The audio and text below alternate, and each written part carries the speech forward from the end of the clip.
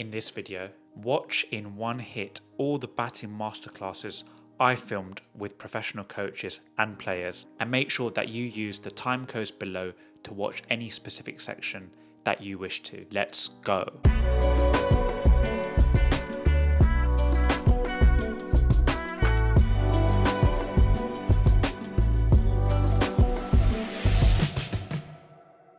Right, let's just start with the grip and the stance. So grip, it's very simple. It's old school, very old school. So just put the bat down on the floor, pick it up, and that's roughly your grip. A lot of kids nowadays, I see, they turn their wrist around, the top grip around a bit. What happens with that is then you're kind of locked. You're very good on the on side, but then through the off side, you get a little bit locked with your top hand. So I'd say turn it around a bit. Again, the other thing to look at is your V, the top hand V, is in line with the outside edge, and your bottom hand V is kind of between the splice and the outside edge. So roughly that's the grip. Ideally, both the hands together, somewhere in the middle of the handle. I've seen a lot of batters with a split grip. The only problem with that is you tend to use your bottom hand a lot more. It's very difficult to control, especially when you're playing bigger shots. Someone like Bradman had a split grip. But then what helps with that split grip, it helps you to maneuver the bat a lot better. You have more control. But ideally speaking, both the hands together, somewhere in the middle of the handle, and that's the grip. As far as stance is concerned, generally you take your leg stump guard or a middle stump, depending on what your batting style is and what your game plan is.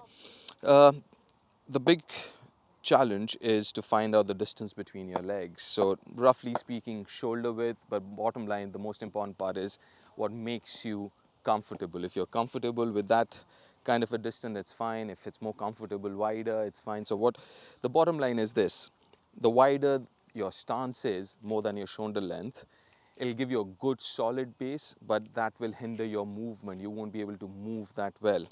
If it's narrow, then obviously your mobility will increase, but then you don't have a strong base. So ideally speaking, somewhere in between, shoulder width apart, strong base, and that's your stance. So the other important thing is, it is a side-on game. Cricket is a side-on game. So you try and be as side-on as possible, but just make sure you're not overtly side-on, because end of the day, we've got two eyes. We need to look at the ball with both our eyes. So even though we are trying to be as side-on as possible, but making sure we are not overtly side-on and kind of a little open so we can see the ball with both our eyes and the bowler running in with both our eyes. Obviously, there are a lot of people who have a little bit of an open stance. That's got to do with a couple of things: how much their front foot move, does it go across or not, or if it's going too much across, so you have an open stance. But having said that, for a right-hand batter against a left-arm seamer coming over the wicket, it also makes sense to open up a bit so that you are in line with the bowler, not with the stumps. So in line with the bowler, left-arm seamer over the wicket, just to open up a little bit. And in this stance, what a lot of batters do, is when they're asked to bend, they bend from their back. Right? And what happens when you bend from your back is your head falls over. It's very, very important that your head is straight, because one, your eye line's got to be at the same level, because once your head falls, obviously your left eye is higher than your right eye, so you need to get that in level. Secondly, if your head falls over, head being furthest from the ground and also the heaviest part of the body, wherever the head goes, the foot will follow. So if the head falls over, chances are you'll follow it with your front foot as well, and then you'll be playing everything across. So it's very, very important to keep your head straight within the base, and also when you're asked to bend, you bend with your knees, not with your back, because if you bend with your back, your head will fall. So when you're asked to bend with your knees. And that's predominantly it. Side on, but not overtly side on. Generally the grip, the bottom hand V, splice or between the splice and the outside edge, top hand V along the outside edge. Hands together, that's about it. That's with the grip, the stance, and how much you need to keep your feet apart and stuff like that. Trigger movement. Well, trigger movement, most of the batters you'll see nowadays, they have a trigger movement, but do I encourage a young kid, 11, 12-year-old, starting to play the sport? I wouldn't encourage them to have a trigger movement, because the whole idea of the trigger movement is, especially when you're playing against quick bowlers, you get your body into motion, so your body is ready to move when the ball is delivered. So obviously there are different kinds of trigger movements. One is obviously the front foot press, which is very common and especially used to be very common in the subcontinent. You still see a lot of subcontinental batters. They go like front foot press. The other is back and across. Then there's something called the second stance, where you actually walk right across. One of the best players to do that was obviously Kevin Peterson. He would walk right across with both his feet. So there are different trigger movements, but it boils down to what suits you, what comes naturally to you to get your body moving to play the delivery. But the most important part is there are a couple of things. One, that trigger movement has to kind of finish before the ball is delivered. Because if you're still moving after the ball is delivered, you're still in the process of finishing a trigger movement, you will be too late to react to the ball. So for example, if you have a front foot press and you're late, and that front foot press happens after the ball is delivered, when you're especially playing the quicker bowlers, you've got nowhere else to go. So more often than not, you're hurried and you play from where you are. So there is not much footwork because you don't have the time. The other important thing is trigger movement should be as small as possible, because bigger the trigger movement, chances of you being late and your head falling over and other things happening will be more. So just make sure it's nice and small and subtle, not jerky movements, not big movements, and also making sure your head stays as still as possible, because it's very, very important. Our eyes are like cameras. So if the camera is moving around, chances are the picture is not that clear. So even if it's front foot press or back and across or a second stance or whatever it is, just make sure it's predominantly lower body, not much of the upper body. Because I've seen a lot of players, they actually, when they go across or whatever their trigger movement is, they go with their head. So making sure your head does not move or moves very, very little. Most of that movement is from your lower body. These are the two very, very important things that you got to keep in mind. If you have a trigger movement, make sure it's done before the ball is delivered, so you have the time to move after. And secondly, making sure your head doesn't move. It's predominantly your lower body which gets your body into motion. Bad pickup. Well, I'm not a big believer of the pickup. Obviously you want it to be as straight as possible, not very straight though, because the arc of the bat, it's a funny thing. It's never straight up and straight down. There'll be a bit of an arc, so it goes wide and it comes from inside. So if you think it's straight up and straight down, it generally is not. More often than not, there is a little bit of an arc, a little bit of a circle which happens there. So it goes up in a certain direction and it comes down from a little bit inside from there.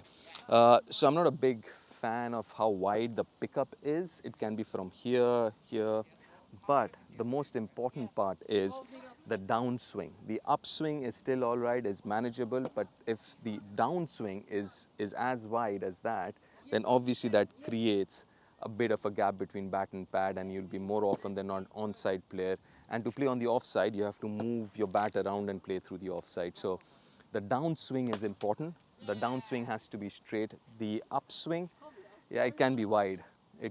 That's not a problem. But make sure it's not too straight, because if it's too straight, chances are the downswing would be from inside, and then it's a problem to play deliveries which are straight or on the onside. Chances of leg before increases manifold. So that's that. The other thing in the pickup is that what we were told for a very long time is a little bit of a cocking of the wrist that helps to play horizontal bat shots, pull, cut. If you don't cock your wrist, if it's really straight, it's very difficult to get your bat on top of the bounce. So if you cock your wrist, it becomes easier to get on top of the bounce, whether you're playing a cut or a pull shot.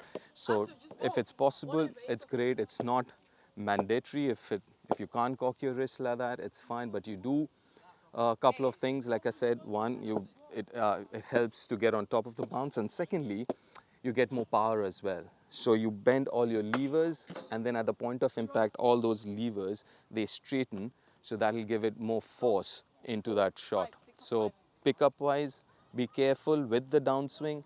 Upswing is manageable, but downswing has to be straight down. Well, playing a quick bowler, well, there are quite a few things that you got to keep in mind. Number one, obviously we spoke about the trigger movement. Just make sure that you finish with whatever trigger movement you have, whether it's front foot press or back and across, whatever it is, you finish before the ball is delivered. So it's very important in your mind, you practice the trigger movement as soon as you see your bowler, because every bowler has a different action. Somebody would have a bigger jump, somebody wouldn't have a jump. So just make sure while you're there, the non-strikers and especially, you kind of figure that out. When do you start with your trigger movement, making sure you finish it before the ball is delivered. The other important thing, especially against quick bowlers, when the bowler's running in, let's say the bowler's got a longish run up, 15, 20 yards. I've seen a lot of batters who start focusing as soon as the bowler starts running from the top of his mark. Now what happens is, our concentration span is very, very short. So once the bowler starts and you're 100% focusing on the ball, chances are by the time he reaches or he delivers, you've lost your 100% concentration. So for that, what you can do is, yes, you're there, you're ready for the bowler when he starts running, but you're not, let's say 100%, you're like 95, 90%. But just before he reaches his delivery side, that's when, and you can kind of align it with your trigger movement, that's when you get 100% ready. That's when you're like, you're absolutely ready to face the ball. So a lot of players I've seen who get ready right at the top when the bowler is starting to run, and what happens is get very eager to play the ball and starts moving his head. A lot of actually players, when you see their heads falling, could be a technical thing or could be a mental thing. When they get ready early, or they're focusing way too early, and then they get very eager and their head starts falling over in the eagerness to play the ball. So yes, you start focusing, but not 100%. You start absolutely 100% concentration in roughly when you're starting your trigger movement, when the ball is somewhere near his delivery stride, or in his rather delivery stride. That's the second thing. The third thing is, I've seen a lot of players who are a little hesitant in deciding whether to go on the front foot or the back foot, because listen, anything too short, it's easy to decide. You pick it up early, right? Anything too full, again, you can see it, it's comparatively easier. It's that middle length, right? 6 meter, 7 meter length, the in-between length, or the good length as we call it. That's where the hesitation happens. Now, this is what I would suggest is, take a call early, whether it's front foot or back foot.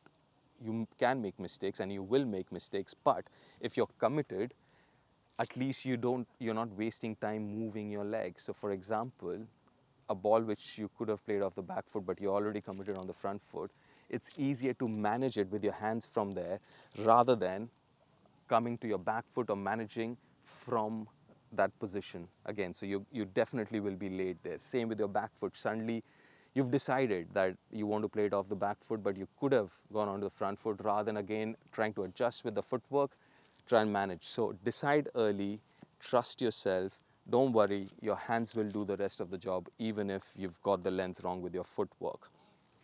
Picking up length. Well, we keep talking about picking up length early. Now, how do you do that? There are different ways of doing it. One of the best way of doing it is obviously watching the release. Watch the release. You get a lot of clues when you watch the release. Watch the seam of the ball, the release, when the ball's being released, whether it's an outswing, in swing, which side is the shine. The bowler's action itself, if it's a little open-chested, chances are would be an in-swinger. If it's more side on, it'll be an away swinger. So you get all these cues. So keep a very, very close eye on the release of the ball. Spinners, whether it's an off spinner, whether it's a straighter, a googly or a leg spin, you've got to look at the release of the ball watch the seam. There are quite a few drills from that perspective that you can do just to make sure you're looking at the release of the ball. And the other important thing is just try and figure out roughly a box, a 6 by 6 inch box where you think the ball will be released from. Keep a very, very close eye kind of that box, because that's where the ball is coming from. A lot of batters nowadays bat against the bowling machine. Well, if you're doing that, obviously you're seeing that release point. So make sure when you're playing a bowler as well, you kind of have this box somewhere, imaginary box, where you think the ball is going to come out from. So those are the things that you got to keep in mind in terms of picking up length early and adjusting if you have made a mistake, which you will. Everyone does. Then is the balance. Now, it's a very, very important thing. We keep hearing about it when you listen to commentary. He's got good balance, or he needs to improve on his balance. Now, the whole idea of balance is making sure your head, which is the heaviest part of your body, is within the base. The moment your head goes outside the base, whether it's of the back foot or front foot, you will be disbalanced, right? So making sure that box that you've created with your legs, with your footwork, your head stays within that box. The moment it goes outside the box, offside, leg side, behind, wherever, chances are your legs will move. It has to move to get your head back into that box. So the idea is making sure your head is inside that base. So that is for balance. And obviously what you also need to do is transfer of body weight. We keep talking about transfer of body weight. Now, the whole idea is you can keep your body weight behind and still play with your hands, but in this age of power, you need every bit of power possible when you're hitting a shot. So the idea is to get your body behind. So it's very important at the point of impact, your body weight goes in front if it's of the front foot. Back foot. A lot of people make this mistake of the back foot is the body weight. They take their body weight on the back foot. So moment your body weight completely goes on the back foot, and especially on the heel, you'll always be under the ball. You can never get on top of the ball, right? So even though you're playing off the back foot, the intention is to keep your head in front. You still want your body flow to go in front, even though you're on the back foot. But the idea is to make sure your body weight is still going in front. The moment your body weight goes behind, and especially on the heel, you're in big trouble. You'll be in no position to play any shot. Then you're kind of fending or defending and trying to protect yourself. So back foot, very important, is to stay on the toe and making sure your head is always trying to go forward towards the shot, whether it's there or if it's you're cutting it, you're pulling it, your head is always moving in front. Your body weight is always trying to move in front, even though you're trying to play a shot off the back foot. Playing spin, obviously that's a major thing, right? One of the most important things to play spin, again, apart from the fact that whatever your trigger movement is, and ideally speaking, very few players, they have a very exaggerated trigger movement for spin. So more often than not, it's more like a front foot press, and that's about it. Very few people I've seen would go back and across to spin. So generally, if you have a trigger movement, if you want a trigger movement, stick with the front foot press with the spinners or against the spinners. Now, the most important part is to see the release of the spinner. He'll give you so many clues, obviously, in terms of whether the ball's turning, it's not turning, it's a straighter one, whether it's a googly or a leg spin. Release is imperative. So you have to pick up which way the ball will turn or might turn more often than not from the release point. The seam position, again, is a great indicator of whether the ball's going to turn or not. For example, an off spinner, if the seam is straight up, chances are it's not going to turn, it's going to go on straight with the arm. If it's somewhere towards the fine leg, it will turn. Side spin again, or undercut, if you can't see the seam nice and upright, chances are it'll fall on the leather part and it's going to skid through and it's not going to turn. So it's very, very important. The most important thing to play spin is to see the release, and you'll get almost 80-90%, if not 100% of the clues from the release point itself. Now, you've got to have one out of these 2 shots to be successful against spin. 1, stepping out. 2, or the other option rather, is the sweep. Let's start with the stepping out thing, attacking the spinner, because the chances are, if you don't use your feet, you're not stepping out or you're not sweeping, you're stuck and playing from the crease, you're gone. Very, very little chance. Now, for stepping out, the most important part is obviously to see the trajectory. And now, what we've been taught, and it's obviously is foolproof to a great extent, is the trajectory. If you see the ball actually going higher than the release point, then you know for sure it's a fuller delivery and it's slower, it has a bigger loop. You can reach it, you can use your feet. So practice that in the nets. Try and see if the ball, after releasing, has it gone over and above the line of the release point. So if it's gone up, try and see that. More often than not, you will be able to reach it by using your feet and get to the pitch of the ball.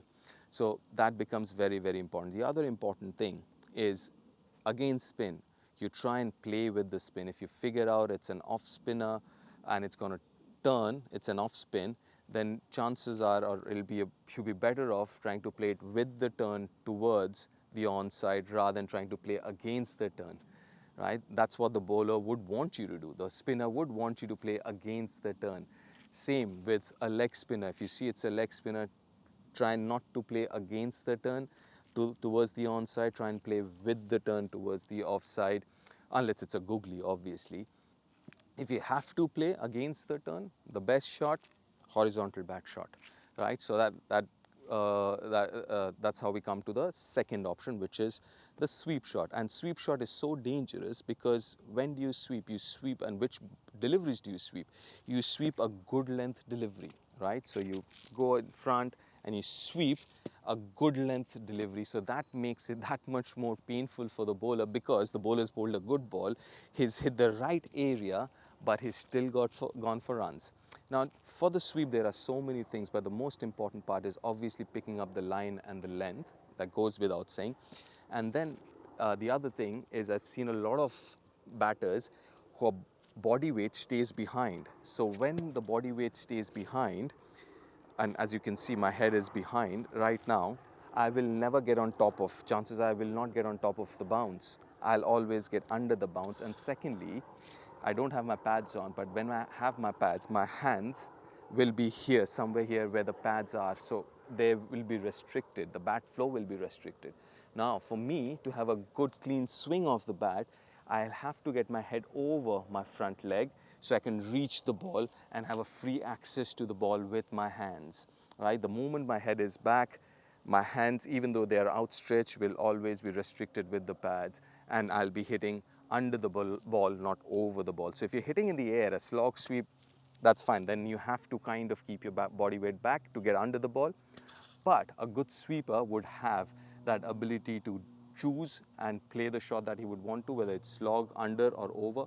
So for over, you've got to get your head on top of the ball or in front of your front leg, making sure the bat swing comes from up to down on top of the bounce, so you can keep the ball along the ground and control your shot.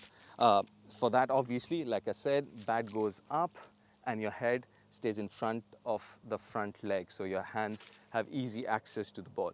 So these are things you can practice, these two shots. You can have drills, you can ask somebody to chuck balls, and you can sweep. Obviously in the nets you try and do that. In the nets you try and see the trajectory and use your feet and practice that. So these are things that you've got to do, at least one of them. If you have both, then you're a champion player against spin, without a question. The other thing is, now, wrist spinners. There are a lot of wrist spinners, and there might be days where you have not, you're not picking the wrist spinner. You can't figure out the googly. For example, Rashid Khan is a great example. It's very difficult to pick his googly. So one of the first things that you do is you try and play everything as an incoming delivery. Because if you look at it, then you play percentage cricket. Now, what is percentage cricket? If you're playing everything that is coming into you, you're protecting your stumps, you're protecting leg before wicket, right? The only thing you still kind of might not be protecting yourself against would be the outside edge.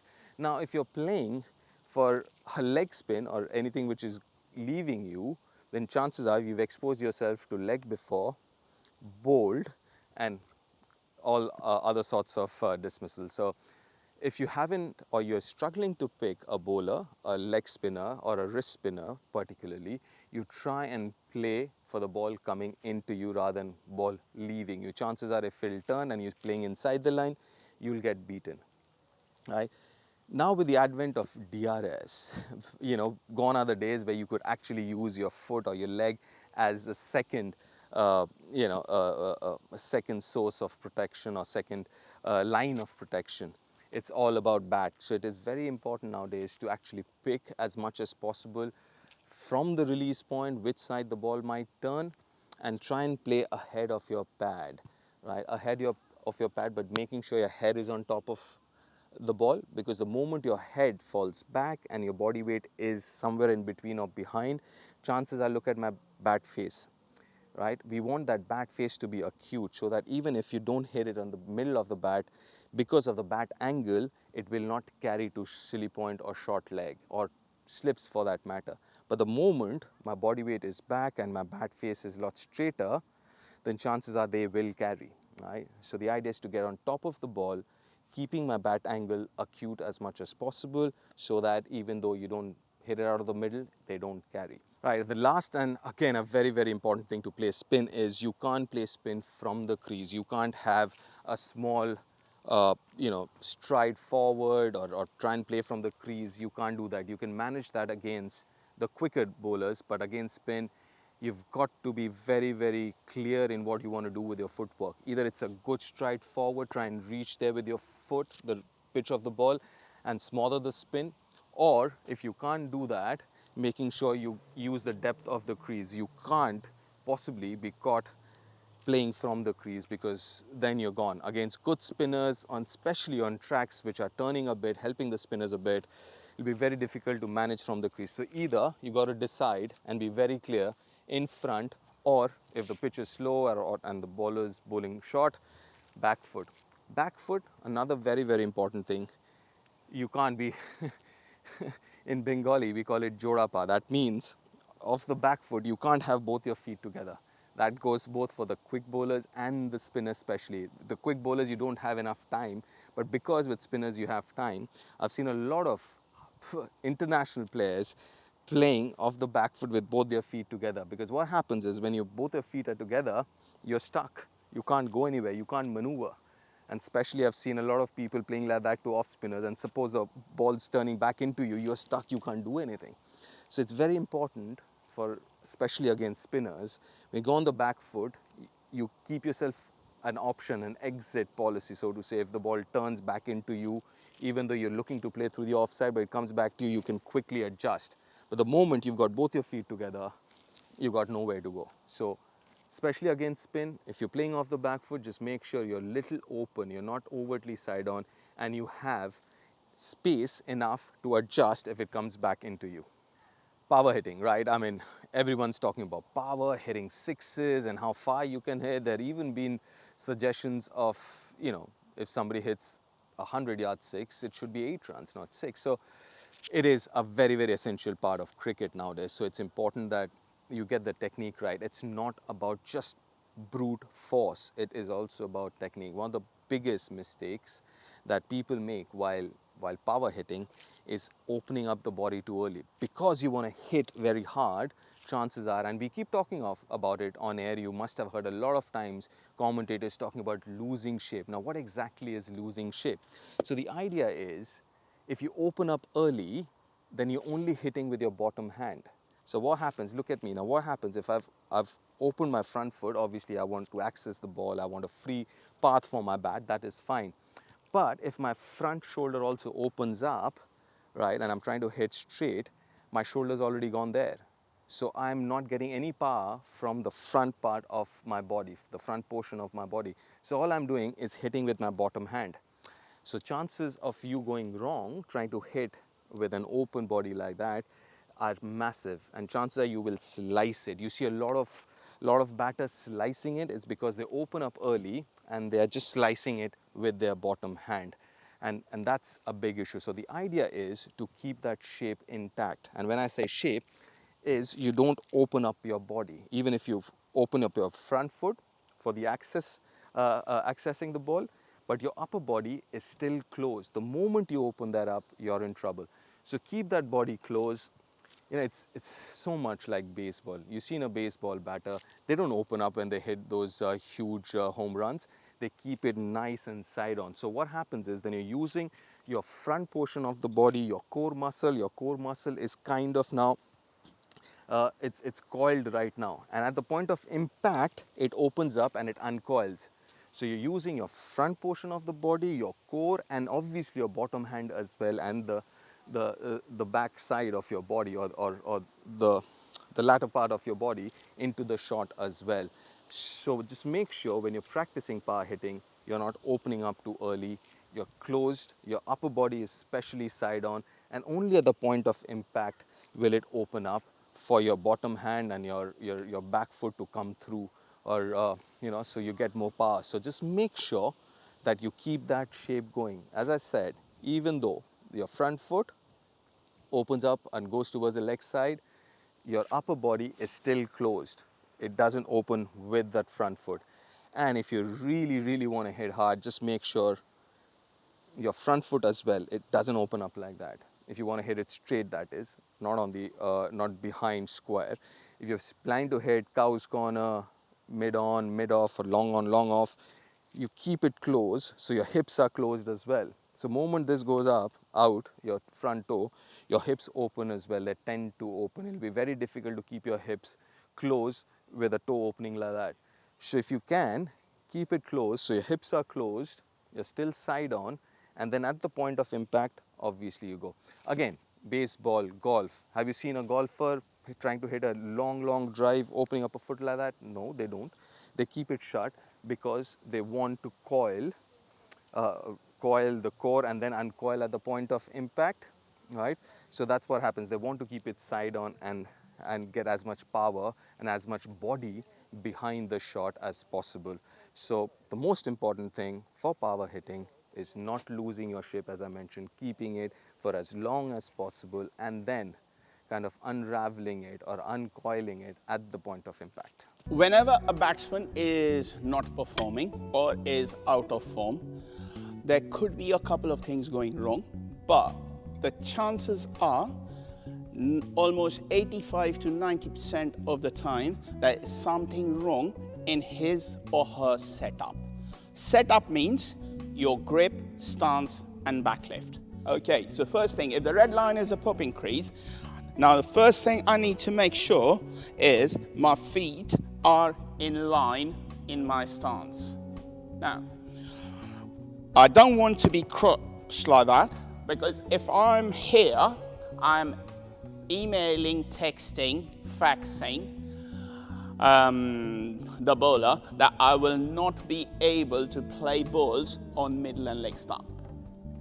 At the same time, if I'm like this open, then I'm telling the bowler that his main channel I can't play. Okay, so I got to get a balance.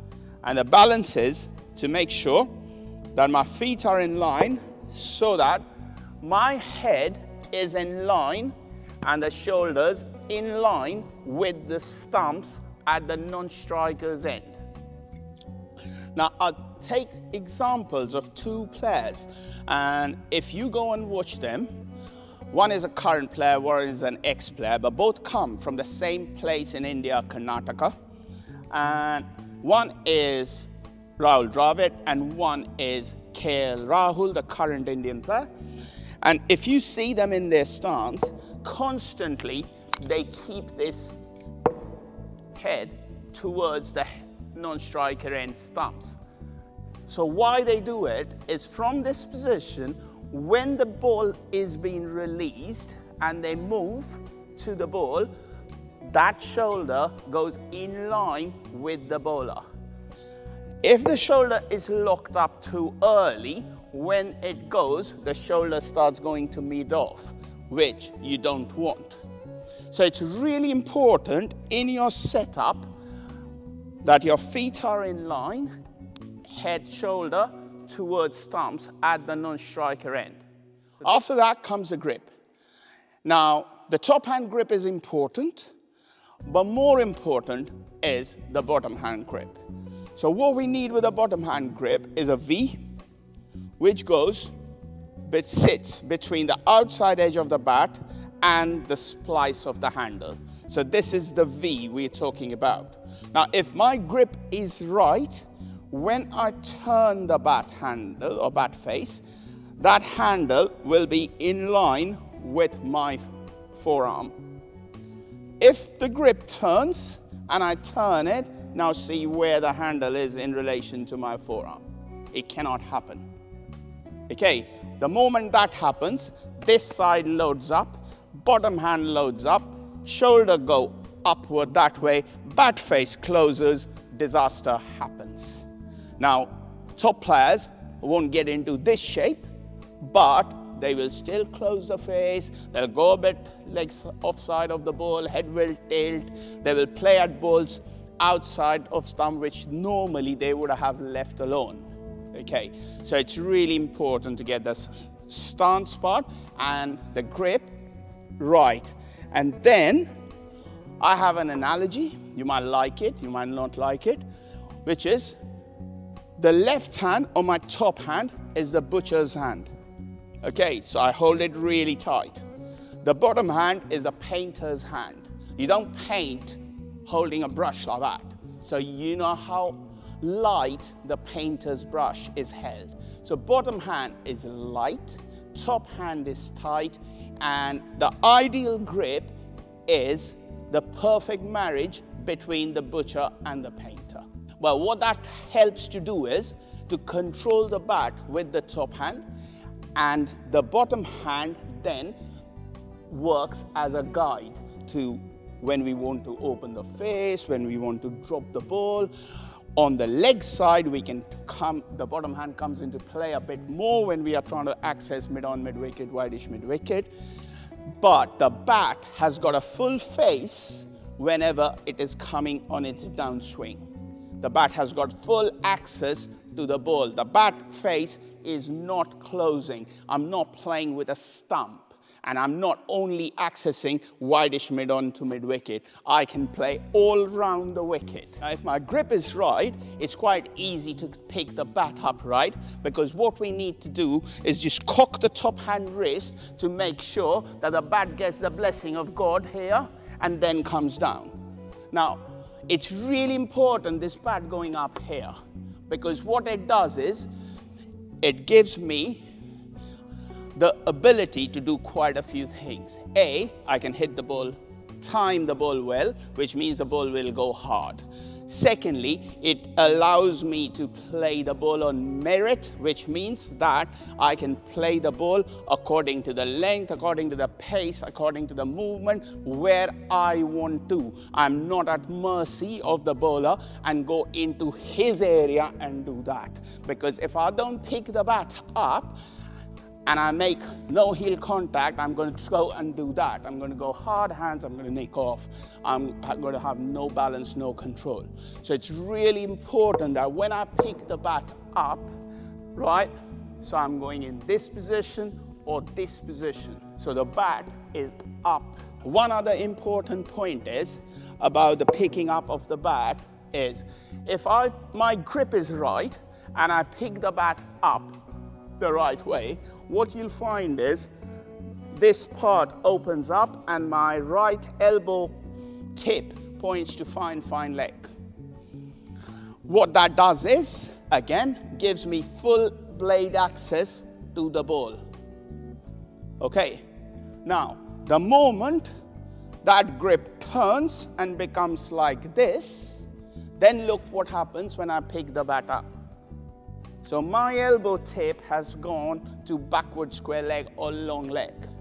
Now when that happens, the moment the bat passes my right thigh, the bat face is going to be closed. I'm going to choke the bat. My weight is going to be here. I'm going to chip the ball up, I'm going to play with a stump, and all sorts of batting problems start creeping in. Okay. We're going to talk about playing spin. And if you want to break it down, the spinner is going to bowl 3 balls. A good length ball, a full ball, or a short ball. There's only 3 types of balls a spinner can bowl. Now, a spinning ball is like a poisonous snake, right? So if I'm going to play forward to the spinner, what I got to make sure is I kill the ball and smother the spin so there is no place for the ball to spin. So if it's a poisonous snake, I hit the snake on the head. So that's the first part. If I have to defend, I need to make sure I'm right on top of the ball. Second part is I play the ball after the ball has spun and I use the crease. So if the ball is coming this way, I go here. If the ball is going this way, I go here. I can also go and play into the spin or go and play into the spin if my footwork is right. Now, there are a couple of things you got to understand. When you have men around the bat, so slip, silly point, short leg, what is the main danger when you have those 2 guys? Now, a lot of times, spinners have these 2 guys for psychological pressure, okay? Now, if you are growing up in the subcontinent and you have to come up the ranks, you just get used to playing with men around the bat, okay? You start ignoring them after some time. You don't even realize they're there. Because what your main job is to make sure that if I'm going to be hit on the pad, the ball hits the pad below my knee roll. If the ball hits the pad below the knee roll, right, even if I get a nick on the pad, that is not going to carry to silly point short leg. The difficult one is when I go here, have bat and pad close together, ball turns, gets a nick, hits the knee roll and up, then I'm done. So I have to make sure that when I'm playing on the front foot, I get that much close to the ball that if the ball hits me on the pad, obviously LBW is a different question, but to avoid those 2 guys, I got to make sure that I'm as close to the ball and the ball hits me below the knee roll, not knee roll and upward. So that is one main thing. Second part is extending this top hand, because the moment you extend the top hand, your bottom hand grip becomes loose and you don't prod at the ball. You go with soft hands. So the ball hits the bat, it literally dies. You know a batsman has played a spinner well on the front foot defense. When you see it on TV, they play it and just give it to the city point or the keeper like that. You see it a lot in Test cricket when a good player is batting. Okay, when you are defending and the ball is going to extra cover or mid-wicket, that is bad batting. If you drive, that's different. But if you are defending a ball to a spinner and the ball is racing to the mid-wicket in the circle, that is terrible batting. That is top bottom hand squeezed grip. So that is not going to make you survive on a turning track against a quality spinner. And then you have to be really light and quick on your feet. A lot of people, batsmen who travel to the subcontinent, struggle because the patience factor is very low. So you have to bat time. You can't go and think that I'm going to score a runner ball on a turning wicket in a red ball game. It's not going to happen if decent bowlers are bowling. So you have to bide your time at the wicket. The more you bat, the longer you bat, you will get used to it. You'll get balls to score off. The other point about moving against a spinner is you do not move early. So when a good spinner bowls, the ball's shape is the shape of a parabola, right? Now, you do not move, you can trigger, but you don't make your final movement when the ball is going up.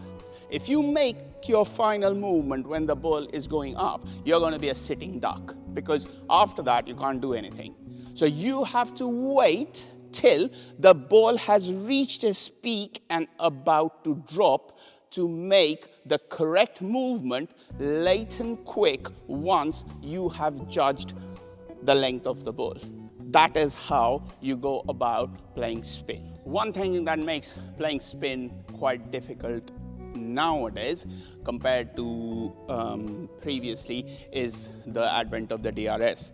So which means that previously, during the times we played first class cricket, if you couldn't read a bowler, right, it was okay to go forward, play the ball and hide the bat inside, and no umpire would give you out on the front foot if you almost bluffed umpire into believing that you are still playing a shot. The only time they would give you out is if you try to sweep and missed it. However, with the DRS, that has become a bit difficult, because now, in olden times, if the ball was turning away from us, we were not bothered about the ball coming in. We only made sure that we covered the turning ball. But now you have to cover both edges. So which means a lot of people are staying leg side of the ball to make sure that they don't get hit on the pads. So that's something which has crept into the art of batting over the last few years, especially after the advent of the DRS. Now, how can you practice that? There's a way to practice that as well. So what you got to do is, if you have got access to a coir matting wicket or a surface where the ball grips and turns, you can bat on that with a newish ball where someone is throwing spin, where the ball is spinning, and you have to play without your front pad. If you do that, that's a very common practice in India, by the way.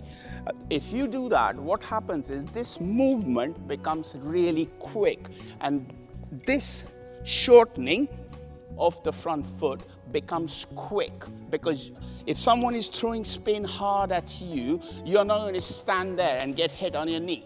That's quite simple. So that's your defense mechanism kicking in, and then makes your footwork really quick towards the ball or coming in here and playing the ball. So this is what can be done to negate the DRS, as well as playing the ball a bit more in front, which we all used to do initially. We never played bat and pad together. We played bat in front, which again helps to negate DRS, along with the fact that when you land your front toe, you need to make sure that the toe is open and not locked. I'm just going to quickly talk about the setup, the way we should set up. So the first thing about the guard is that making sure that I want to know where my feet are going to be lined up. So for example, I take middle stump guard, so my feet will be, my right foot will be on middle and my left foot will be slightly on leg stump.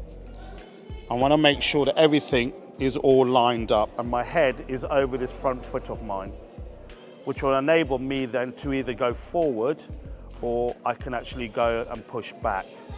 And that's so important. That's facing a right-arm bowler.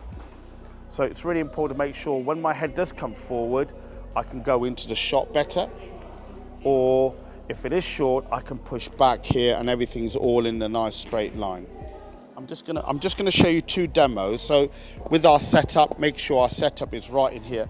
So what we're gonna try and do is make sure that we get our head and shoulders going into the ball, and we make ourselves a really nice high back. Our hands are nice and high, and then we can execute the ball nice and straight. I'm going to play two shots here. I'm going to put one ball on the floor, and then I'm going to drop one afterwards here. So again, making sure that our setup's nice and straight, head is going towards the ball. So we're going to go from position 1 to position 2, and then we're going to get our weight going into the ball nice and straight.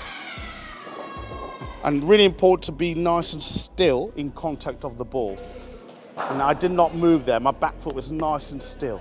And we do it again by progressing it. We can actually drop the ball. This time we'll drop it again here, and then we're nice and straight again, getting our weight going into the ball there again. So it's all about transferring that weight going into the ball. and they're getting those hands nice and high so we can execute the ball, get those hands nice and high, execute it, and get those hand speed through the ball.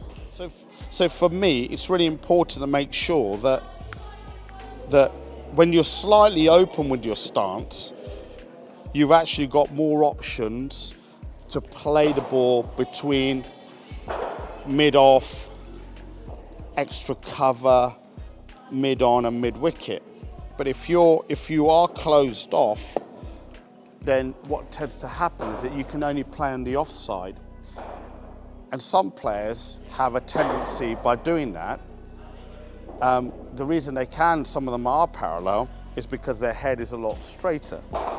But when you get a lot of young players playing, you know, we want to make sure that they're able to actually play both sides of the wicket. So if we talk about a left armer over bowling to a right hand batter, you want to make sure that your alignment's a lot straighter once again. So you're actually looking towards the bowler again rather than closing off.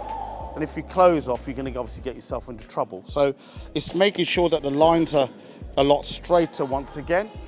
And once again, I always say left arm is the hardest to play because you need to know where your off stump is, where the angle of the ball going away. But at the same time, you are going to get balls in your legs here that you can actually work into the gap and clip through there. But that is so important. I think the best way of playing left armers as well is making sure that you don't get hit on this pad. You can't get across this pad. By doing that, you want to try and get your back coming in front of yourself and playing a lot straighter in here. Or if it's there, you can actually get your head going this way. You can maneuver the ball into that gap. But more importantly, you want to be looking to hit that ball coming nice and straight where the ball's coming from. We're going to move on now. We're going to talk about playing against spin. So we want to try and change our stance slightly. And the reason we want to change our stance, because normally when we play against the seam bowlers and the quicker bowlers, our feet are a little bit closer, because we can still be a little bit on our feet here, playing forward and back. When you're playing the spinners, you want to get down a little bit lower, so you widen your feet, so that actually you can be a bit more, you can get to the ball quickly if you are going to be moving, and then you can actually rock back as well here to play the ball. So just being a little bit more dynamic on our feet when we're playing spin. So the movements are really important. We can actually get to the ball quickly by making a big stride first, to a small stride to get to the ball. Or secondly, we can use the depth of the crease in here to play that pull shot. And try not to play it off the pitch. If you can, try and watch the ball out of the hand, which makes it easier for yourselves, rather than picking it off the pitch here, which is always a little bit difficult. You've got to be a lot quicker. And the thing that I like to see a lot of young players do, or general players do, is move their feet, get to the pitch of the ball and try and look to either maneuver the ball or look to try and be really destructive, really look to score and hit through the grounds as much as they can. So if they want to go aerial, they can hit the side screen. If they're not quite there, they can actually look at manoeuvring the ball into the gaps by using those wrists of theirs. So we always talk about movements, being quick on your feet. So the quicker you are on your feet, the better position that you'll get yourself into. The slower you're on your feet, then you become a little bit rushed. And that's why people get stuck on the crease as well when that happens. And that's why they get beaten by pace, because they're not quick enough. So for me, as an opening batsman, I'm most likely going to be facing seamers trying to swing the ball back into me primarily. So for me as a left-hander, and for anyone really, the most important thing is having access to the ball. Now that doesn't mean where you stand necessarily. I think everyone has a different setup, but what's important is where you end up at point of delivery. So as far as I'm concerned, you can stand like this, like George Bailey, or you can stand like this, like Shiv Chanderpaul. But at the time when the ball is coming out of the bowler's hand, it's important to be able to access the ball, be in a relatively side-on position, to be able to stay square on and access the ball, and be in a position where you can actually meet the ball and give it the full face of the bat. So I try and keep things relatively simple and stand in the position that I want to be at the point of delivery. Got a nice high backlift. We'll come back to that later and my reasonings for that. And then I have a little trigger which really aims to just put me back in the same position. I don't want to be moving across and opening up, or I don't want to change the alignment too much in my trigger. So that's why I keep it relatively how I want it to be, and then keep my hips and my chest pretty much the same as I would in my stance, but just get a little bit of movement to be able to go back into the ball at point of delivery. In terms of guards, as I spoke about earlier, setting up for someone bowling right arm over, trying to swing it back into me, it kind of depends on what the bowler is trying to do. If it's swinging quite a lot, then I'll come across a little bit more. I think it's different for everyone. For me, it works better because coming across a little bit more and standing on middle, triggering across to middle and off, front foot on middle, means that I know that my back foot is on sort of covering off, and that anything outside my eye line I can leave. And I know that I'm looking to hit through mid-on, through to straight-ish mid-wicket, and that will cover me. I'm not really looking to drive through the offside for someone who's trying to swing it back into me and is swinging big. If, for instance, it starts to swing a little bit less, and I know that the offside becomes a little bit more of an option, and I know that it's not really going to hoop back and hit my off stump as I'm trying to leave it, I'll come back a little bit more, stand on middle and leg, and my trigger hopefully will take me to middle and off, just a back toe covering middle and off, and then I can play slightly straighter, more through mid-off, and if the bowler loses his action, throws it out wide, I know that I can actually, if it's full enough, access the covers a bit more as well. And also it brings one of my strengths into play, which is like back foot through the offside, whereas if it's swinging in big from off stump, then I'd be putting that away and I wouldn't be looking to play through the offside at all. One of the most common dismissals, especially for left-handers, but I think it's relevant for pretty much everyone, especially when it's swinging and seaming, is leg before wicket. And more often than not, that's because of balance, which is related to head position. They both sort of go together.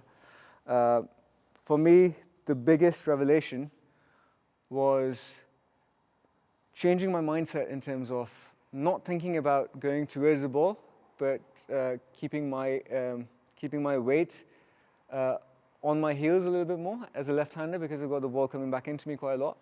It really helped me to think about keeping everything together, keeping my weight on my heels, which means that I'm pushing off my foot and going back down the pitch. And I know that, because I know that I'm standing quite a long way across anyway, I know that I'm covering off stump, I don't need to go further that side, because as soon as the ball swings back in, I'm going that way to meet it, and it's coming the other way. So you end up playing across yourself, hit in front of all three, heads this side of your bat, and suddenly you're walking back. So it helped me a lot to just instead try and focus on aligning to mid-on a little bit more, keeping my weight on my heels, and then I know that I'm going that way. If the ball starts to swing back in, I know that my head's still here, and I'm still this side of it. If it does swing, then I'm balanced in here. And if it doesn't swing, then I know that I can, if it's really wide, I can leave it.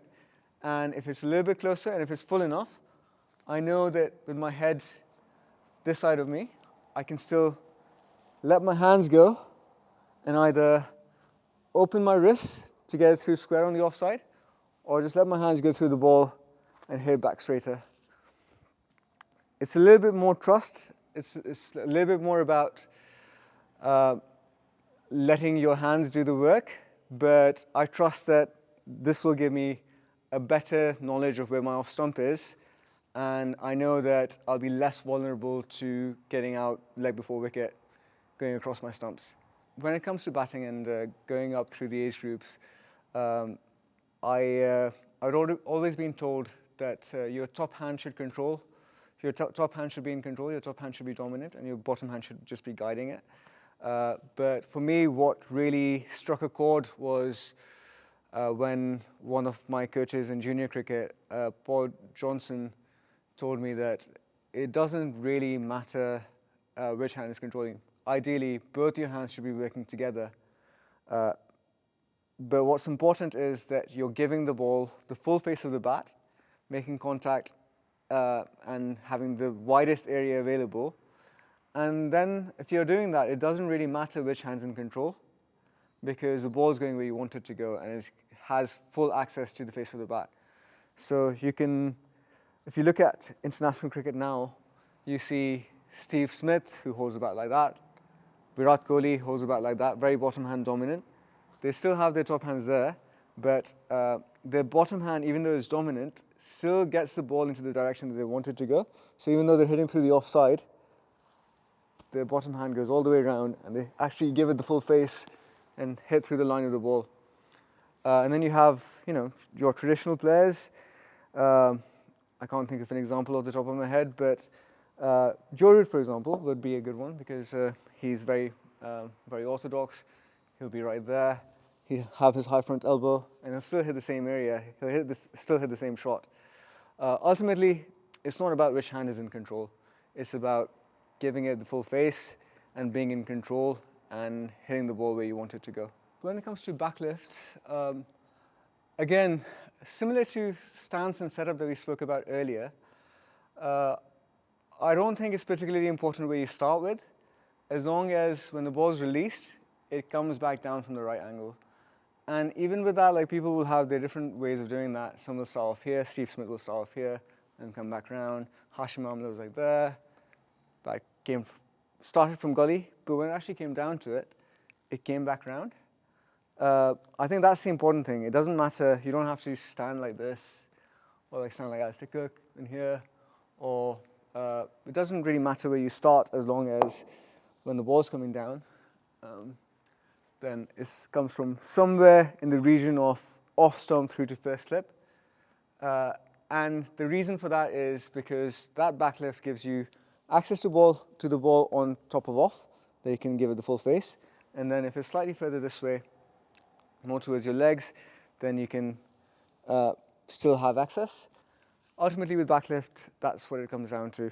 About how high your bat should be, I think you would have seen players from around the world going from Kane Williamson, who starts with it quite low, Virat Kohli, who comes from way up high here. Ultimately, it comes down to preference and what feels comfortable, but you can weigh up the options and weigh up the strengths and weaknesses of each different backlift style. For me personally, I like to have my bat facing my bat face facing to a sort of point or just behind point, because I think it allows me to have my hands where I want them, which is right behind the bat. Again, that's a preference like we spoke about earlier, but I think for me, having my backlift coming from there allows me to have my hands in a comfortable position. The height also for me, I like to have a relatively high backlift, although watching my footage back, as anyone does really, I discovered that even though my hands start up here, when the ball is running in at the point of delivery, they're back down a little bit, and that's completely fine as well. I think for me, it's important to have them slightly further back because I think it makes me play the ball later. Whereas when I was younger and I used to have my bat here and out in front like this, to have that really strong front shoulder, it meant that it didn't quite give me the balance. So I was out here reaching for the ball because my hands didn't really have a chance to go back. But it works differently for everyone. Like I said before, it's all about where your hands are at the point of release and how much rhythm you feel you have in your batting. When you're not quite in nick and you are getting out in ways that you don't want to, or the ball is going not quite where you want it to go, sometimes the backlift is where things creep in. For me, the biggest one that tends to happen is when someone's not in nick and trying to go at the ball too hard, your hands go out that way. And if your hands do that, it does two things. It drags your head that way, and suddenly your balance is all out, and you end up going across your stumps and getting out LBW.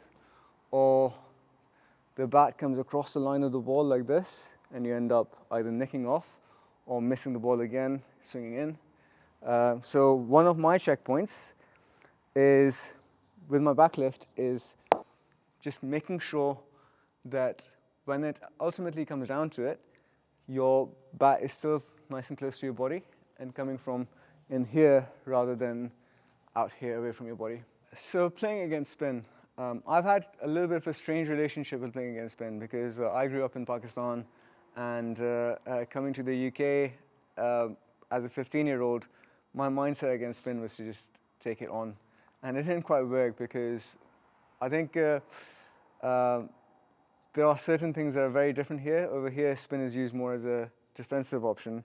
And a lot of the time, because of pitches, particularly as you go up through the levels in better second 11 grounds and first class cricket, it starts to spin less and less. So it becomes more about playing for the ball that doesn't spin than to actually play against the ball that's dragging. So you've almost got to have two completely different sets of technique for playing on a, for example, a skiddy pitch in April that's going on with the arm compared to in September when the grounds have dried out and it's starting to actually turn. The most important thing that translates well across any type of surface, any type of bowler, for me is feet. And we talk a lot about seamers and how when you're facing pace, feet movement isn't as important as being in the right position and having your weight going in the right direction. When it comes to playing against spin, I think feet become a lot more important, and it becomes really important to be proactive and decisive in either moving forward or moving back. So my setup is relatively similar, but again, I'm not thinking too much about having a high backlift. My hands are nice and neutral, nice and low. I have a little bit more of a press because I want to make sure that I don't get stuck in here. Because as soon as you get stuck in here, if the ball's skidding on with the arm, nowhere to go, hit in front of the wickets. Against an off spinner, that's so common to see, like left-handers get out LBW to off spinners against balls that don't spin. So I'll stand on a middle leg, try and keep my front foot relatively out of the way, have a decent stride in for my press, but then again, not so much that you get stuck there, you should be able to go again. And then I'm playing in here for the ball against an off spinner. I'm looking to hit mid-off through to extra cover, but I'm playing almost in to out, making sure that my bat is in front. When it comes to a left arm spinner, again, say the ball's not spinning as much, I'll stand on probably middle, come across to off. I'm slightly more open.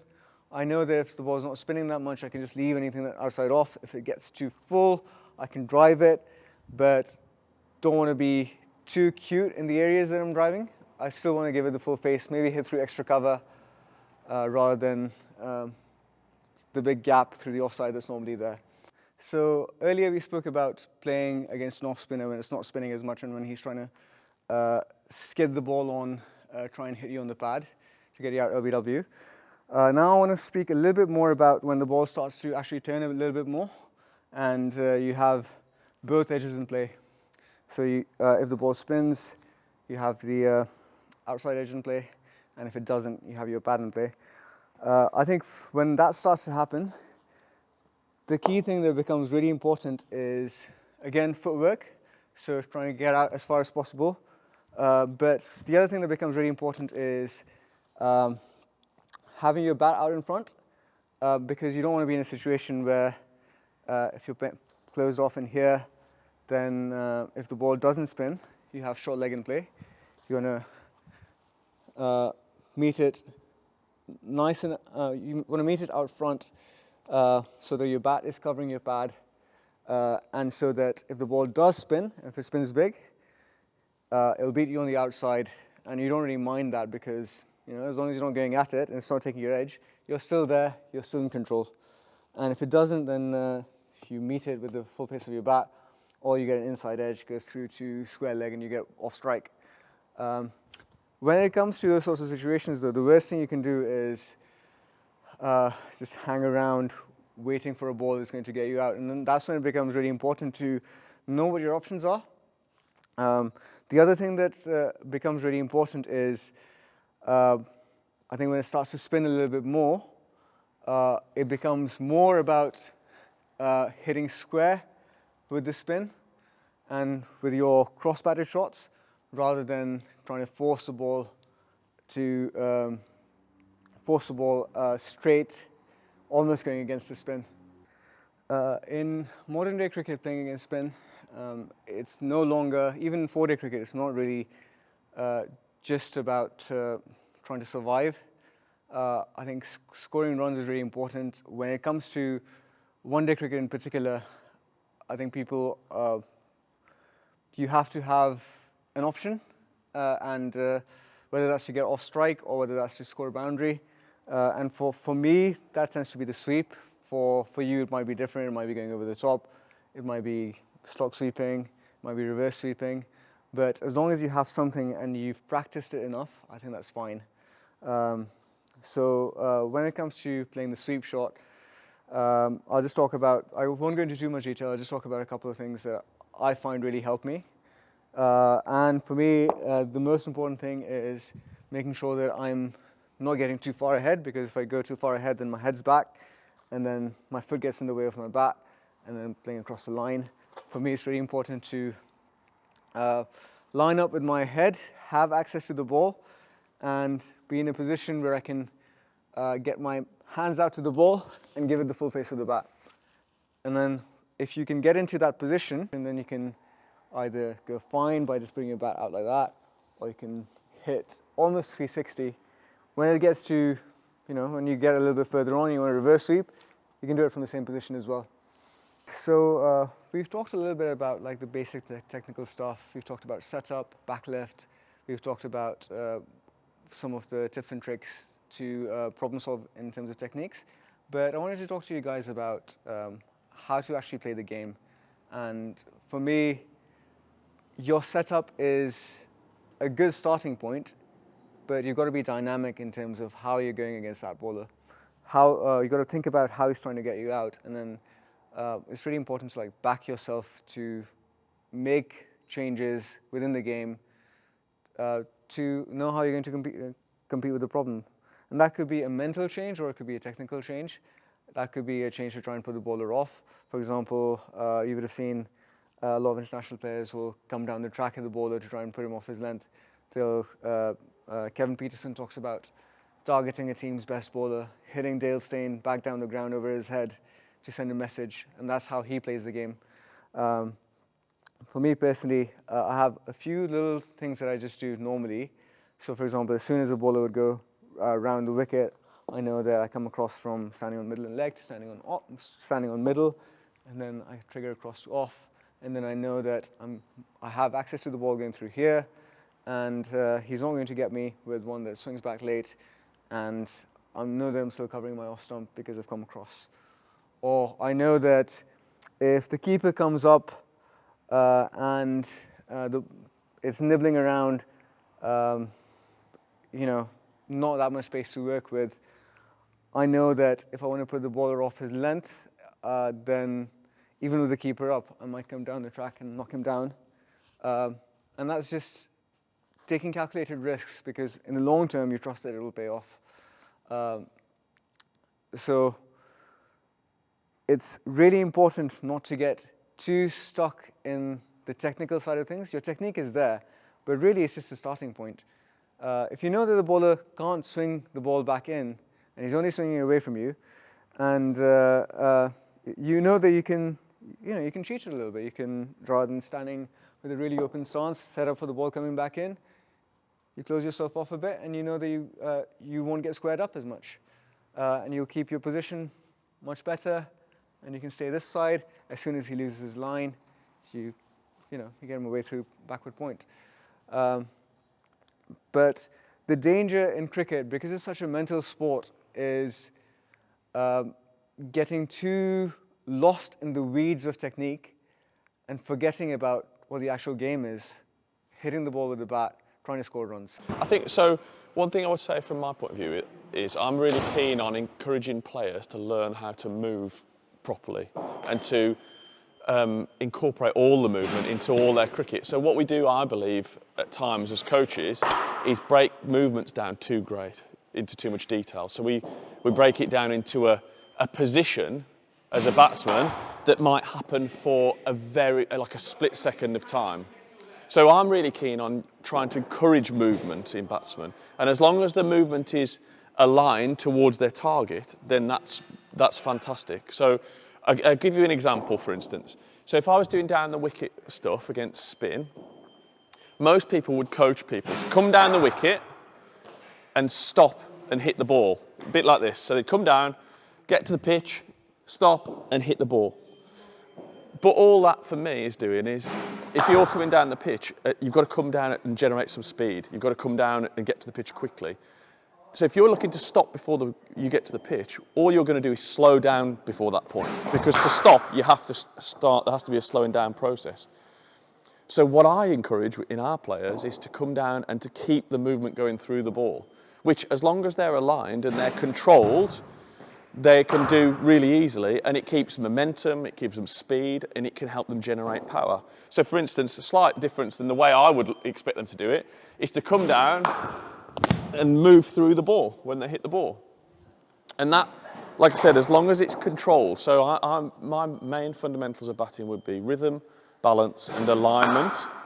And the balance and alignment one are very much come hand in hand, because balance is never still in any sport. It is always moving. There's not a sport in the world where someone is absolutely static. So it's not about being balanced on one leg and being still. It's about controlling your body while it's moving.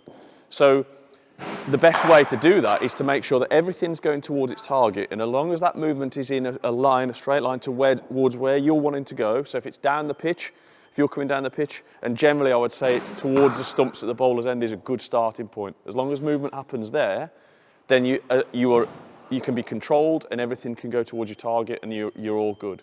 Another example would be, people talk a lot about creating a base. My challenge to that would be, for me, a base, if you think about a base of anything is very static. So if I'm thinking about a base, a tripod has a base, that set of stumps has a base, and it's all very, very static, it's very stationary. In batting, we don't want to be stationary, we want to have controlled movement. So I don't like the word base. And my challenge to anybody who talks about base as being really important would be, there are so many people, and I can show you so many images of players who play off one leg, or who play a back foot punch against a pace bowler, and they play it with both feet off the ground. So our obsession with base, and most people would say, yeah, but they're in a base before they jump and before they move. But why would we be bothered about that? If it's only for a split second at a time, why aren't we thinking about creating movement and allowing people to hit the ball off one leg, or to hit the ball with both feet in the ground, in the air, and have all that lovely movement and control that movement? So a good example would be, for leg side play, I would encourage people to play and allow their body to move through the ball. So people would talk a lot about opening out, keeping that back foot still and hitting the ball towards mid-on. But for me, that just creates too stationary a position, and people will end up playing with this back leg as an anchor. People will end up playing across their front pad because the weight is back here and is stationary. So what I would encourage would be to hit the ball and allow that right side and their body weight to go down the pitch. So if you're playing off your pads, you start off in a fairly side-on position, and you want to hit the ball in this way, you can't stay side-on. You're always going to end up in a front-on position with your weight going this way. So I would just encourage them to hit and let that right side come through the ball, so that they are accessing the ball in front of their body. And as long as their head's going down the pitch, the problems you'll see would be if they're going this way, then that'd be an issue. But as long as their weight's going down the pitch, you're happy. I would say in general, there'd be lots of coaches out there who have players who fall over. It's a common thing. I don't think you can stop someone falling over. What you need to do is get them to get their weight going in the direction that you want it to go. So it's a bit like if you say don't think of a pink elephant, everyone thinks of a pink elephant.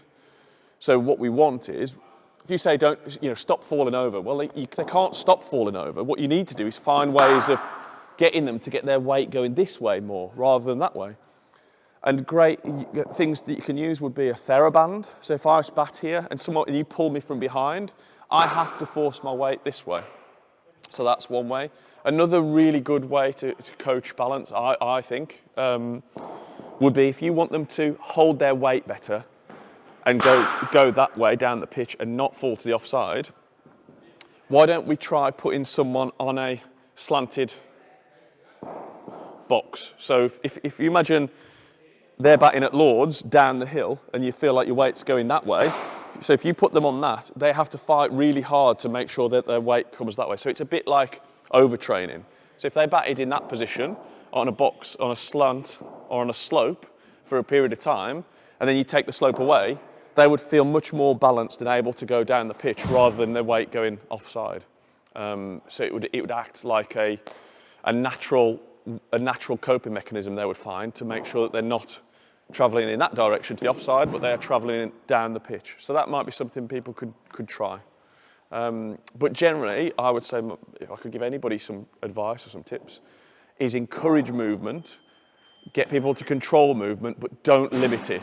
What we don't want is players to have to be put in positions where it acts like a cast. So when you break a bone or when you wear an orthotic because the podiatrist tells you don't move biomechanically correctly, all that does is set you in a position, and then your body finds a way out to adapt. And there's lots of research about orthotics out there and the pros and cons of those. We want to encourage batsmen to find the answers with movement, not by putting them in a set position, because it'd be very hard for them to find that set position again when they are moving and when they're playing the ball. So encourage movement, get them to control the movement, but all the time they should be looking to move and to adapt and find new ways. Going back to what my previous point, my main fundamentals of batting would be rhythm, balance and alignment, because over the years, having coached batting for a long time, if you try and break down people's methods, the best players that they've ever been, and all those different, there's thousands of people who bat in the world game, they all do it slightly differently. So if one of your fundamentals, for instance, is side on setup, then Steve Smith will come along and prove you wrong.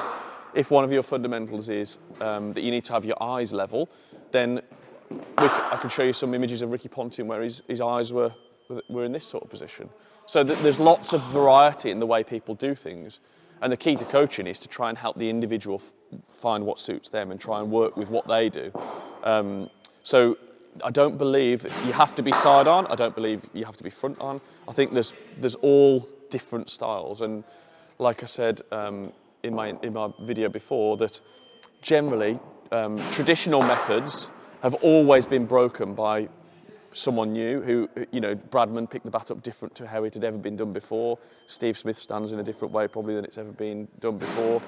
There'll always be people who are trying to change convention and find new ways, because as soon as you find a new way to do things, the bowlers have to come up with a new solution. And if you ask any bowler out there, the hardest people generally to bowl at are people who do things differently. They're the ones that cause them the most problems. And that's what sport is about putting the person under pressure, your opponent under pressure. So we should embrace difference, we should coach difference, but that doesn't mean that you shouldn't try and get someone side on or try someone open. It just means there's no right or wrong. There is no quick fix, and ultimately what suits them, that they will work out over time with your help. So a lot of coaches would talk about, going back over the years, would talk about high elbow, for instance, and I'm going to use this as an example of how I would coach and my philosophy, which is to coach the outcome and let the outcome find the technical model or the method that you want. So for instance, people who talk about high elbow want the player to have a high elbow so that they present the bat face square. But I would work on making sure that they present the bat face square and not worry about the elbow. So I would talk a lot about head, bat and ball being all in alignment. So if you can create a straight line, if you play a straight bat shot, so obviously discounting cross-batted shots, but if you play a straight batted shot, what you generally want to do is create a straight line between the ball, the bat and your head. And if you can do that, wherever you're hitting the ball, your elbow and the rest of your body parts will find the solution and they'll work it around. So I would use the bat face as much as possible. So my young boy who's 6 doesn't really like cricket, but he likes hitting a ball. He always hits the ball to the leg side. It's just, you know, he just smashes it and it goes that way. So instead of me telling him to, you know, use his front elbow more or to use his top hand more, you know, I don't believe that we should separate the hands. I believe that they work together. So I don't want to tell him to use his top hand more or anything like that. But if I tell him to hit the offside, he naturally finds a shape of the shot that's going to make sure the ball goes and the bat face is in a straight line. So I would use the outcome. So I'd say to him, Finley, instead of hitting that wall, what I want you to do, I want you to hit that bush over there in the garden. And then he naturally then has to find his own way to get the bat face and the ball going in that direction. So that's how I would do it. Another good example would be, people talk a lot about the sweep shot and about pull shot, and they talk about get your hands high to low. For me, what I would do is say, right, I want you to hit the ball into the bottom of the net. Or I want you to make the ball bounce when you play a sweep shot. I want you to hit it and make it bounce before it hits the net.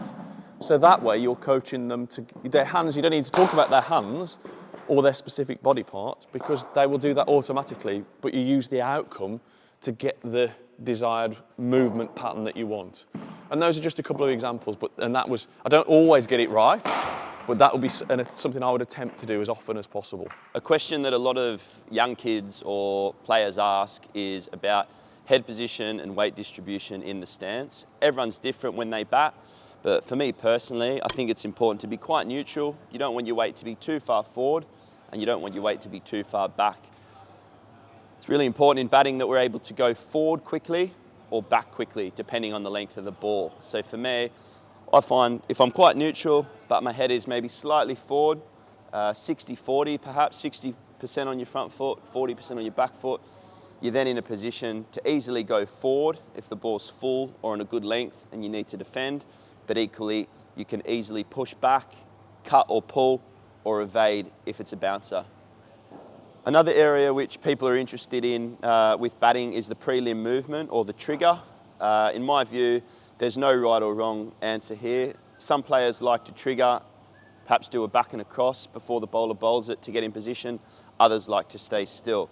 I think the main thing here is that when the bloke lets the ball go, you're ready and you're still. So whatever you do before the bowler lets the ball go, whether it's a back and across, a slight shuffle back, or you're dead still, the main position to be in is still just before the bowler releases it so that you can then move forward or move back easily.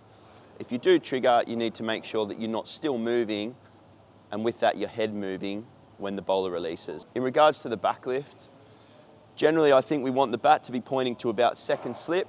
I think that's a good position. We don't want the bat to be too straight. If it's pointing back towards the keeper or fine leg, it's then too difficult to get the bat around the body and that can get us into a poor position.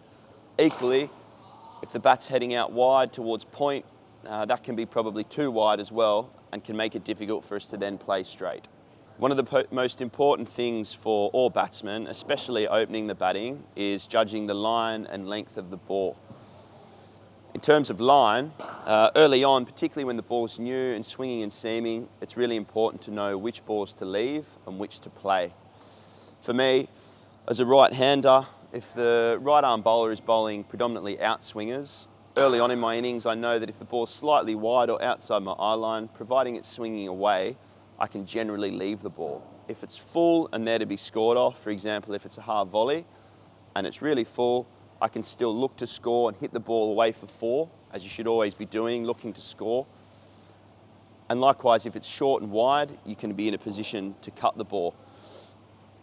If it's of a good length and wide, generally I'll look to leave the ball, and if it's full, look to play late and under my eyes. In terms of length, it's important to be light on your feet, similarly to what we discussed earlier about having our weight evenly distributed so we can go forward and back. So if the ball's full, we're in a good position to go forward and attack. If it's there to defend, we can defend the ball, and if it's short, we're in a position to where we can go back easily, back and across to cut, pull or evade. Early in our innings, particularly when the ball's moving or the ball's new, it's very important to try and play late and let the ball come to us. Going forward in defence, for example, some of the best players in the world, someone that springs to mind would be Kane Williamson, who's a master at playing the ball late. So we still try and pick up the line and length of the ball, get in position early, but then rather than meeting the ball and throwing our hands at the ball, we need to try and let the ball come and play nice and late, under our eyes and in close to our body. Looking to take stance, it's obviously preferable or dependent on your strengths and weaknesses what guards you take. I look to take a middle and off guard, particularly to right arm fast bowlers, because that allows my head to be on off stump and to judge line really well, whether to play or whether to leave. If it's maybe a left arm bowler, I might come slightly this side of the ball, maybe open my stance up a little bit, maybe come on to middle or so, but it's really depending on your strengths and weaknesses. Obviously when you're staying leg side of the ball, you might open up the offside a little bit more to cut and to drive. Some top order batters are particularly strong off their legs, so they might look to take middle and off or off stump. Okay, so starting with the forward defence, obviously the bowler's best ball, challenging top of off, challenging a really good area. As batters, we want to combat that by getting good sort of weight transfer into the ball, starting with the head, getting out to that top of off position, leading with the head, good stride in and presenting the full face of the bat back to the bowler, and hopefully hitting the middle of the bat to combat their best ball and trying to stay in for as long as possible. So you obviously want to stay in a relatively side-on position. Obviously your bat's wanting to come down straight alongside your pad to act as a second line of defence. Your top half's really engaged, your top hand's really engaged. It's obviously a front foot shot, presenting the full face of the bat back to the bowler. So in England, it's obviously really important to play the ball nice and late. You want to play it underneath your eyes. The minute you get out in front, that's when we might nick the ball, we might miss it and it might hit our pad. So it's really important to play it nice and softly with soft hands, nice and late, so that any nicks do go down or might go for four, and that's really important in England.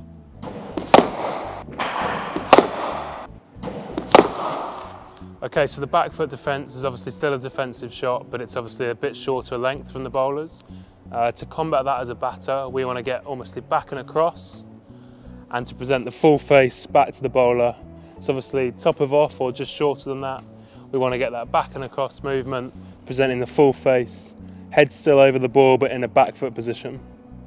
So that back and across movement's really important because we need to decide whether to play or to leave. We want to ride the bounce really well, again playing with soft hands, making sure the ball goes down off the bat face and the edges don't carry.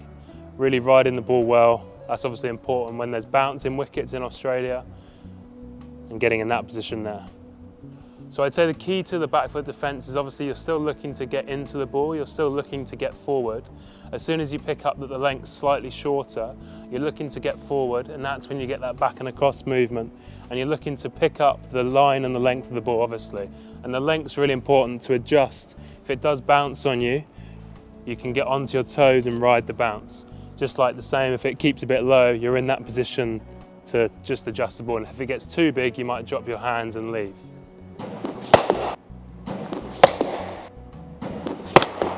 Okay, obviously in England, you want to judge the line really carefully.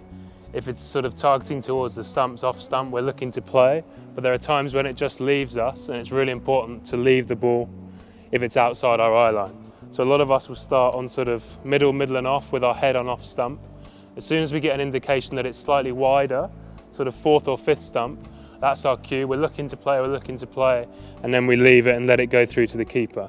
What we don't want is to play away from our body where we're out of our control, and that's when we tend to nick it. So it's really important, front and back foot, that when it's outside our eye line, but it's still in a half decent area, that we have the leave in our armoury. So our head position starts on off stump. We're obviously looking to get that movement back into the ball, to looking to play. And then sometimes, as I say, the ball leaves us. Some batters choose to leave like that. Some batters choose to leave like this. Some batters are looking to play and then actually just withdraw the bat Marcus Trescothick was a really good example of he's looking just to play the line, but actually the ball is 2 or 3 ball widths outside of our eye line. But the key is having a really still head, you're looking to play, and then when you judge that it's sort of outside your right eye, that's your cue to leave, or leave, or leave. So just like playing and leaving, it's really important to pick up the line of the ball. Obviously if it's straighter but slightly over pitch, you want to be looking to play an on drive. Just like you are if it's on off stump or forced stump, you might be looking to play a straight drive or a slight offside drive to mid-off, or if it's a little bit wider but over pitched, a nice cover drive. So that weight transfer is really important. So that head needs to go first to get into the ball. The foot follows, and you're looking to make contact underneath your eyes to hit the ball into the ground with a nice straight bat, and the ball should bounce just in front of you so that you're fully in control of the shot and your weight's over the ball like that.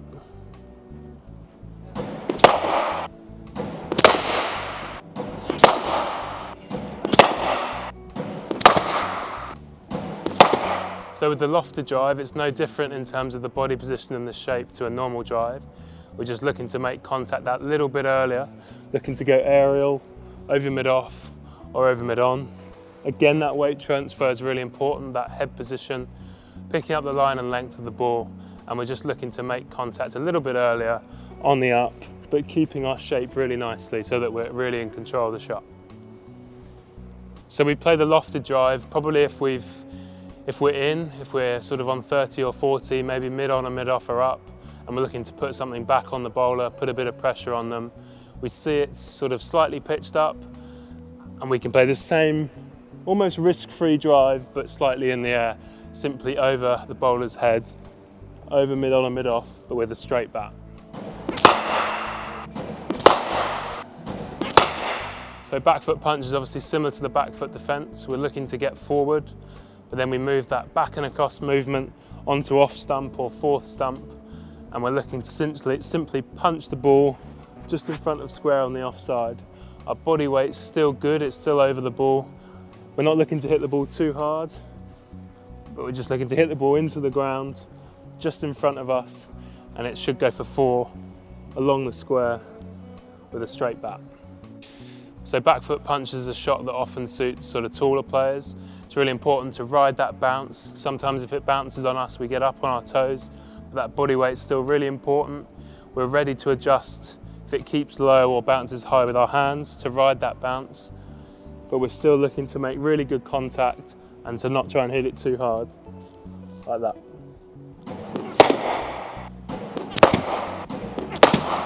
So the hook shot's when the bowler digs the ball in, it's short of a length. We're still looking to get forward, but then when we see it short, we're looking to get our hands out and out to the ball like so. We're looking to play it with a cross bat shot. We're looking to ride the bounce. We're looking to roll our wrists on impact to keep it down, or to go up and over the infield like so. It's really important we go out to meet the ball, to make contact about 1 metre in front of us, and to finish off the shot, but we're staying balanced at all times on the front foot. So the pull shot is again a ball that's sort of dug in by the bowlers when they've got a bit of pace. We're looking to get forward, but it's slightly back of a length, and it's an attacking shot that we want to put back onto the bowler.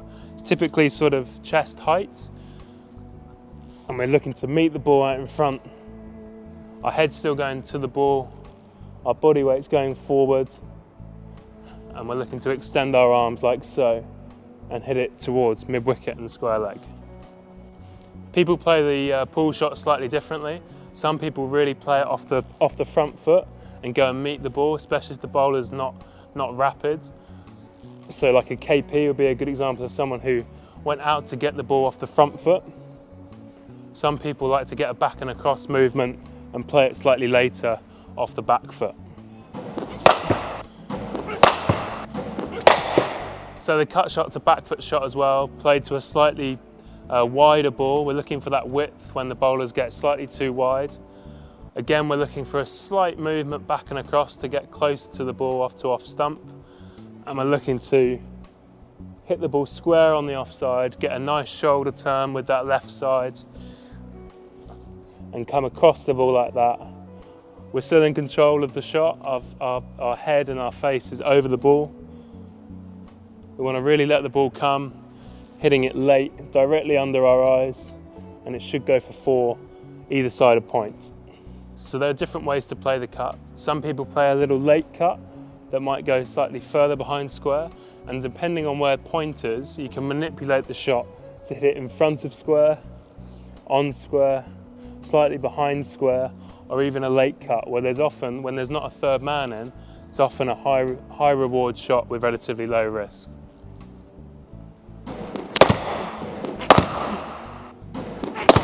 Okay, so the uppercut is when the ball's dug in short of a length. Again, we're looking to get on the front foot, but we then press back and we're looking to play a late cut over the slips or over third man, and we're looking to get a bit of leverage on the ball. We're looking to play it nice and late behind us and almost not trying to hit it too hard, but adding pace onto the ball and playing it like that.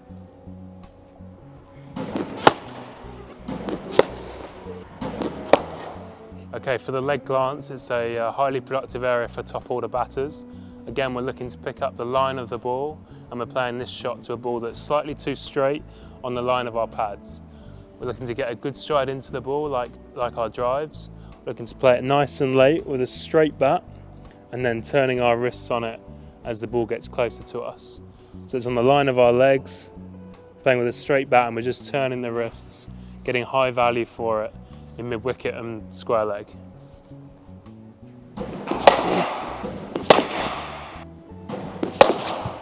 Okay, so the sweep shot, we're playing to spinners. We want to get nice and low, looking to pick up length early. When we see it's on a good length to a stock ball, we want to get a good stride in with our head. We're looking to get nice and low, and we want to make contact really out in front of us with a nice forward lean of our body shape. We're looking to make contact on the half volley or even on the full. And it's a shot around our front leg, finishing off like that. The key to the shot is staying nice and low, rolling our wrists on impact, keeping it along the ground, but getting out in front of our front toe. Okay, the reverse sweep's really important to manipulate the field. So often we only have one man behind square on the offside, and we're looking to manipulate the field. So what's really important with the reverse sweep is we get slightly this side of the ball. We change our hands a little bit from there to there, and then it's the same as the sweep. We're looking to get nice and low, pick the length early. When we see it's roughly on a good length, we're looking to get a little press with our head, get out to reach the ball, get out in front, and to meet the ball out in front like that. Again, it's a shot across our body. We're looking to get nice rhythm with our hands and play it like that.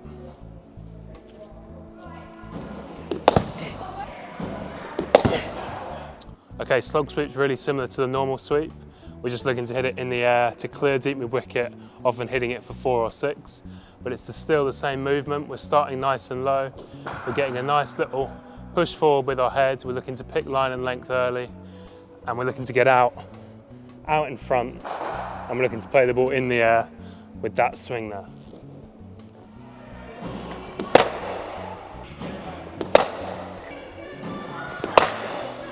Okay, so the switch hit, similar to the reverse sweep, is all about manipulating the field.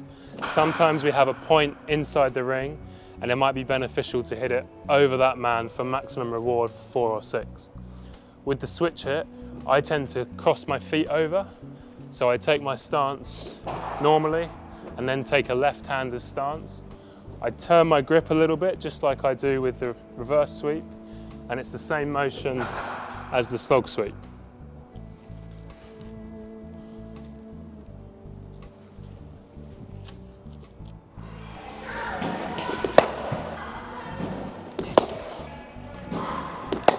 Okay, so the scoop is a one-day shot.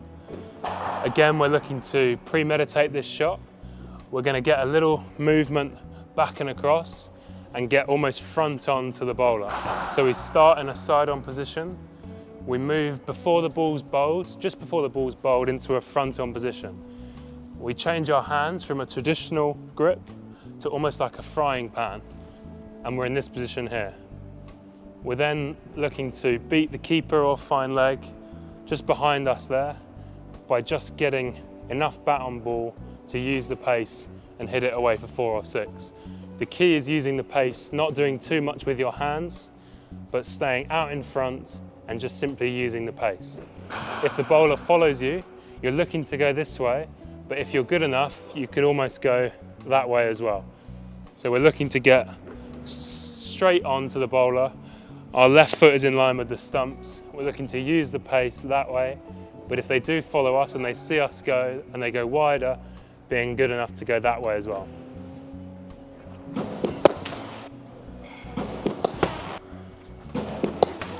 Okay, so the key to spin is either getting right out to the ball or right back. Sometimes when we get right out to the ball, to get the ball before it spins on the half volley, we can use our feet. So again, just like the sweeps, we're looking to get a nice low position, pick line and length really early. We're then looking to use our feet. So we forward press, we then click our heels like so, and we get into this position where we're a yard or 2 down the crease.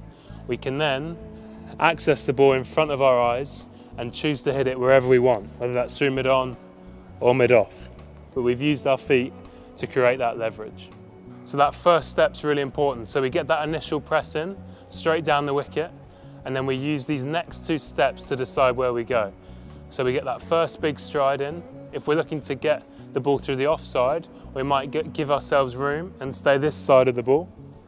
If we're looking to go through the leg side, we get that that movement's the same, that first movement. If we're looking to go through the leg side, these next 2 steps determine where we want to hit the ball. So that first stride's a really important one, and then these next 2 are deciding where the ball's going to go.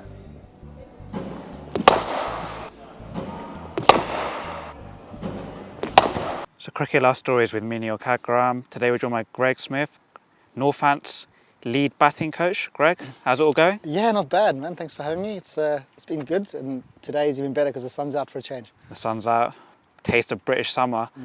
So Greg, we're going to talk about some batting technical fundamentals, some tips potentially young up-and-coming cricketers can take from this.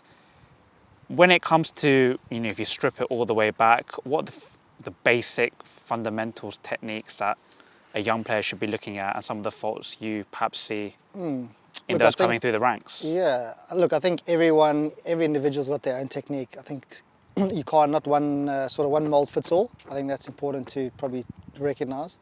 But then the fundamentals and the basics that I look at it as for young guys coming through our academy pathways and through to our senior stuff is making sure that at ball release, so once the bowler is just about to release the ball, where's the batter's setup? What is his position? So what I mean by that is he aligned? Is his whole body, his feet, shoulders, hips, head, all aligned with the bowler? I think that is a fundamental, because if your alignment's right, I think the rest of the bat path swing can be in a easy movement towards the ball. I also think they'll be able to shift their weight, easier forward and back if they're in a line. If their feet, for example, are really open, the hips are open, but their shoulders are aligned, naturally everything's going to come across the ball. So I think, to keep it simple, as I quite like to keep things simple, as long as everything is in a line, in a straight line, I think you're onto a winner there. Where are you with the whole open versus closed setup?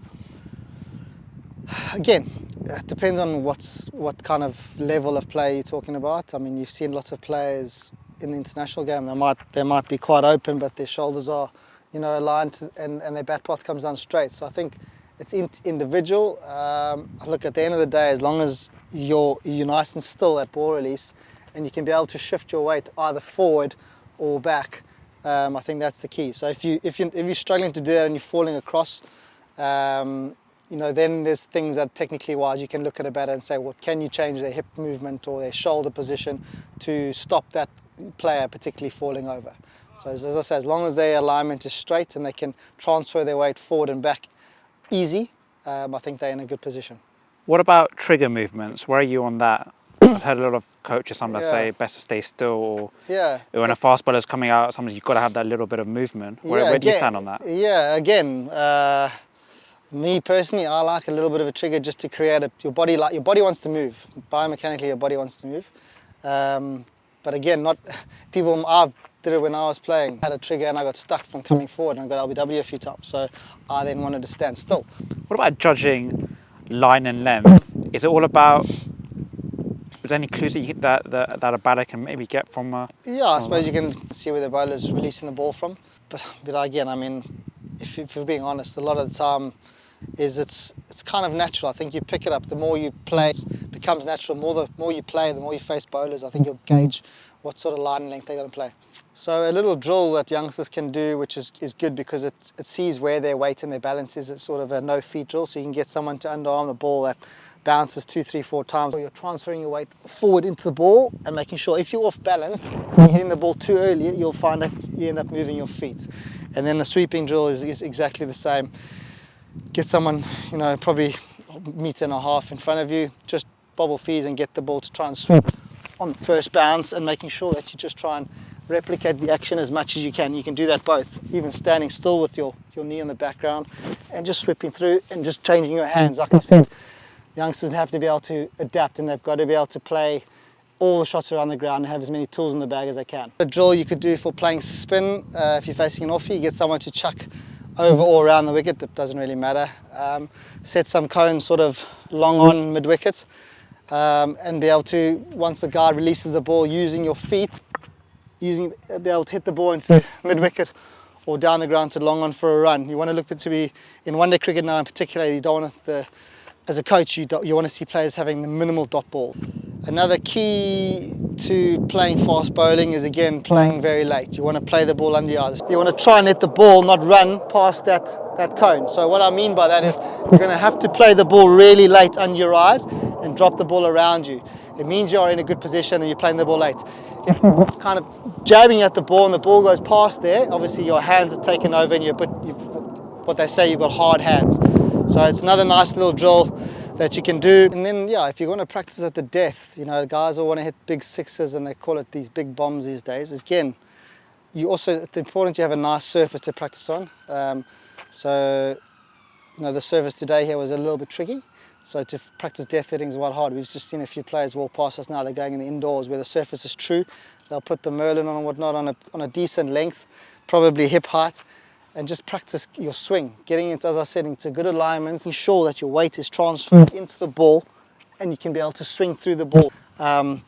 So again, it's just practice. Practice makes it easy. You know, if the more you practice, the luckier you'll get. I think Gary Player once said that. It's a nice quote.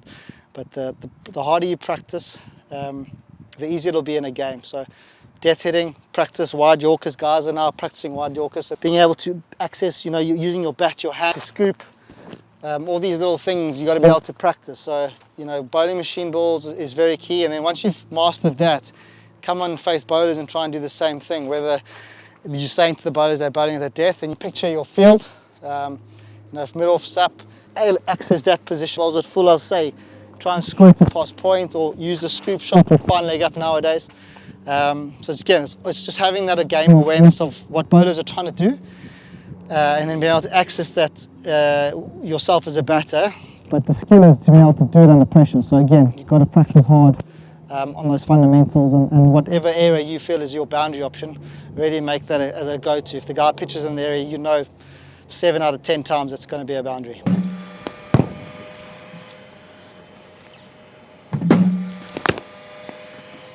Okay.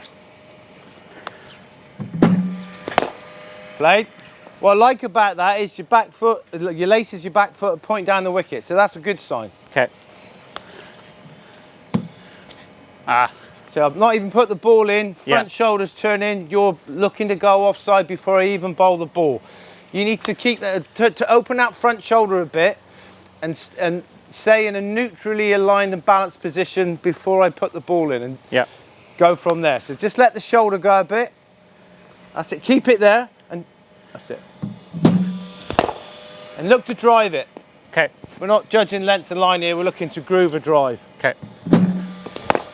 Yep, good. Keep that front shoulder out the way. Just drop your, that's it. Hit through it, go for it. Shoulder. Again. So again, as soon as you turn that shoulder, you're going offside. I bowl it straight, you hit around it, or you could slice it. Yeah. Keep that front shoulder out the way, because you don't need it to hit the ball straight. You only need it when we're hitting the off strives. Okay. Come on, Neil.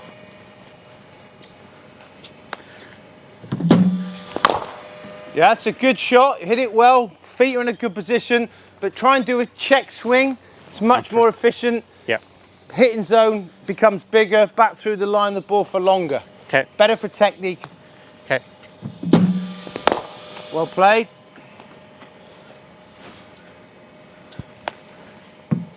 Ah, again. Sorry. Shoulder a little more. That's it. Push your head at me. Yeah, drive it. Go for it. Yeah.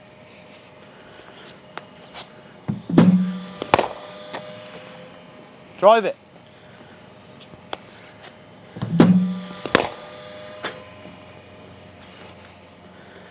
You playing for the drill, Neil? Huh? Yeah. Right, I want you to drive the next three. If it goes along the ground, great. If it's not quite there, drive it anyway. As long as it hits the middle of the bat and it goes where it's supposed to go, then the chances are you're nicely aligned. Okay. No. Yeah, do the check swing and just hold it for 2 seconds.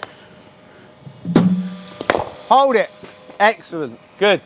Get a feel for that position so it implants onto the muscle memory more effectively. Okay. Shoulder out the way. Excellent. Good. Are you trying to get your head forward first or your foot? Head. Good. Foot.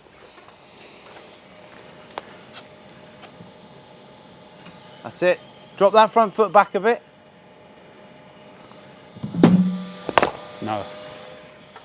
So in your stance, I'm not a big fan of opening up that front foot because they can still be in the same line as the back foot. You're better off dropping it back a bit. So go to your stance again. Just drop your, no, don't open your front foot. Have them the same, but just drop your front foot back that way. No, your front foot. Right, and just turn the back foot in a bit so it's matching the front. That's it. Perfect. Right, keep that front shoulder out of the way. Yeah, look to drive it.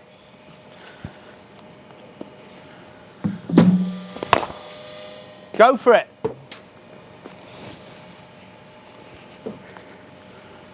Shoulder. Yeah, just again, check the feet. Front foot that way a bit. All right. Good. Before we do a drill, which will help things to fall into place, let's have a look at your stance again. Yeah. Okay, Neil, let's have a look at your setup because that is the most important thing to get right. So, obviously, right arm over, swinging the ball in, you're a left-handed player. It's all about the angles. The ball's coming from that angle, swinging in. So let's set up so you could play a really good straight drive or on drive. So just looking at your stance, you know what you feel like this, or one open, you want them pretty much the same, and imagine someone's picked you up, moved you around and put you back down again. So they're the same. Yep. That's good. Now when I'm not quite that open, just come that way a little bit and swivel them the other way. That's it. Yeah. When I put the ball in, you mishit a few early on and you were getting your pad in the way. You were closing off. That happens with players when players are looking to play an off drive because it's a shot they all like to play and they're prejudging the balls out there and they start going like this before the ball's bowled. But here, the other problem is your shoulder is a little bit like this. So if you do your back lift, if you got your shoulder around here, the back goes behind you, your shoulder makes your head tip, and now we're going this way, and if the ball's straight, Neil now is either going to come across it or he's going to readjust and he could end up slicing it. So he's out of alignment and balance. If he keeps his shoulder here, it puts his head in a brilliant position.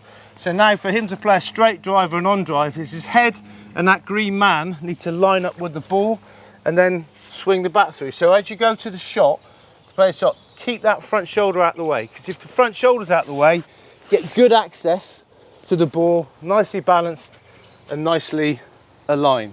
So go back to your stance again. Some players you see standing with their feet really open and the shoulder a long way around and they think that's opening up. Well, if your shoulder's round here, you're not opening up. That's even worse because your feet are over there, shoulders here, you're bound to fall across the crease. So it's important that he matches his shoulders Let's put that a bit more that way. With his feet. There. That's a good setup, but as he sees the ball coming straight and he goes to hit it, he's got to pick his head back up and go head, chest. But a common fault with players, they do that a little bit. And as soon as they've done that, they've gone to the offside. If he keeps that out of the way, for anything straight off his legs, he's got great access to the ball, good balance and good alignment. So we're going to do a drill, which is my favourite drill. It's the most productive one, and it's on the app. It's called the set position. So if you stand with your feet dead straight, so I'm going to put the ball into the machine and I'm going to look to bowl it as straight as I can. I want Neil to get up on his toes. He's not going to move his feet, let the ball come, hit it, and then when he's hit it, shuffle forward towards the target area he was aiming at. This is a good drill because it allows him to get his head and chest forward. It allows him to you're putting him in a front on position. He's got plenty of time to let the ball come. He'll make contact out in front of himself, and if he's doing that, his head will be forward. If he's making contact in front, his top hand's doing all the work. So let's give that a go. Feet a little tighter. Right, chest more, that's it. Yeah, don't step, because when you step, your foot is going first. Yeah. This is a good drill because I'm trying to get you to stand still, lean with your head, hit it in front of you, so your head has to be forward, okay? Yeah, makes sense, yeah. So lean and wait for it. Open up a bit shoulders, that's it. Yeah, shuffle forward now. So we're holding the shape of the shot and you feel the completion of the shot. That's really good. Up on your toes, head, chest at me. Yeah, good, go through with it, good. Nice high finish, high elbow.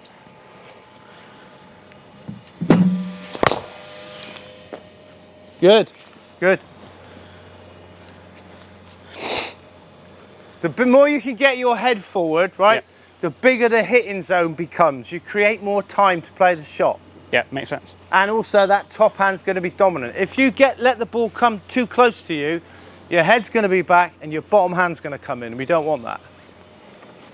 So up nice and relaxed, up on your toes. That is a fantastic shot. Need to do the camera. The shuffle, front foot, front foot, front foot. Yeah. Is the camera insured? Don't turn the shoulder, that's the common mistake. Higher. Yeah, finish with those hands in front of your face. Nice high elbow.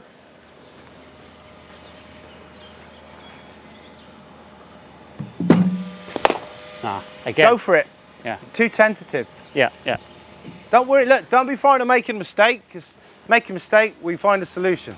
It's all good stuff. Very good. Very good.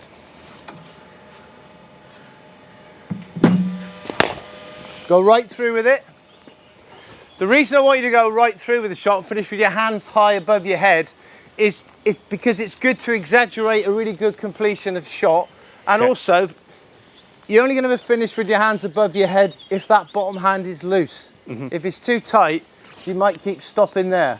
So keep that nice and loose so you can finish high and complete the shot. Good.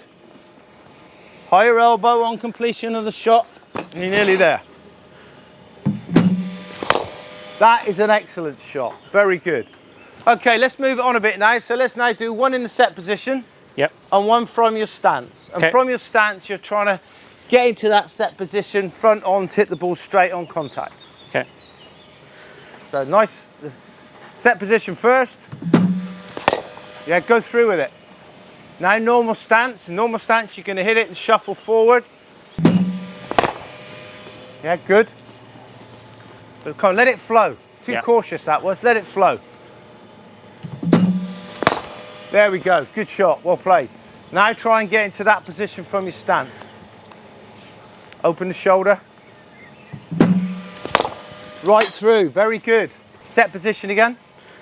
And let it flow. Shoulder out the way. Sharp. It's the off drive. Normal stance.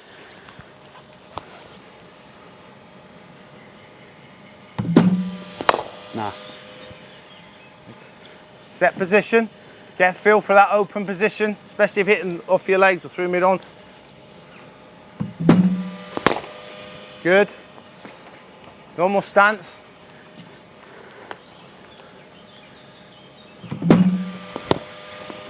And again, normal stance. The more the ball starts to go leg stump or down the leg side, the more that back lift needs to be pointing wider. Yeah, so it's straight line through ball to target. Yep. You pick up too straight, and I swing it in at middle and leg, you get hit a lot of balls on the inside of your back face, and when you're trying to flick it off your legs down the leg side, you might not be able to reach it, you might get a fake one on it and get caught, but if you're more open with that upper body, you've got more chance of getting more bat on the ball. Yep.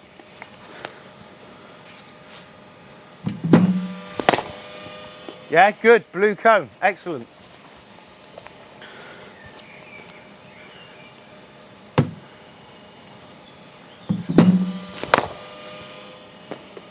Nearly, just do that again. Don't step until you finish the shot or hit the ball. Wait for it. It's a good shot, but just for this drill, let it come, hit, and then shuffle. Yeah, fine. Right, stay open. Okay. Go through with it. Keep going from your stance every shot. Okay.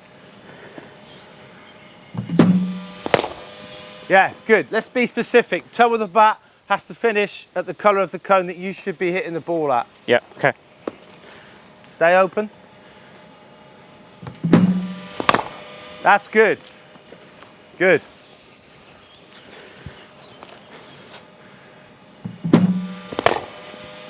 Yeah, let it flow a bit more. Finish your hands high and your elbow high. Okay. Nah. Bat needs to go high or wider? Huh? Wider? Does my bat need to go wider? Hands in, bat out. Yeah? Yeah. Wider. No. Open your shoulder a little more. That's it. So your head and chest are coming to me. Good. Open up. That's it. That's much better. Stay in that position if it's straight. If it's offside, from a line bounce position, then you can turn and get across to it. Okay. Brilliant. Well played. That's good. Yeah.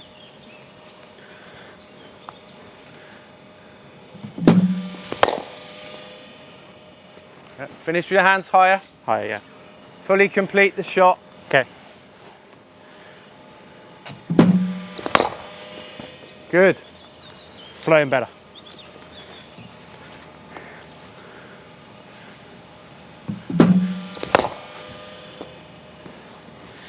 Actually, can feel the middle of the bat now.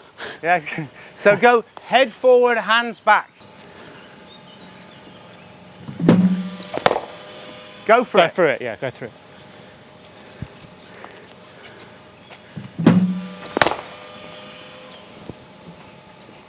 Head first, not foot. Lean with the head. So lean at me, head at me, like you're looking for that straight drive is your first thought.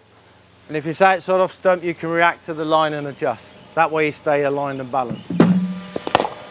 Yeah, go for that's it. Right now, just hit it and stand still. You don't have to do any shuffling. Just step, hit it, stand still and hold your shape. Okay. For 2 seconds. Unless it's on your legs, then you obviously do a little shuffle. Yeah. Hold, yeah.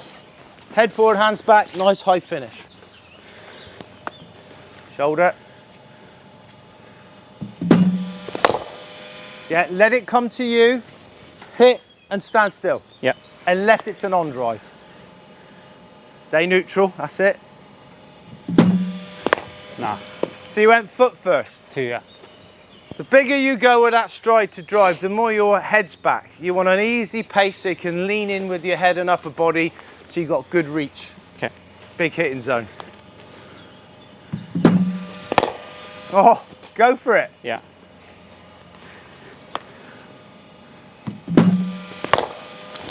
Really good. The middle and leg, good to do a shuffle because it encourages a short stride. If it's straight or offside, hit it, stand still. Hop. Yeah, let it come. Yep. Let it come more. So head forward, hands back, let it come, hit it and stand still. Yeah. Yeah.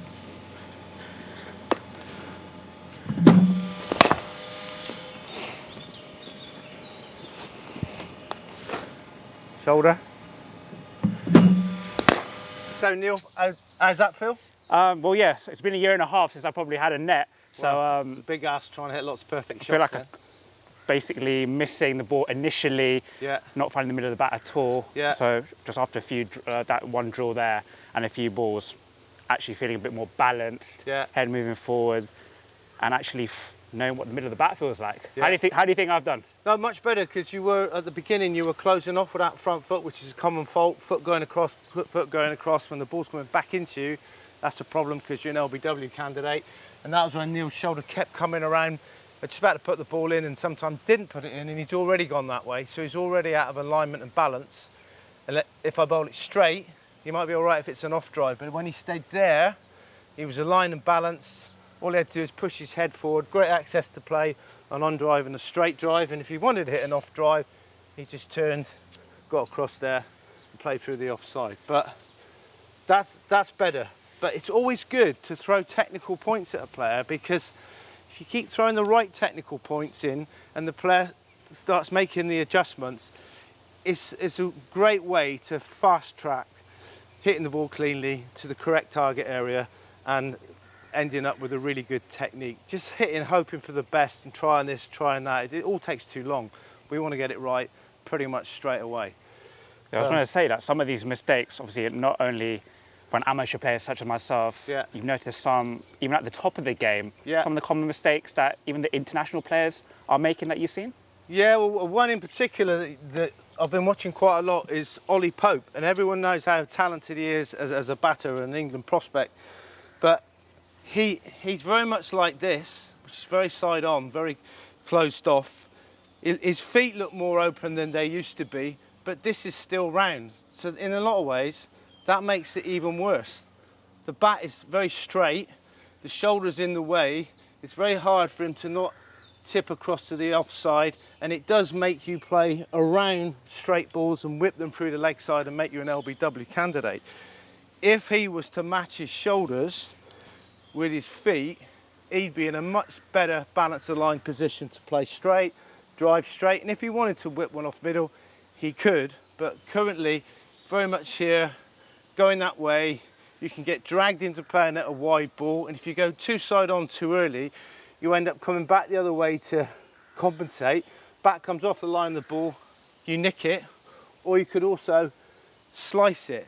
So really, really important to keep that front shoulder out of the way to play straight. Moving on from that point about international players, I think you've also noticed that a lot of batters in the modern game almost standing in that baseball stance, almost, as you say, just in this kind of position. Yeah. What are the faults in their game that you've seen that can potentially be rectified?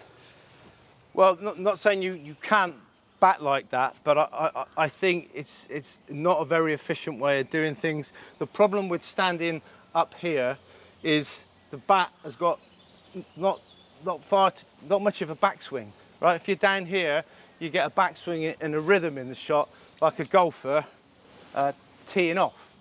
And when you've got that backswing and rhythm, gravity helps out here, top hand stays in charge, but when it's up here, it's just literally come straight down. That encourages the bottom hand to come in.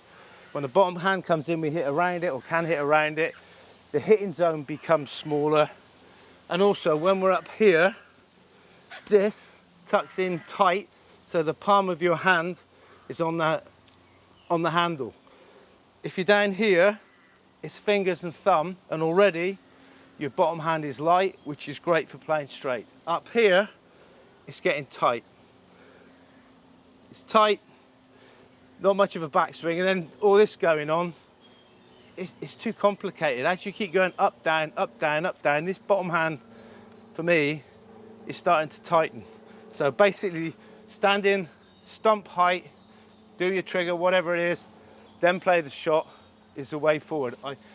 This isn't really, for me, a trigger, because you're not really moving. The trigger is getting your feet going, ready to go forward or back, not by just wobbling your bat around.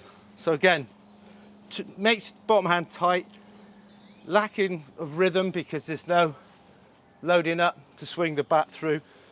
Bat can be too straight, shoulder too far around, so it makes you very vulnerable to the ball that's swinging in or turning in. And you don't want to be an LBW candidate. So down here or conventional stance here is much more efficient than standing up here. Those are my views on the back. Then when you eventually did get your contract, obviously you're now a professional cricketer, playing the Queensland team. For any youngster looking on, can you give a little bit of advice via your own personal journey? What kind of stuff that were you doing through your career which led you to success? Marnus Labuschagne, now a professional cricketer. As I said, a lot of people want to make that step up. Any advice you would give? Some tips for youngsters looking on? I think one of the things for me is probably the best advice I got. It's just to not be rigid in your thinking and actually be adaptable and be open to thinking about the game and how to go about the game. I think for a long time, I really struggled because I always thought there was one perfect way to bat, and I was always aspiring to be that perfect batter. If that was trying to bat like Sachin Tendulkar, with a perfect backlift, or Virat Kohli or whoever it was, Jacques Kallis or Rahul Dravid, those, you always wanted to bat with a perfect technique. And that's where I probably struggled a bit because I tried for probably 4 or 5 years, even in first class cricket, trying to do that. I kept trying to bat with a perfect technique and the perfect this and that. And probably only in the last 2 years, probably, I've really just my thinking of trying to be a run scorer, finding ways to score runs and being able to adapt my batting or my technique or whatever it is to suit the conditions and to go, okay, well, I can bat like this today. I can have this backlift or this grip or this, I can do this today and then I can do something different tomorrow. Does that ability to adapt, would that be fair to say? Yeah, exactly. But I think it's more than that for I think kids growing up, because I think when you're a kid growing up, you're always, I know I did as a kid, you're always aspiring for that one person you want to bat like, so if it's, who's, if it's Steve Smith, his favourite player is Mark Waugh, you're always, you take elements of that person's game in upon your own game as a kid because you're like, oh, I love batting like that person. Same as you watch now and you watch kids bat now and they're trying to bat like Steve Smith. So I think that's the element that as a kid you always pick up. And I think sometimes you try really hard to bat like that person. You try and do it that way. As a kid, I wanted to bat like Jacques Kallis. So, I had my elbow up and whatnot and, the big pre-movement and, it's different stages. I loved watching Sachin and the way he batted. So, I think you got to find your own way and the way you bat. There's definitely elements of the game that are definitely made easier if you do the technical things right. But, it's definitely those things about, not trying to get too caught up and trying to bat like someone, trying to bat like yourself. And then is there also an element about enjoying the game and not kind of being stifled in terms of wanting it too much as a youngster, trying to make the next step? A word on that, maybe? Yeah, look, I know exactly what you're saying. It's very hard because, when you were a youngster, all I wanted was to make that rep team, to make that under-19 team, to make that team. That's all you wanted for that. That part then, making the under-19s Queensland team or Australian team meant everything to you at that stage in your life. Now you look at it big picture now where I am sitting now and you look back and you go, well, that didn't really matter. Like if I didn't make it or if I didn't make it, it wouldn't have had an outcome in where I am today. But I think you also need to learn as a kid setbacks and need to learn how to come back from failure, because I think that's one thing for sure. When you come into first class cricket, doesn't matter who you are or how good you are, you're going to need to learn to come back from that, because if you don't, you're going to get caught out. Say you're going through a lean spell, not getting the big score that you expect. Any tips for aspiring cricketers, current players, etc.? What kind of things do you do to get yourself out of a mini rut, etc.? Do you have processes that you go through, etc., to kind of kick yourself back into form? If that's, if that's even, if there's actually a blueprint, is there a blueprint that you try and follow? I think every batter knows that's played for long enough knows that the game can be very challenging sometimes. That the game can put you in a position where you'll start doubting yourself. The key is to just keep making sure you keep the game process driven, not results driven, and that's very hard because we all walk out there every day and we go, I want to get 100 today, and then the problem is in our game everything under 100's a fail. So you go out there and okay, well, I'm going to fail today. Instead of taking it more as a process and going, well, doesn't matter how many runs I get today, but am I staying true to the way I want to play and what I want to do? Am I reading the game? Am I understanding what's going on right now? Am I understanding what shots I can and can't play? Am I understanding where I want to hit this ball, what I want to do to this bowler? And then just playing that, you're not, and that's probably the biggest thing I've learned. I've learned to play less at my end and more at the other end. So instead of me trying to think about what I'm doing as a batter, I'm thinking about what the bowler's doing and then trying to maybe change what I'm doing to adapt to what he's doing. Where probably, if you asked me this 2 years ago, all the focus was on me. I was like, I've got to do this I've got to do this, I've got to do that, I've got to do that. And then I'd get out and I go, well, but he was doing this. I knew what he was doing. I had the vision 2 or 3 days before I was watching them bowl and I knew that's what he was doing. Why didn't I come up with a better plan? So I think that's probably the part where I would say that just, learning from the game and being able to play what's in front of you, not just trying to be, a technician and try and make sure you're doing things right all the time. Would it be fair to say that, you hear a lot of commentators say that, a batsman's mind is scrambled. Is that kind of what you're saying in terms of like you try and overthink your own game as opposed to concentrating what's coming down in front of you? So would that be 100%? Yeah, that's a very good sum up. Yeah, that's exactly it. And as a batter, when you're at that stage, you're thinking so much at your end. You're all about, oh, geez, he's bowling like this. Okay, I'm going to do this, that. And then, you get yourself into trouble. Where that's where I would say that, you're spot on. It's a really good sum up. In terms of the mental side of the game, a lot of talk is about technical side, etc. But do you do any kind of work on your mental preparation? Do you do breathing exercises, visualization? What kind of stuff do you do in terms of that, training that aspect of the game? Well, I'll answer that question firstly. It's a weird thing to say, but I didn't feel the pressure in that game, or not a lot of it at least. I mean, all the pressure I felt was probably more viewed from the outside in.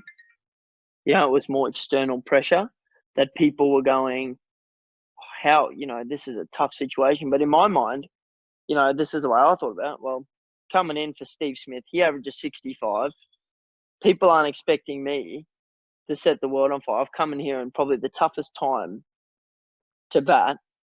So either way, if I succeed, people are going to go, wow, that was very good. And if I fail, people are going to go, well, you probably can't judge him on that innings. So in my mind, I thought about that. Once again, I'm probably an overthinker of the game. So I actually took that opportunity and said, righto, well, I can, play with freedom, because I'm playing the way I want to play. And I got in the contest. Obviously, when I got out there, there was pressure. They were bowling well. Jofra was bowling fast. But that sort of takes care of itself as long as you have, those mental routines. You have your routine set. And that's why you need a routine, and you need different things to do when you're under pressure, and understanding what you need to do to make sure it brings you back to the neutral, brings you back to the now, and it gives you an understanding. Through that routine that you mentioned? Yep. So I do a different routine for different situations. So my probably more normal one is when the ball's bowled, I walk probably more when I'm under pressure. I would walk to sort of 45 backwards from the stumps, make a little mark on the ground, then walk back, scratch middle twice, tap the bat twice, and then tap the bat one more time, 3 times, and then sort of bend my knees a little bit as I bring the bat up to just relax my knees a little bit, and then have my hands in the right position, and then from there, that's sort of the routine part of it done. And then different times. So when I'm feeling like I'm going really well, I won't walk to 45. I'll then do some gardening on the pitch, or do different things. But Before when you're I going need to out go, to bat, before you're going out to bat, do you do anything to kind of calm the nerves? And does your preparation from the mental side change from, say, like the beginning of test week to that point when you're just about to actually walk out? Or do you always have... I think whenever you're coming up against a big test, you always, this is just me, but you're always thinking about the bowlers. You're thinking about the bowlers, what they bowl, how you're going to play them, what you're going to do. I think, whenever I have spare time, I'm not consciously standing there, trying to envision it, but it's in there the whole time. It's ticking over, playing left arm spin. Where am I going to bat? What am I going to do? Playing Jofra Archer, where he's angling the ball back at your pad, playing broad, coming wide of the crease, angling it in, playing Wokes, who's angling it away, bowling probably more back of it. Like those things are just churning away in your mind. And subconsciously at training, you're working at ways to figure those things out. So I think that's the part that the mentally. So when you're sitting there waiting, you're just picking up that information by looking at the TV. You're going, yep, okay, that's doing that. Okay, yep, he's swinging it away, he's angling it back in, or whatever it is. And you're just gaining that information. So when you go out there, that you're ready to go. And then in that series, Headingley, there's a lot said about Ben Stokes and his antics with the bat, but I want to pick up that spell that he bowled to you. I know you got 70 odds in tough conditions. How was that as a spell? And also, to mention Headingley is known in England, it swings around a lot. A few tips about actual playing swing bowling. A lot of people say see it early and play it late. If you can go a little bit deeper in your thought process about playing swing bowling. What do I have for you? Probably 2 things. I actually say still to this day, it's probably one of the best spells of bowling I've ever faced. That second innings, I remember me and Matthew Wade coming into the middle, and we're batting for probably half an hour, 1 hour, maybe even. It felt forever, and he was bowling, and we were just like, mate, this is unplayable. Like, we're just hanging, just hanging, and we're taking it over at a time, a ball at a time. And you remember saying that, walking or talking there, and going, he was bowling balls that were just unplayable. He was bowling fast. He was angling the ball in at you. I think I nicked off twice, got dropped a few times. And I remember that was one of the best spells I'd faced. And I'd probably say prior to that first innings at Headingley, I would count as my best test innings I've ever played. The 74 out of the 190 we got. Just because it was one of those days where I just felt like the conditions were tough, but in my own mind, where I was at mentally and watching the ball, it was very clear. I was very focused on, I was so focused on the ball. I actually felt like it was really hard to get me out. I felt like, I got to a stage, that's why I was so filthy when I got out to the full toss, because I actually felt like out of most innings that I've played, that innings, I was like, I don't think they can get me out here. I remember thinking that. I was like, I feel so, wherever they're bowling, I feel like I almost, like you said, seeing the ball real early. And you don't always have that, different light, the sun's in a different spot, whatever it is. The ball's not always as easy to see. Tips on swing bowling. Probably one of the biggest things I learned over in England was swing bowling is probably to play with the angle of the swing. So, like, you know, I think as batters, we always get caught up in trying to play real straight, you know, trying to play the ball back down the ground. And I think actually in England, you have to play the ball a bit squarer. You have to hit the ball more, you know, through cover, through extra cover, with the angle of the swing if it's an outswinger, and then obviously the opposite way. If he's bowling in swing, you don't want to hit the ball down the ground. You want to hit the ball sort of to mid-wicket or to square leg with the angle of the swing. Would you also look to kind of bat outside your crease? And a lot of people say you've got to watch the ball out the hand in terms of which way it's shined, but it's easier said than done, that, you know. Do you look for a little tip like that, or angle of wrist, 100%, arm position, etc.? Does that come into your thought process? 100%, yeah. So subconsciously, you're always picking up little cues. So you're looking for the ball, you see the seam. I'm always looking for the seam, see if I can see the angle of the seam, where the seam's bouncing, where it's actually bouncing on the seam, seeing if I can, you know, pick up any cues that's going to help me. But once again, that's so dictated to by light. You know, some days, I remember that day, because it was overcast, the ball was actually quite clear to see with a new ball because it was shiny, but it was quite dusky look. Sometimes when it's really bright, the ball doesn't really reflect that well with the sun. So I remember that day, I found it like I saw the ball real early and the swing and the seam. And I almost felt like as it came out of his hand, I knew what shot I wanted to play already. Yeah, so I think any cues you can pick up as you're running in. Sometimes it's really hard to sort of, I try and watch the ball maybe early when he's running up to see if I can pick up any cues, wrist position, wrist angle, shiny side, rough side, depending on if it's reversing. And then the next point I'm sort of looking at is more delivery. So where the ball actually goes. I subconsciously don't think I try and watch the ball, you know, through that part. I think I try and watch the ball here, and then I try and then switch my focus to release point. And then would you ever look to bat outside your crease, change guard? Would you ever? 100%, yeah, all the time. Yeah, all the time, just depending on, once again, what the bowler's doing, what the ball's doing. And then just trying to play the numbers game, really. So, yeah, if Mohammad Abbas is coming in and he's trying to bowl straight and hit me on the pad, I know his mode of dismissal is LBW. So, you know, you're batting out of your crease to try and eliminate that and put a bit of pressure back on him to say, well, how are you going to get me out now? Because LBW is almost out of the equation. So you just keep shifting the statistics of the game into your favour. Let's run us through your coaching philosophies before we get into the specifics of the batting drills. Yeah, I mean, I think for me, batting, keep it simple.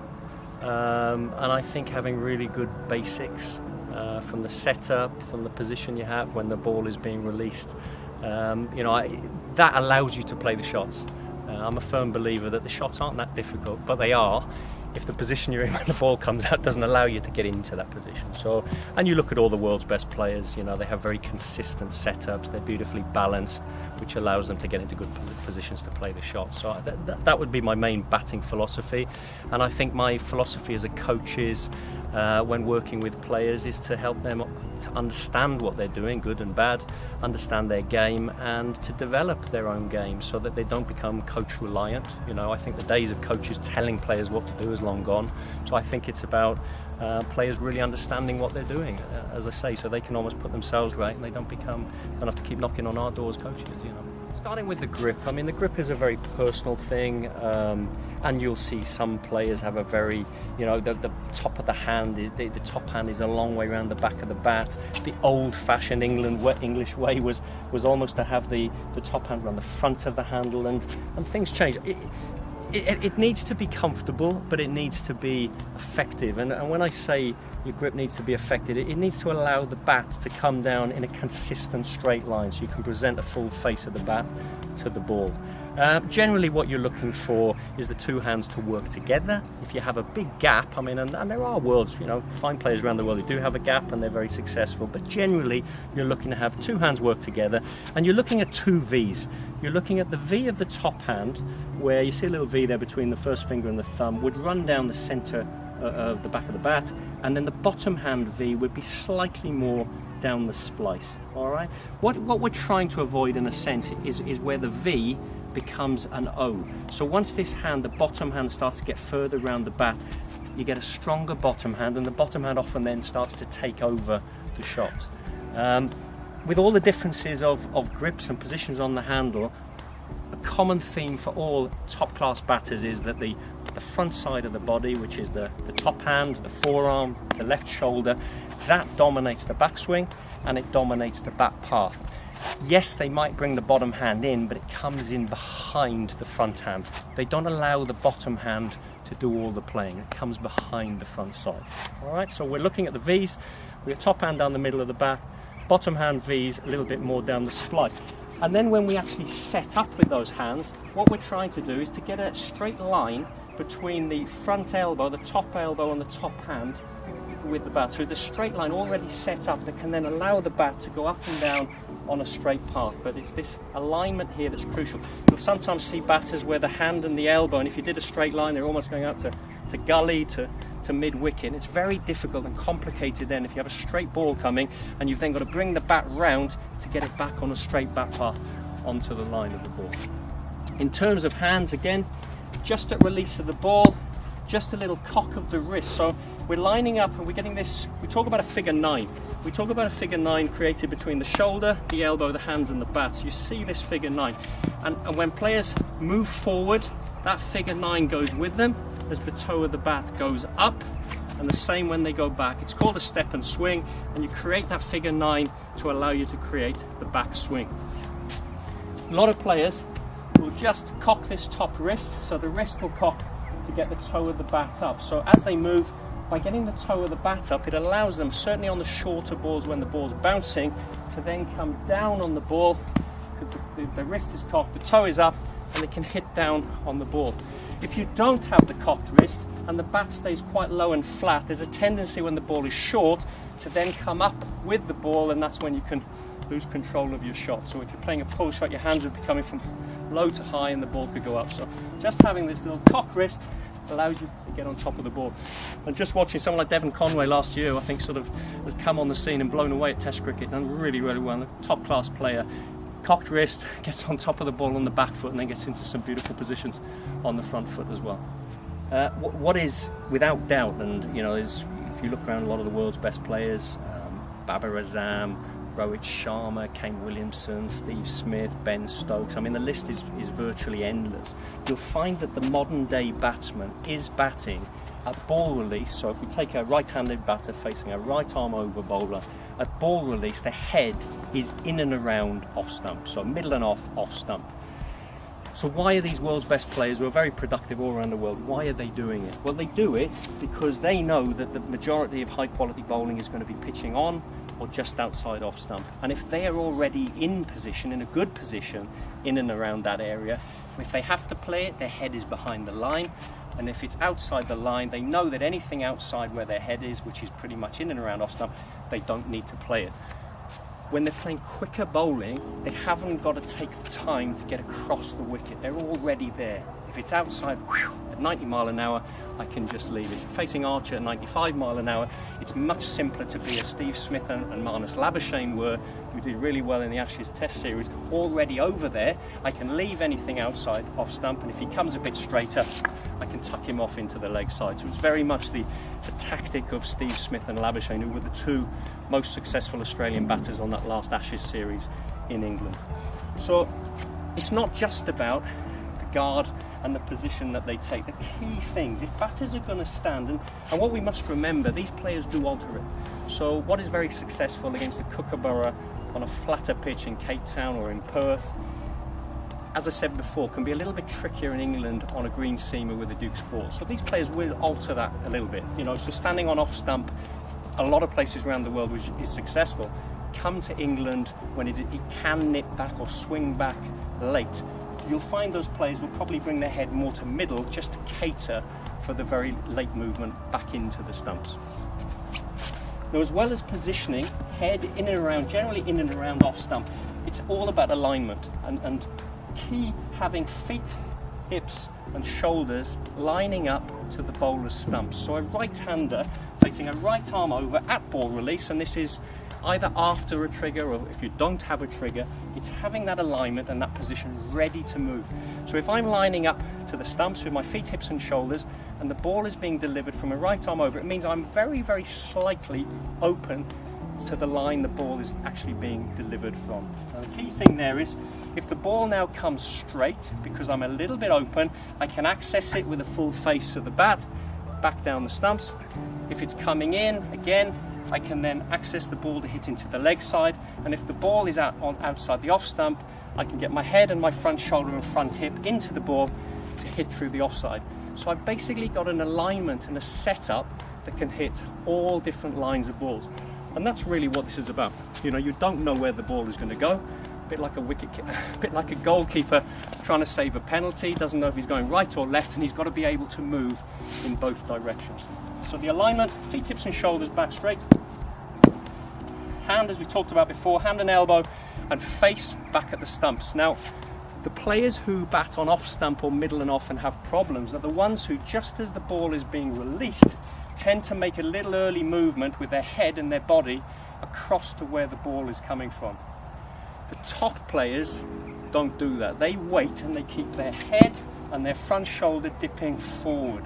So everything is going back at the stumps, and even if the ball is being delivered from wide out on the crease, they track the ball, but they then meet the finishing line of the ball to make sure they're in a perfect position to play it. All right?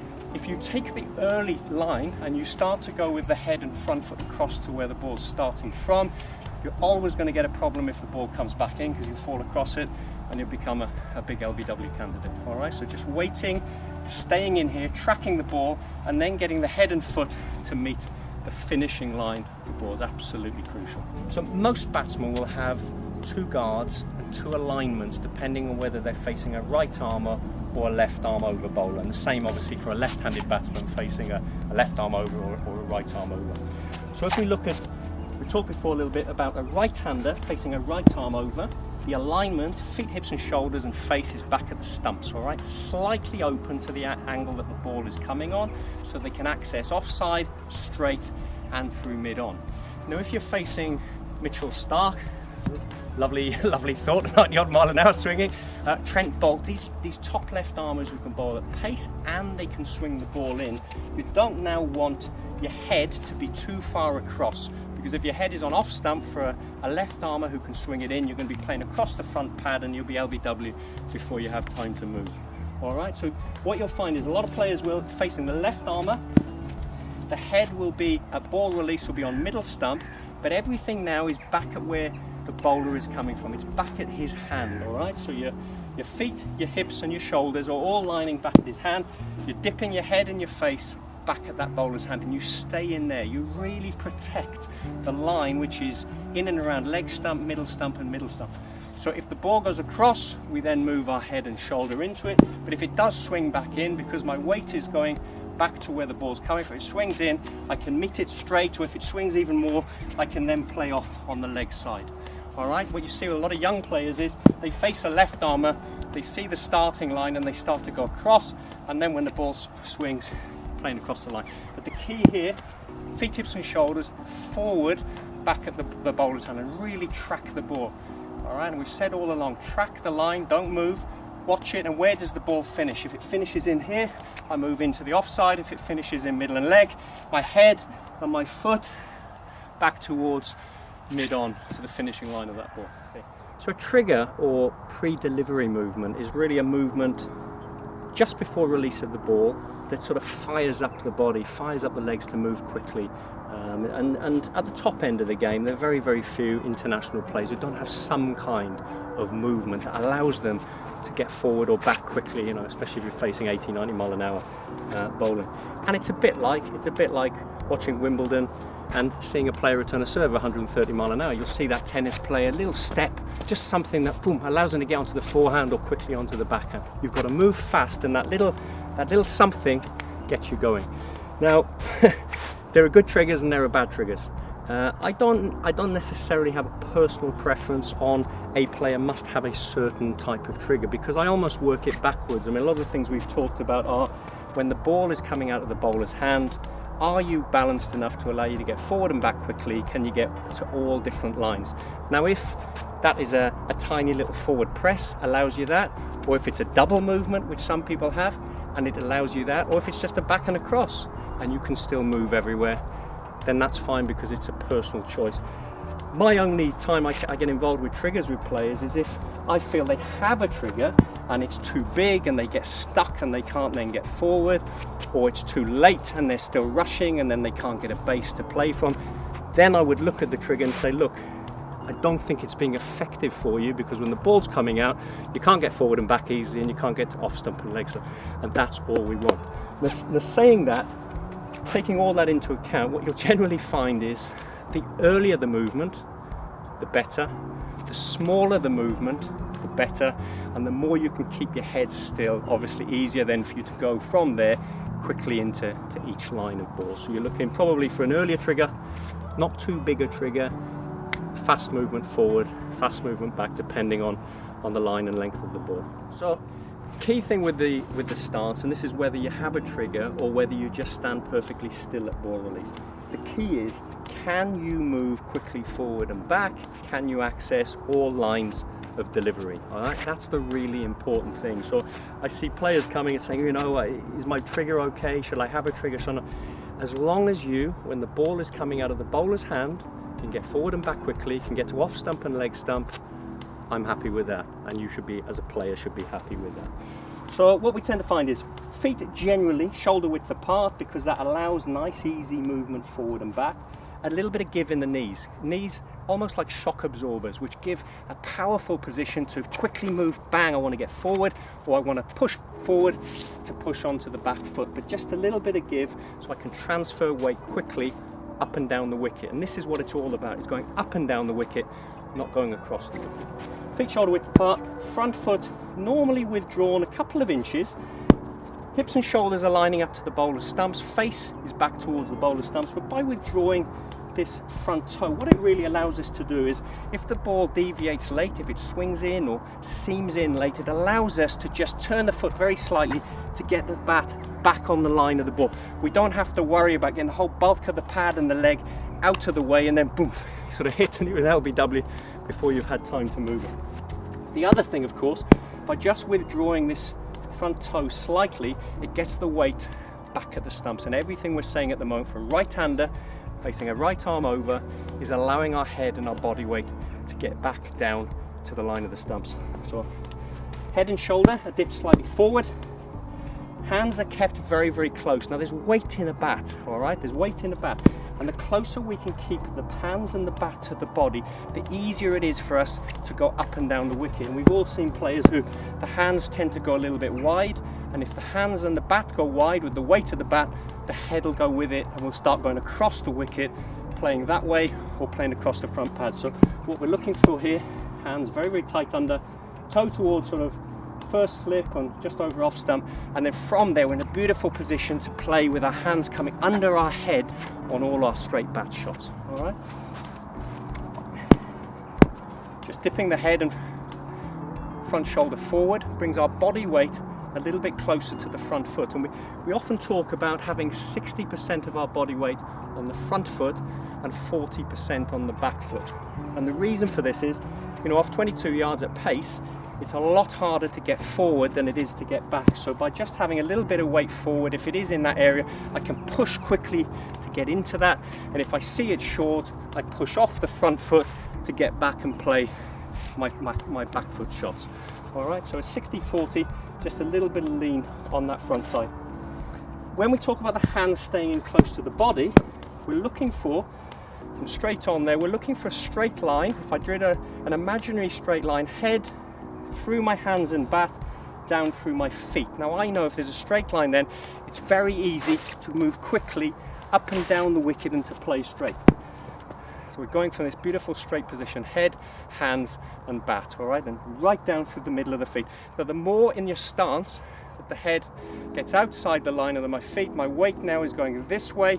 Very difficult if balls pitch on a good length quickly, straight. I can't get there because my weight is going that way. So I need everything in, head forward, fall straight, play back down the ground. Yep. So from a balanced position at ball release, we've judged the ball, it's full, we're going on to the front foot. So as we move now, the head, the front shoulder and the front foot onto the line of the ball, the toe of the bat goes higher, and we've talked about the sort of unweighting of the bat to allow us to get a bit more rhythm in the swing, better timing and better power. And as this toe of the bat goes up, we step forward to create a base. And any base on the front foot, whether you're attacking or defending, you want your head over your front foot, because from there we can defend under our head. If we want to drive and it's full enough to drive, we extend that figure 9 all the way through the ball. But again, the head is over the front knee. Power, timing, control of the shot. And we mentioned earlier in the setup, the straight line, head through the hands, through the feet. And when we play on the front foot, the straight line is now head, bat, ball. So wherever we hit on the front foot, straight line, head, bat, ball. So I often talk about going from straight line, head, hands, feet, to straight line, head, bat, ball. And you should be still when you play the shot. Perfect balance. Watch that ball sail to the boundary. When you study the world's best players and you look at all the, your Virat Kohlis, your Rohit Sharmas, all these top players, when they move forward to the ball, the hands stay close to the body, and as their head goes forward, the hands are always under the head as the toe of the bat goes back. Always under. You don't see the hands going away from the body, and this allows them to keep everything beautifully straight. So when the bat comes down, full face of the bat through the line of the ball. But it keeps it simple. Hands, if anything deviates, I can adjust if my hands are in close. The minute I go away, balance and weight goes away, and I've got to come across the line to hit the ball. So you'll see these great players, head to the ball, hands are under the head as they move to hit the ball.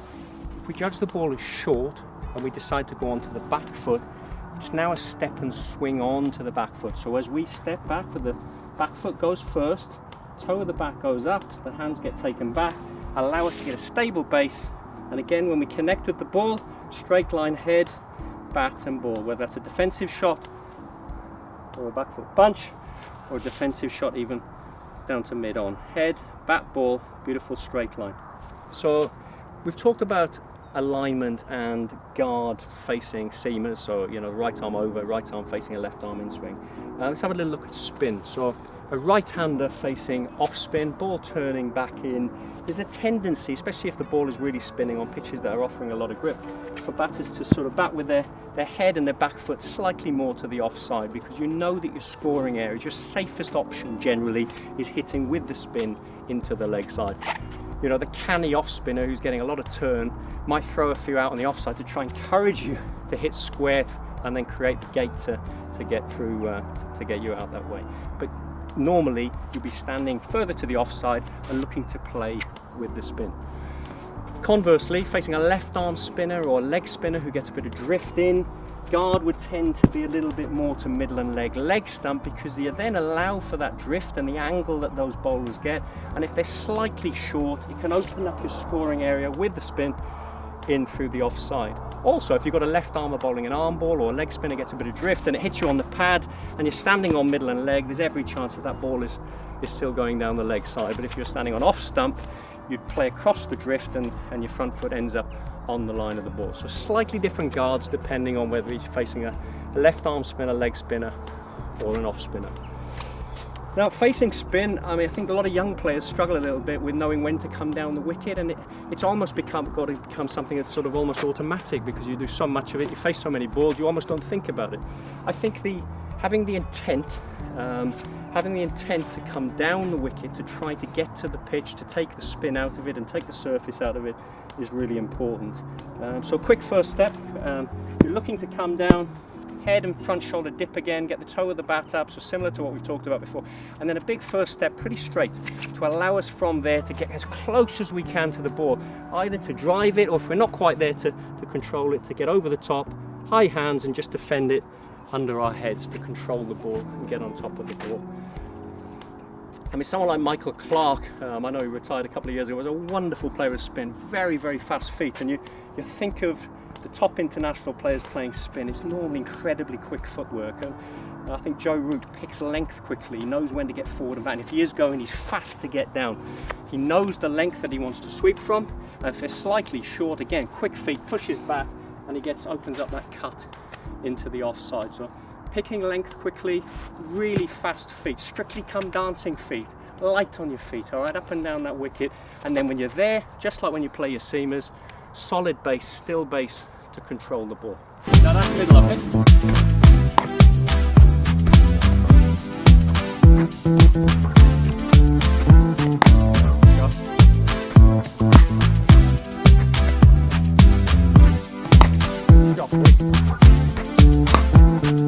So Neil, how did you find that? Initially I found the pace a bit difficult. Anything around my body did get tucked up a little bit. Anything outside my off stump was able to hands through the line, etc.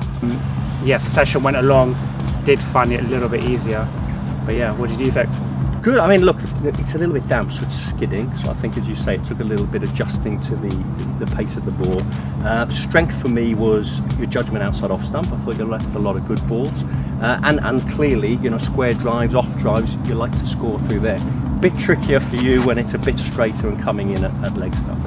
And what was noticeable, I think, is at ball release, your back foot is actually sliding back to the leg side, so your alignment is actually going to mid-off, but the bowler is coming from here. And if you think about it, if your feet and everything are aligned that way and the ball's coming, it's going to make you come a little bit across the ball. You're going to end up slicing across it, rather than keeping your feet and your hips and your shoulders back and allowing you then to play with a straight full face when the balls are that little bit straighter. All right. In terms of when you're playing, do you want to be standing still, or would you like a little trigger? What works for you? I would say a slight trigger, ideally. Okay. Yeah. I mean, and look, and the purpose of a trigger, as we know, is just to get you moving and to be able to move quickly forward and back. So, easy drill. We'll take the pace off it. We'll do some bobble feeds, get you in that position, and make sure that we get the trigger in early, and that when the ball's coming out of the hand, you're lined up with where the ball's coming from to allow you to access all lines of delivery. Okay, sounds good. Good. Right, so we want you to end up with your head and your back toe on there. So you may need to start on leg stump to get to middle. Because what's been happening, you've been ending up on off stump. And this is where the problem's coming. You're ending up on off stump plus you're sliding across, right? Now we need your middle and slightly open to go back to where the ball's coming from. So those toes in your head might need to slide even further potentially back. Right? And just practice the trigger movement that you would want to use.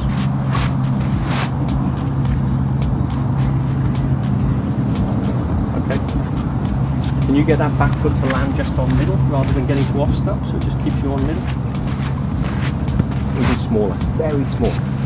And the key thing we're looking at here for a trigger, can you move forward easily? Can you move back easily? So if that triggers a big movement, now you're stuck and you can't get forward. So it's a very small movement, just so you can shift your weight forward and you can shift your weight back, okay? So just tiny movement, try to get onto that off middle stump like, yeah, that's better. That's better. As you're doing it, can you bring your head and your shoulder a little bit further forward towards where the ball will be coming from? So trigger, that's good. And what this is doing is bringing your weight this way to get down a little. That's better. Good. Small movement. Excellent. Right, just hold. So next time you do it, just hold the position. That's great. Stay there, right. Now what we're looking for, so we did a line now, right? Try and get your head back to where the ball's going. So head, shoulders, hips, feet, now aligning to where the ball's coming from. Stay where you are. Now from there, whatever line the ball, if the ball is leg stump, I can fall into it. If the ball is straight, I can fall into it. If it goes across me, I now turn my head, my shoulder, my front hip to go in through mid-off. But I'm setting up for this area and I track the ball across. What you've been doing is there at ball release, and then it's made it very difficult to access the ball that's coming in here. Does that kind of make sense? Yeah. All right, good. So we're going to do some underarm feeds and just try and get you hitting the ball back through mid-on, okay, from that trigger. Sharp, that's good. Play. Good. Now what you've got to work out now, right, is if balls are pitching middle and leg stump, middle, then you can hit them back. If the ball gets further across, now you've got to turn your shoulder, your hip and your front foot to hit them through mid-off. So you've got to work out the line that goes back this side of the stumps, and the line is a little bit wider that goes back more on the offside, okay? Good, wait. Shot. Beautiful. Where are you going? So your whole thing, right, your whole batting, for me, would revolve around you now, being consistent with this movement. Trigger early, head stays still and here. At the moment you're there, and just as I'm going to throw, you've got this gone. As soon as you do that, this is going to land across, because otherwise you'd fall on your face. So it's there, keep your head back at the ball, dip your shoulder. Now we can play up and down the wicket, all right? So keep your head driving back at where the ball's coming from. I'm going to really challenge you now. Yeah. Top hand only. Whoa, this is tough. All right, take that bottom hand off the bat and just going to use your top hand, your right hand, okay? All right, see if you can get them back. Same thing, trigger and then just top hand to hit. Stay in there. All right, this is a really tough drill, mate. This is the best drill there is.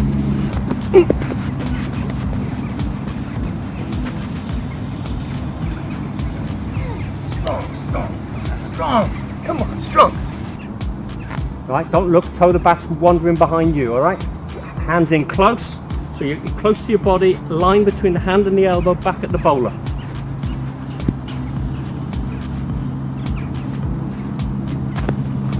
Hold it. Yes! Shot, boy!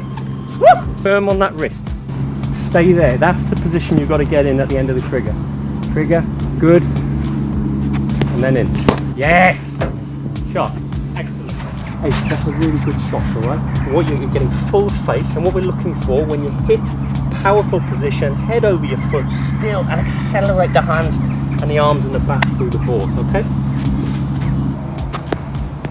Hold it. Good shot. Hold it, hold it. Happy? Okay, look, there was a lot of good things. Alignment was excellent. You've got a solid base, and when you brought the shoulders down, your shoulders went a little bit across the ball, which is why it's gone there rather than mid-on, all right? So just let the shoulders go vertically through the ball. That ball would drill back straight past the stump. There's a lot of good things with that shot. A lot of good things. Solid base. Stay there. Wait, wait. Which way your shoulders go? Yeah. Okay, so again, setup was good, right? Trigger was good. You got into the ball, lovely position. Then just at the last bit, let your shoulders go in a straight line. You'd have been perfect.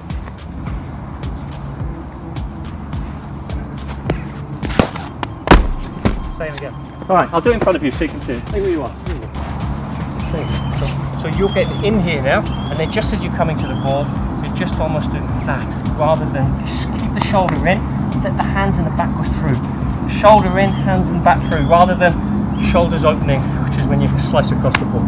Okay? Nice, good. Your head's forward, brilliant. Yeah, hold it. Excellent shot. What I want you to do now, exactly what we're doing, same drill. Bobble feed, top hand, hit it, and I want you to hold the bat up there at full extension and place the bottom hand on. And when you place it on at full extension, what you'll find is you've now got more of a thumb and finger grip rather than where you would have been before. Quite strong bottom.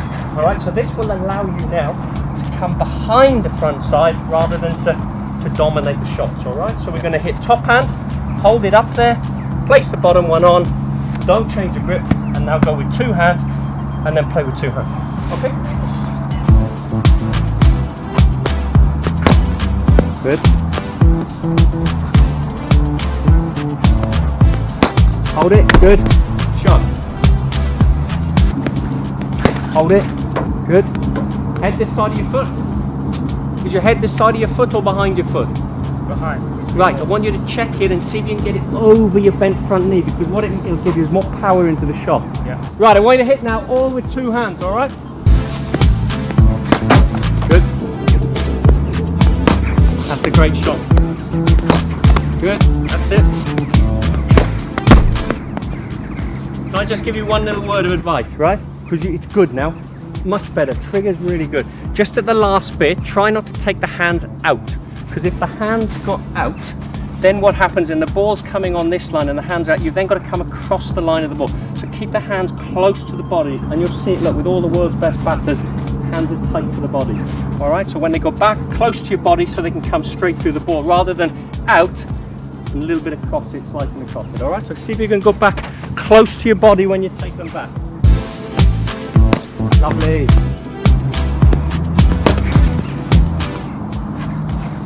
Good setup, brilliant.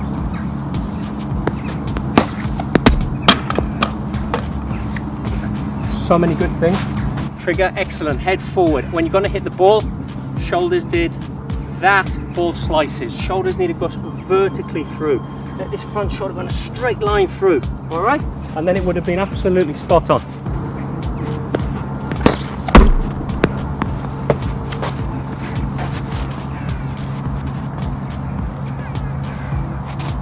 Straight up, straight down. Let this one control it, not cross. All right?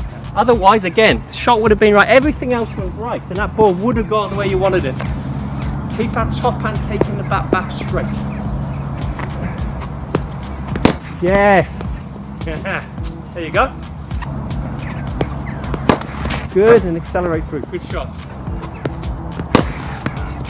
What do you feel there? Came across there again. All right, now sometimes the going across, right, with you is caused because when you pick up the bat, it goes, the toe goes behind you and then you've got to come across it.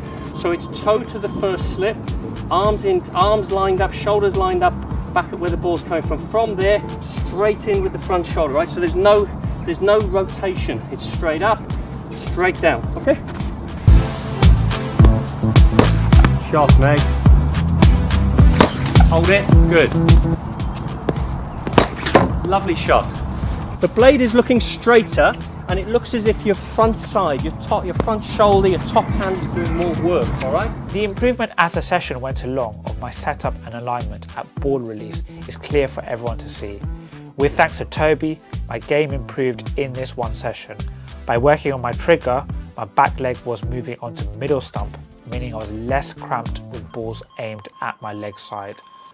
I also left the net with better alignment, with my head also being positioned on middle stump at ball release, whilst my front shoulder was now going more into the shots. All this assisted with better top hand control. A lot talked about the technical side of the game, but what about the mentality, the mental side of the game? Say if you've got a 14 or 15-year-old kid walking up to bat, can that be trained? You know, before you're actually going out, you know, the fears, the worries, thinking about the fast bowlers they're going to face, the spinners, turning wickets, etc.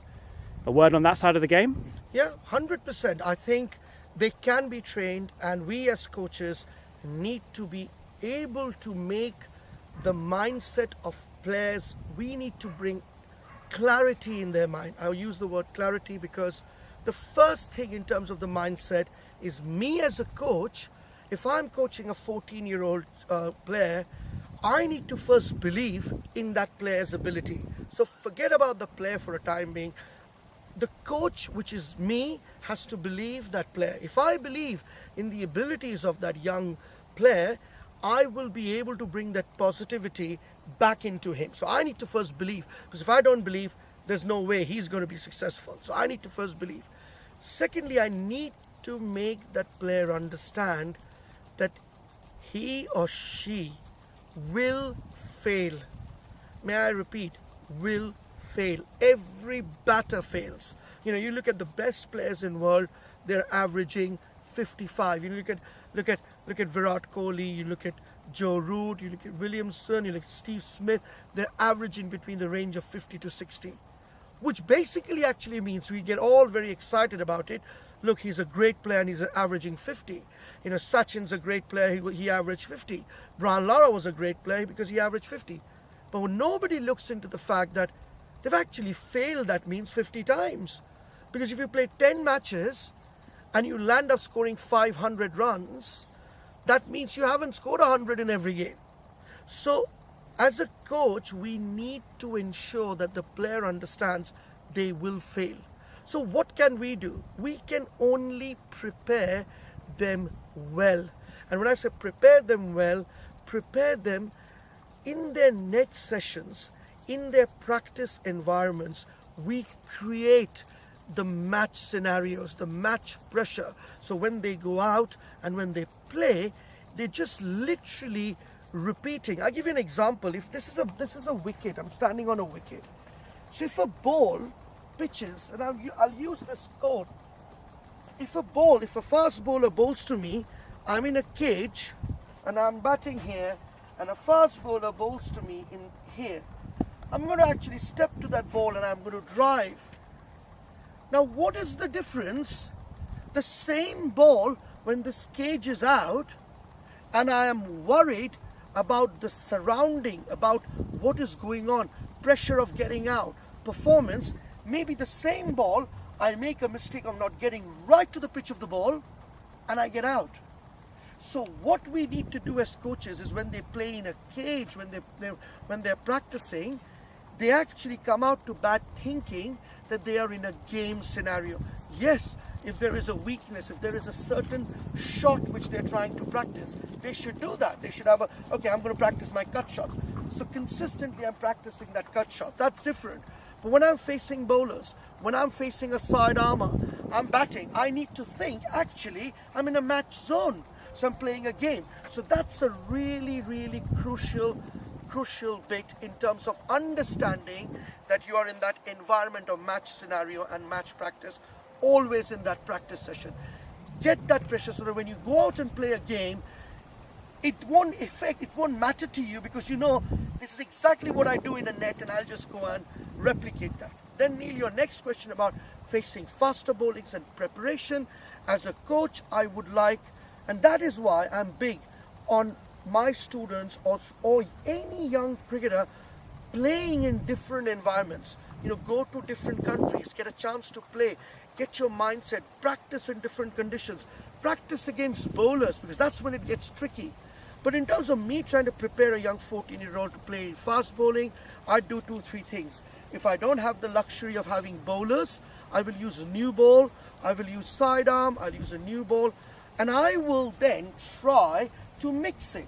I would know that a new ball, if it's a 2-day game, there'll be slips, there'll be catches. I will try and hit a lot of balls in that area, missing the off stump, swinging away, and then suddenly mix it up with a short ball with outside the off stump. Then trying to get my student to understand that was the ball which had to be hit for a 4. Suddenly pitching a ball on the leg stump, making him hit that for a 4. So making him practice in that environment where he's facing a lot of balls which is to leave, a lot of balls in the channel, and then one short ball, one loose ball, and whether he can hit that, whether he can actually convert that into a scoring option. That means he's in good zone, because opening the batting is all about sitting in your crease and waiting for the bad ball. It's very difficult to keep hitting the cover drive when the ball starts to swing. So your big scoring options are cut, pull, and the onside. So literally you have to sit and you have to wait. So we create that environment in practice sessions. The other thing is, again, working on the player, that he's easily able to move forward and backwards. Massively important for batting. So from my point of view, we try and keep it simple. Make the person believe that he will or she will fail. So they've got to develop that resilience, that it can't be just cricket. You can't go and score 100. It's okay if you scored 100. What's so special about it? So if you get out, that's not anything big about it either. You know, it's just another day in office. So being relaxed, being easy, doing other things in life, very, very important for young kids. Play other sport, read a book, you know, play a music, paint, do whatever you want to, which takes you off from this sort of zone of, oh, I've got to score, I've got to score. Forget about I've got to score. Simple basics. Watch the ball, let your muscle memory take over, practice the way you should be playing in a game. So when you go to a match, you can just literally convert that and replicate that. The batting grip, to me, the fundamental, most important aspect of batting, because that's how we hold a bat. Massive amount of information is out there on internet, on YouTube. So I'm sure a lot of coaches understand what is a correct grip. Today we're going to talk about the mistakes which happen in the grip and when as a coach you should start looking at it. So from my point of view, you only start looking at the grip of a batsman or a batter when you see that there are certain areas of the ground or certain shots where they're unable to play and the grip is becoming a hindrance. So the way the grip becomes a hindrance is when, this is how everyone has been taught from the MCC manual to everyone to have a V on the grip. Basically what it does is, if you have two Vs, you are able to simply move the bat both ways without any hassle. Now look, if I stand here and if I am actually trying to play a back foot defense and I try and raise my hand right up top, I'm having no issues because my grip is right.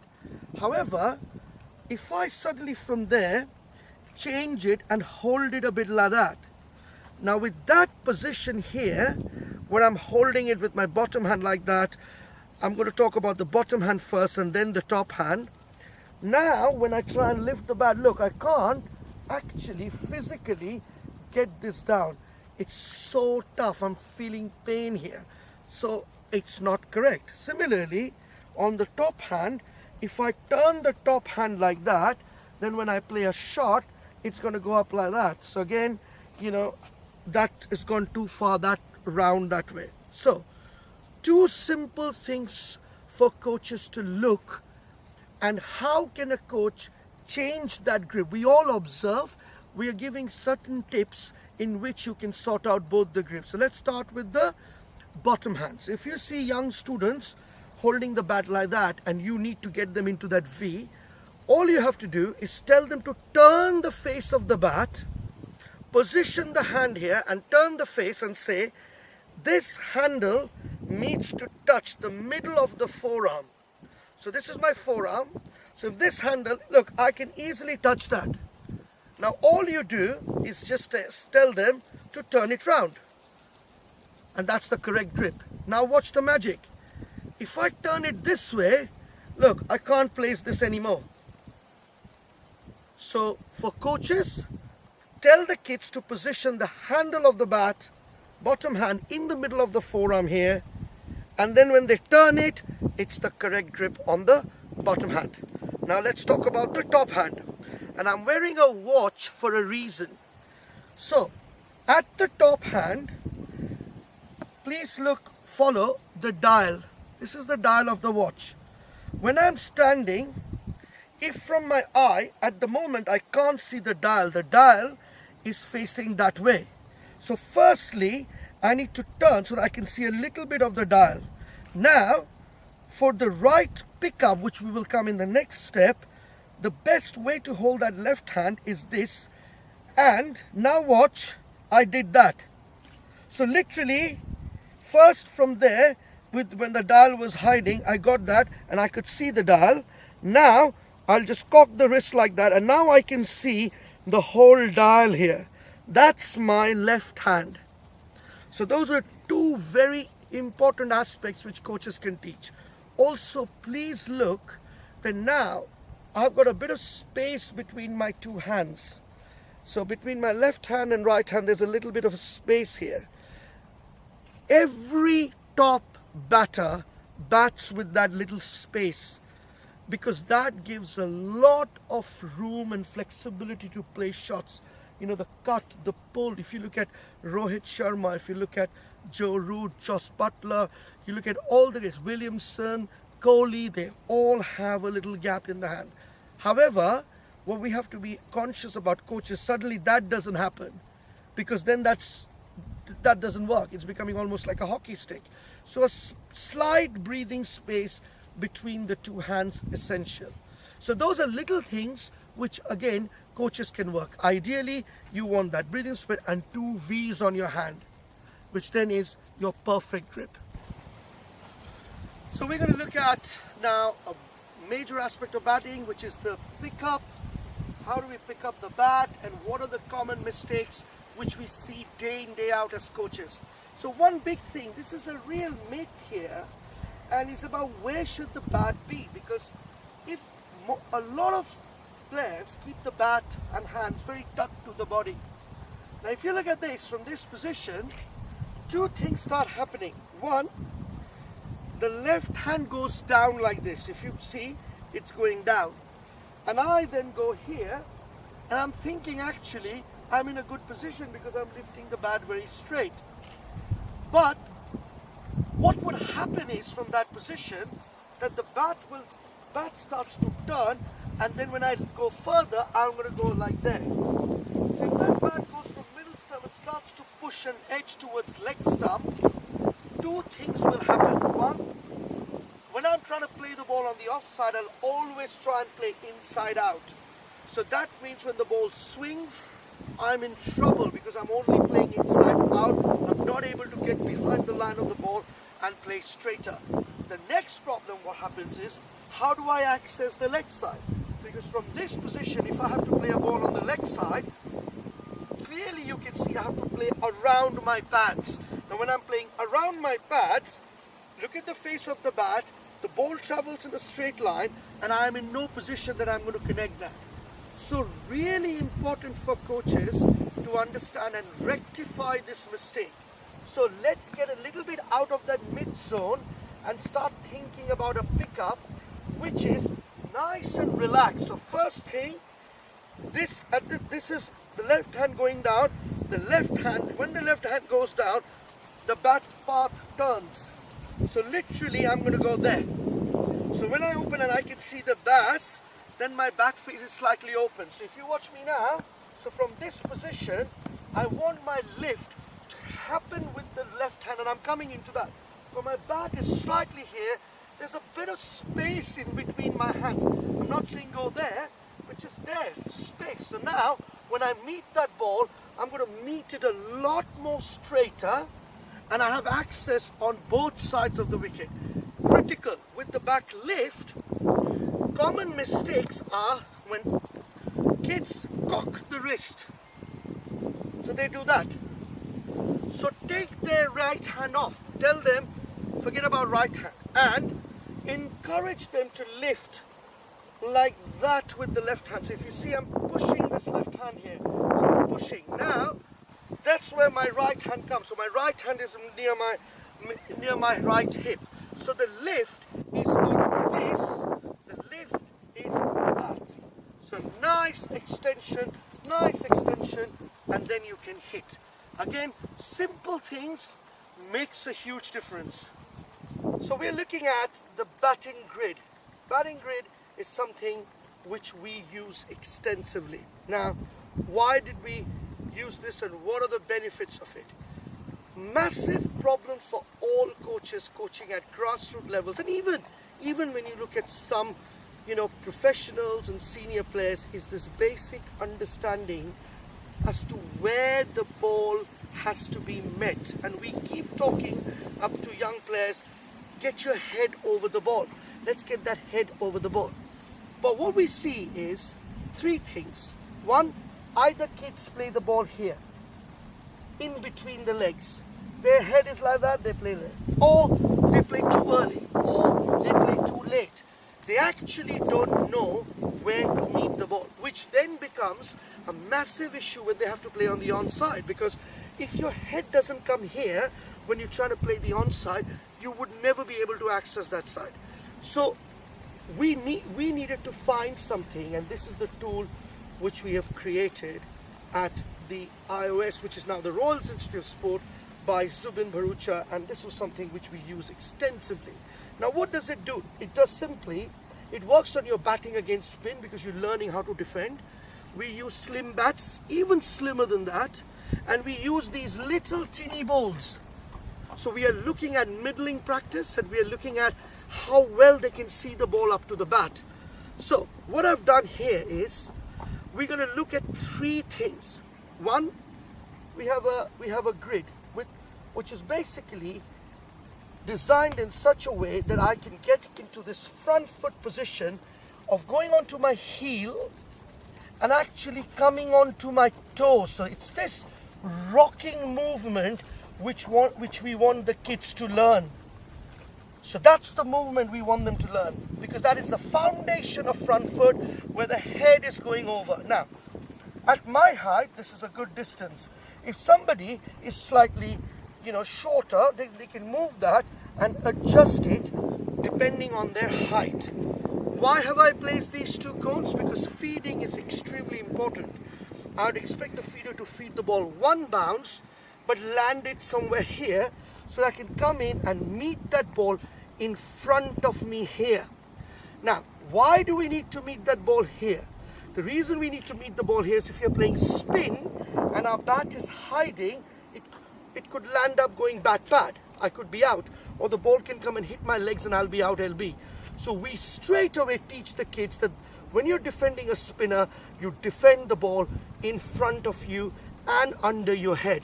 So in one shot, we get them not only to learn where to defend the ball, but also this whole business about where the head should be when they're playing front foot. So I'll play a few shots now, and then I will take it from there.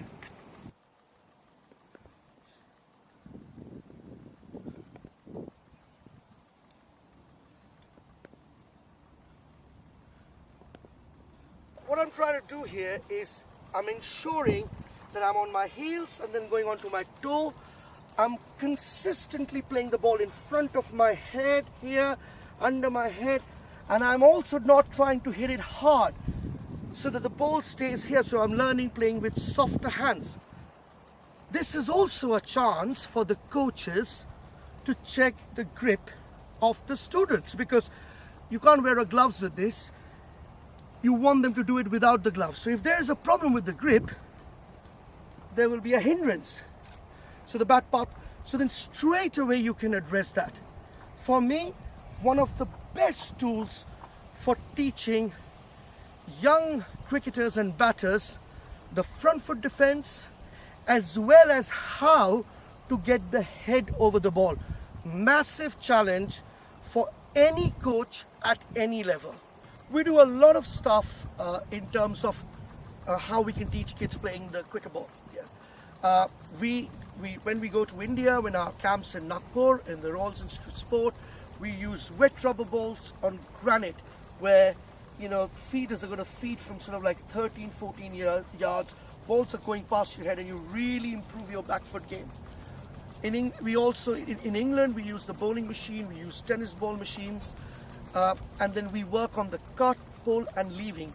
One very important thing to really work with young kids is their movement, speed, leaving balls.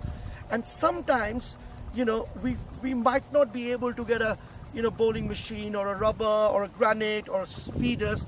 So here's a very simple drill, which I'm going to now do, which can be done anywhere. We're going to use tennis balls, and basically, again, as I talk, it's all about match play. It's all about understanding. It's about mixing it.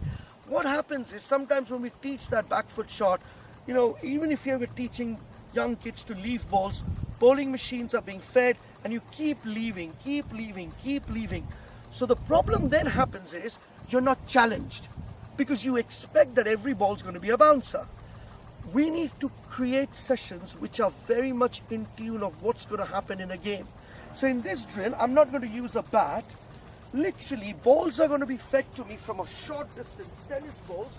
I encourage young kids to wear a helmet, literally standing there as a batter. So I get my feeder to come right in front of me here. I'm going to stand as a batter. Then the feeder is going to start feeding balls at me, which he will aim to hit me on the head. Now I've got two options. Either I move away or I duck.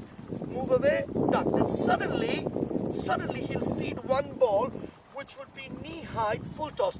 That's the one which then I need to just go forward. I don't need to have to play, I just have to go forward, which means I'm practicing how it will happen in a match, because you can suddenly face a bouncer, a fast bowler pushes a deep square leg back. That doesn't mean he's going to bowl a bouncer. He might just literally fox me and bowl a rank half volley. But he's bowled a bouncer, he's bowled another short ball, and suddenly he pitches one, and I'm sitting back. I should be able to come forward. So we've created a match awareness with just tennis balls and simple feeds.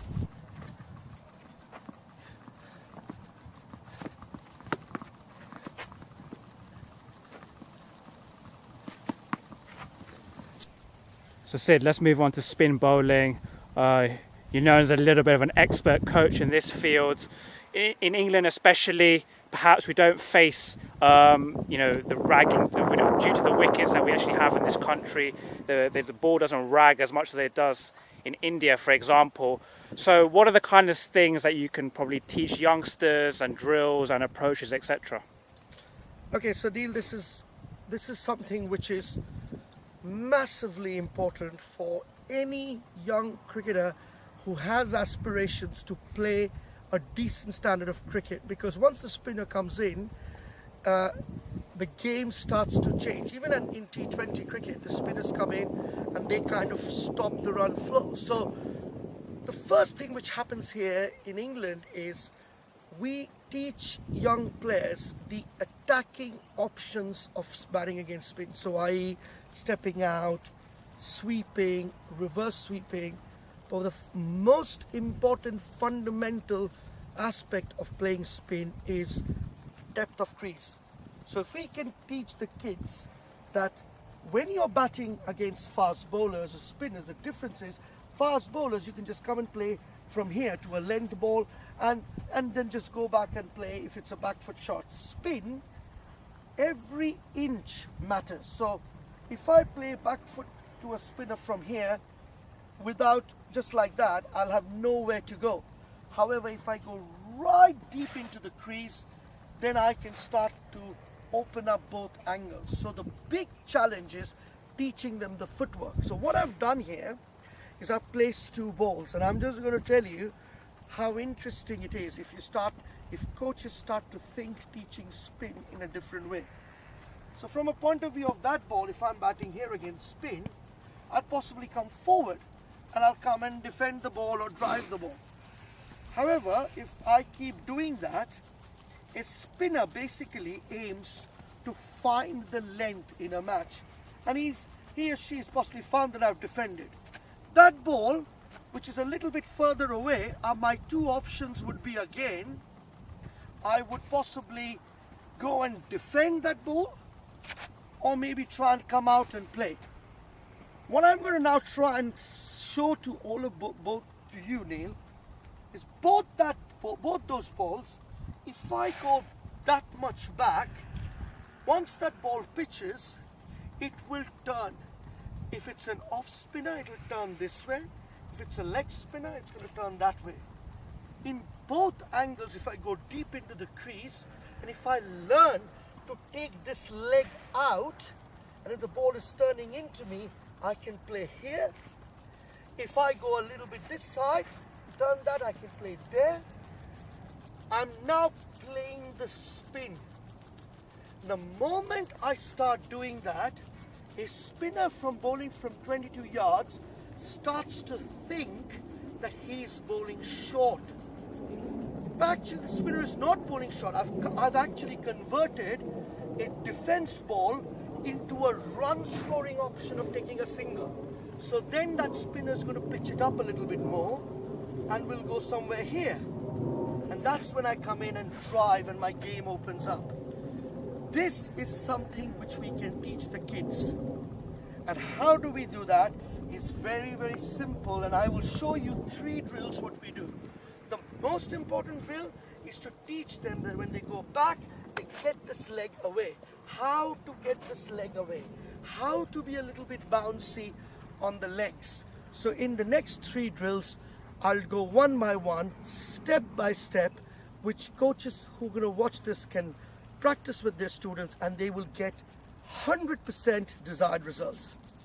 So step 1, movement. We've heard about the press. Now please understand, press doesn't mean taking a front foot stride, because if you press and stride like that, you then have nowhere to move because your body is stuck. So if that ball pitches short, all you do is this. So you're nowhere. So you've got to understand it's about being ready. So look, this is my first drill for youngsters. Be ready. 1, just a little tap. Just a tap. 1. Then 2. Back and across. Weight on the balls of your feet. And then 3. Now, watch this. This is my position. I go 1, 2 and 3. 1, 2 and 3. Literally 1, 2 and 3. Let's first teach these kids this simple movement of getting behind, that this leg can be pushed back. This is step 1. Now we'll go into step 2. Step 2, coach to feed balls, full toss, hip high. First job as a coach, get that student to get onto the balls of your feet on that back and across off stump line. Stay here, stay low, practice that. 1, 2, 3, 4, 5. So all we are teaching is this leg can be moved. This leg can be moved. Step 2. Now we're going to go into step 3. Derek's going to feed balls.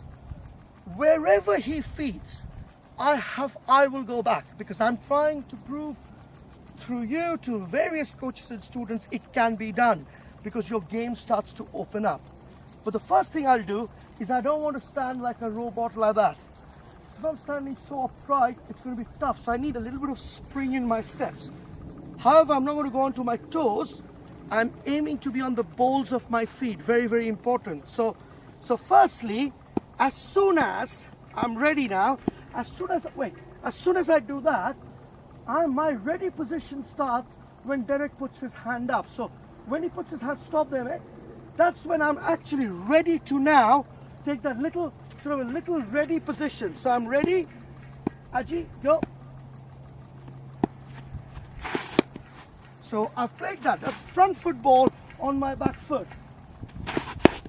So now look, that ball, literally, I moved here. When I was meeting the ball, I felt that if I push this leg further back, I'll get more room, and I was able to do it. So it's all about getting into room and in good position by able to move that front leg out. If we can teach the kids this thing, we are a winner. Please understand, when you teach them, they shouldn't go too far this way, because then they're going away from the ball. They need to practice this all the time. Simple. Nice and rhythmic. Practice that and see the difference it creates on your batting against spin. The first thing which will happen is you'll be able to rotate strike. Once you rotate strike, the big shot will come and your game becomes easy. Rather than dot, dot, dot, pressure building. Let's go. Single, single, bat ball, 4 or 6. Think about it, practice it hard. A big topic I wanted to discuss with you, Neel, through your channel, and is to pass this on, is this chat about batters' head falling. And we at the Royals, we've done an extensive amount of research in this, led by Zubin Bharucha, who's our technical director. And we've looked at it, and what we've analysed with looking at some of the greatest batters who have played the game is it's actually not the head which falls. It's what happens with your feet, which is the real issue. So I'll give you a short demonstration about the head. So I'm in stance, and look, at this moment of time, my head has fallen big time on that side. So I'm like this, literally with my head there. Now I'm going to move forward and play. Look, I'm playing it nice and easy. So again, my head is there, and I'm playing nice and easy. Again, I push further that way, my head literally going that way. I still move forward, and I'm not losing balance. Now see, when I did that, on all those occasions, please have a look as to what I did with my front toe. So when my head was here, look at my toe. My toe is slightly up. So because my toe is up, I'm actually having no issues with the head so much that way. Bowler comes in and I'm playing. However, now I'm going to change that. I'm keeping my head here, but now my weight is going on my toe, and I'm going to play so straight away I fall over. So the problem is not with the head, the problem is it with my feet. So at stance, if the feet is not, the weight is not on the balls of the feet and goes on the toe, the moment you go on the toe, look, straight away, I'm moving out of your screen because I'm losing balance. Watch. I lose balance. However, weight on the balls of my feet, toes up, I'm not losing balance at all. My head is going. Now, that position, I go onto my toe. Look. So, I think time has come where all the experts start to think whether it's actually with the head which falls, or is it that the weight goes on the toes. We've done our research. We are big on this with our students. When the weight goes onto the front toe at your feet, what we see, the head falling, is a result of the weight going on the... So a lot of young kids, pre-delivery movement, and we say, oh, your head's falling. Actually, your head's not falling. That they're doing the pre-delivery movement, instead of keeping the weight on their balls, they're going on their tiptoe, and hence the body weight goes that way. That's something which I wanted to share to all the coaches. Please try it yourself, experiment it, and then you will see how much sense it makes. Great to talk to you, Neel, as always. Cricket Love Stories with me, Neel Khagram. Today we're joined by Sid Lahiri. Sid, how's things going? How are you, Neel? It's all good. Lovely to see you. Thanks for coming on the channel once again. A friend of the show. Yeah. So Sid, you're head of Academy Cricket Development at the Rajasthan Royals. You want to give us some advice on batting mindset and mentality tips for all players? Let's dive straight into it. Would it be fair to say it all starts at practice? Yeah, it does. It does. Because sometimes what happens is when we practice with no fear. You see, the challenge of batting is that when you're batting, you will have to get out. You will get out. You know, you will make a mistake. You can't just, remain not out all the time. That the game doesn't evolve like that. So the issue which comes through is that when we play in a net, we think, oh, there's no need to worry. And we just bat without a plan and without a structure. And the most important thing then is that when we go out to play a match, and then then the worry of losing your wicket comes to your mind, then you lose your natural stroke play. You lose your methods. You don't really know how you're going to execute your methods, your process. And then either, you land up, failing, or, you land up in a position which is quite uncomfortable and you don't really know what to do. So you are absolutely right. It's a very, very good question you've asked. I think the mindset starts when you're practicing.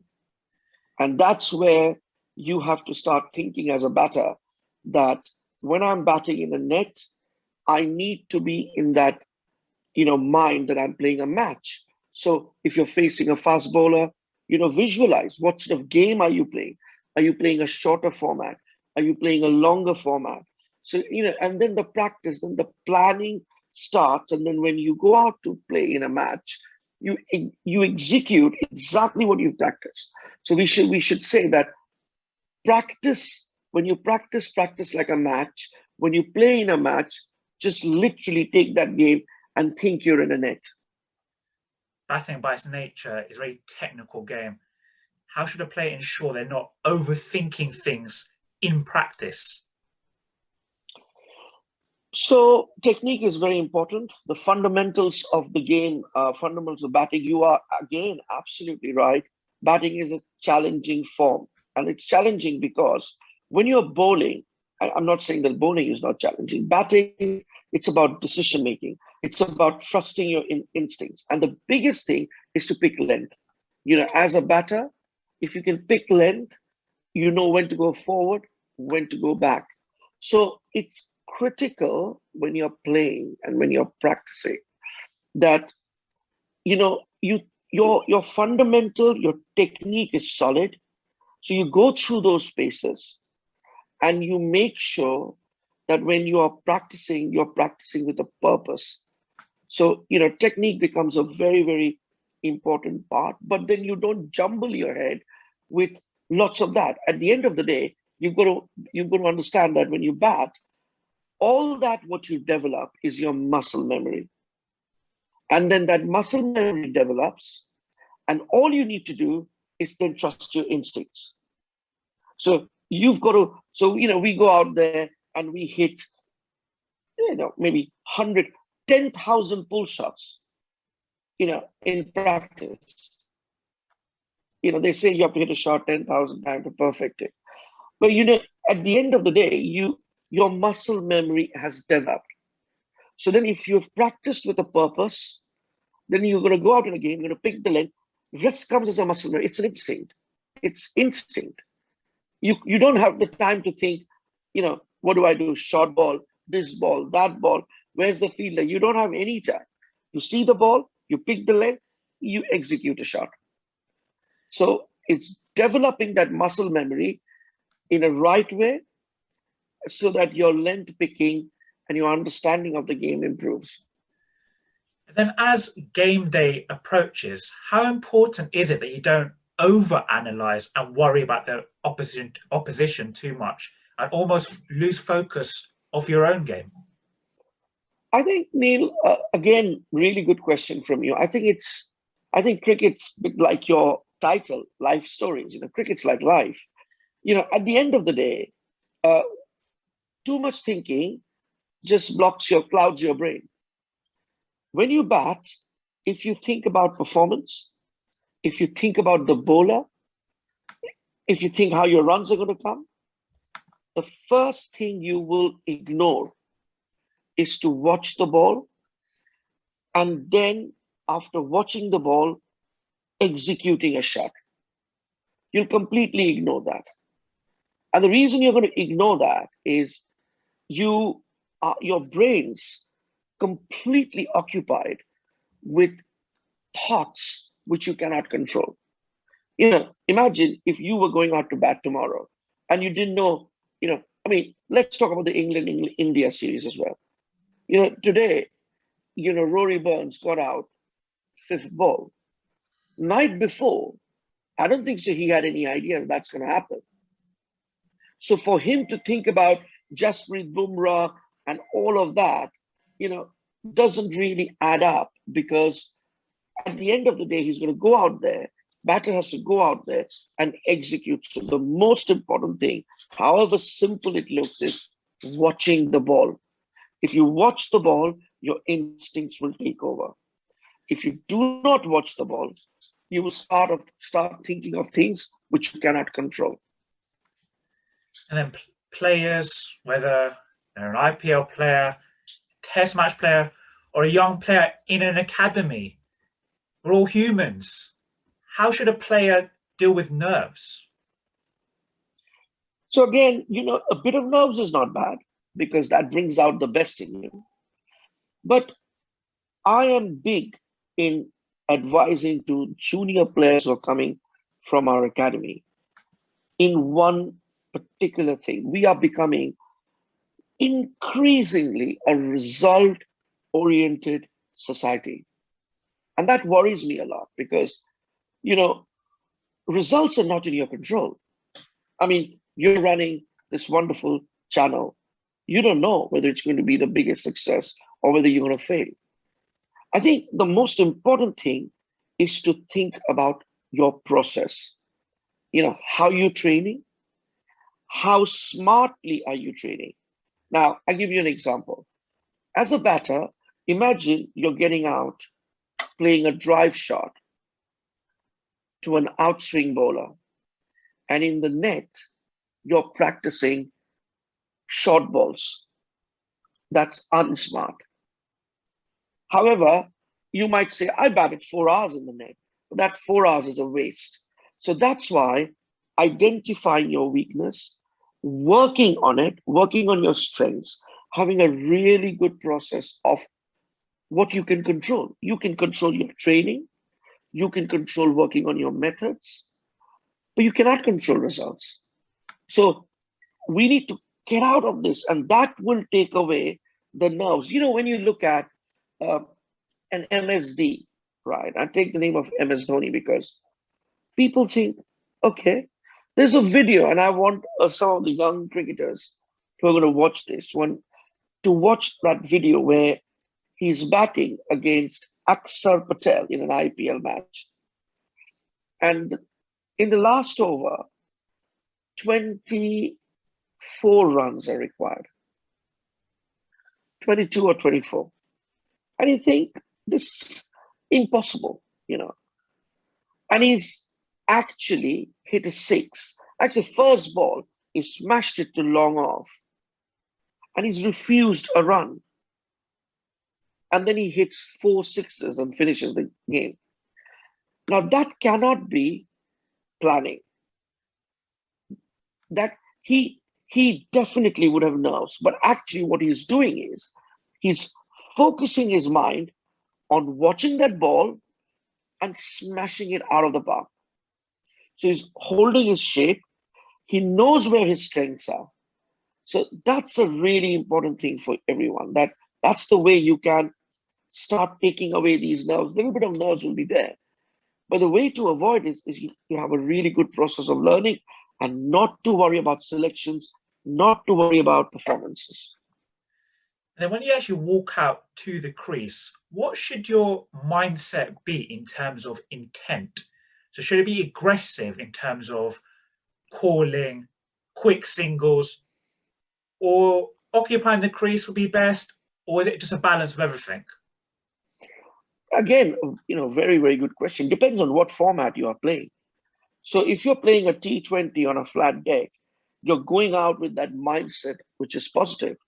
And the mindset is to score runs. So yes, you know, you need that body language, you need that movements, you need to be alert, and you need to be ready. If you're playing and I always say this, you know, what is an aggressive mindset? You've got James Anderson bowling at his best, swinging the ball, moving the ball on a green top wicket. You can't be aggressive. Aggressive there is understanding where your off stump is, understanding where your methods are, understanding where you're going to score runs from him, or how will you bat against him. Aggression always, you know, we get kind of misled by this word. Aggression means, oh, I'm going to go there and I'm going to show the world that my strike rate is 170. Aggression is also how you're coming in and actually defending a ball. Aggression is also that, right, I look super confident when I'm defending. I look super confident when I'm leaving a ball. So it depends on what type of formats we are playing. But you're right, but again, it depends. It's an individual to an individual. You know, you look at Virat Kohli, right? And you look at Virat Kohli and you think he's like, right, he's full of energy, full of beans, right? But then you also look at Hashim Amla, and you look at a Rohit Sharma. I mean, you know, when Rohit is batting, you look at him and think, well, is he going to be the guy who's going to hit 7 sixes in a game? So aggression, mindset, you know, you don't have to copy anyone, but when you're on the crease, you need, as you walk in, your first job is to see where the cricket ball is. I would strongly suggest that for younger players. And then what are the keys to staying mentally fresh through an innings? Yeah, I mean, listen, one very, very good thing if you're playing, because batting at times can be draining, you know, batting comes in cycles, and you bat with your partner, and you get out to bat and you suddenly notice that all the bad balls are being bowled to your partner, and he's just gone in and he's on 30 not out, and you are getting the best balls in the world. So you need to have that patience. You need to have that calm demeanor. You're thinking, I'm sitting here and I'm batting. I don't need to rush. I don't need to rush anything, because it comes in cycle. Your cycle will also come. And also, it's crucially important that when you are batting, you will get these moments when you will feel you're timing the ball well. You will feel you're not timing the ball well. So it's really important to locate the cricket ball. That's a one very good exercise, which really because I tell you what all the time happens. We beat ourselves. We are our biggest enemies. So when a ball is bowled and you've played the ball, it takes another 2 to 3 minutes, or sometimes a little bit more, or sometimes a bit less, for you to face the next ball.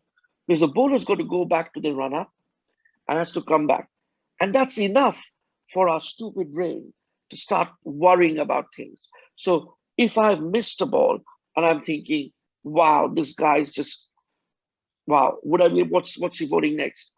If I've hit a boundary, I've got this sort of energy thinking, right, should I go? I'm going to hit the next one as well. So the one way to stop that, and to answer your question, is to locate the cricket ball.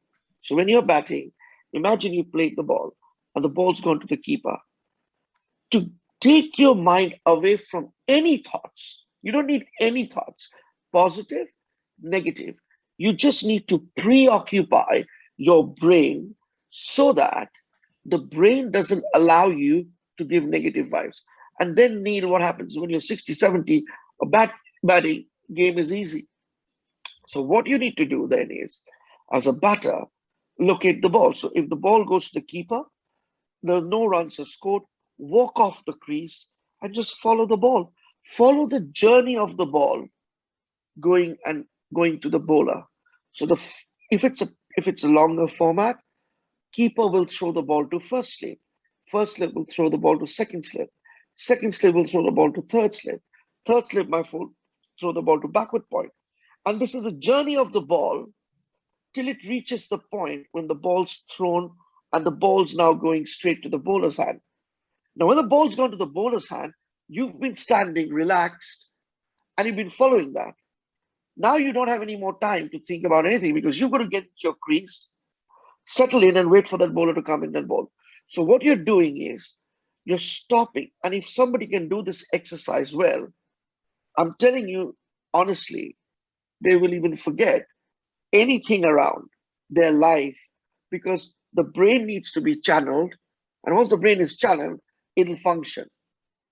So the key takeaway there, just focusing on the next delivery. If you played and missed, absolutely, just let it go.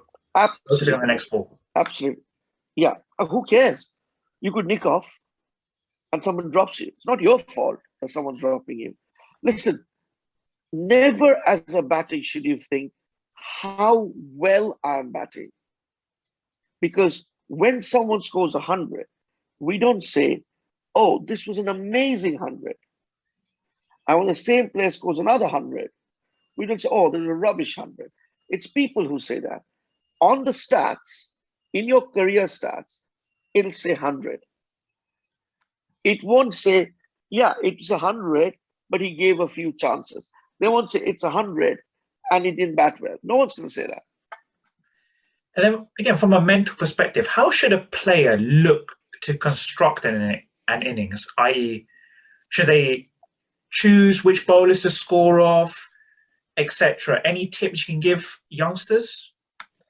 I think the first tips I will give to younger players, if they have any aspirations to sort of play at a higher level, work on your technique, because that's the first fundamental. You can't play at a top level, or no matter any level, with a very conservative technique and faulty technique. So work on it as a younger player. The next piece of advice which I would give to them is the back foot game is now critical for batters. You've got to be very strong of the cut, you've got to be very strong of the pull, you've got to have a very good onside game. The reason I say that is especially when you're playing in England, when the ball swings, when the ball moves, playing a drive shot through cover becomes very difficult. Because yes, you can execute a few, but you nick off as well.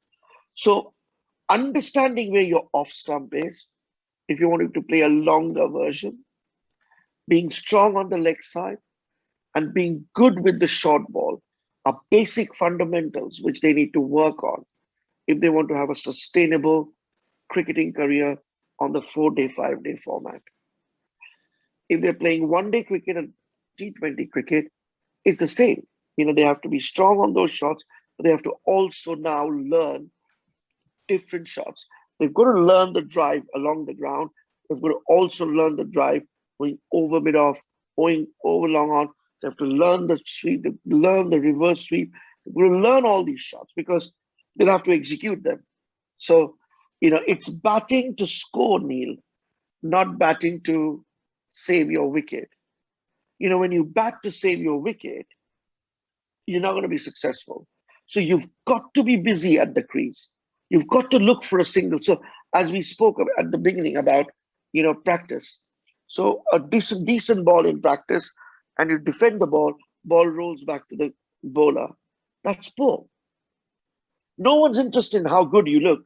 Same ball, you've defended with soft hands and dropped the ball in front of sort of, squarish cover or something, and you've taken a single. That's smart training.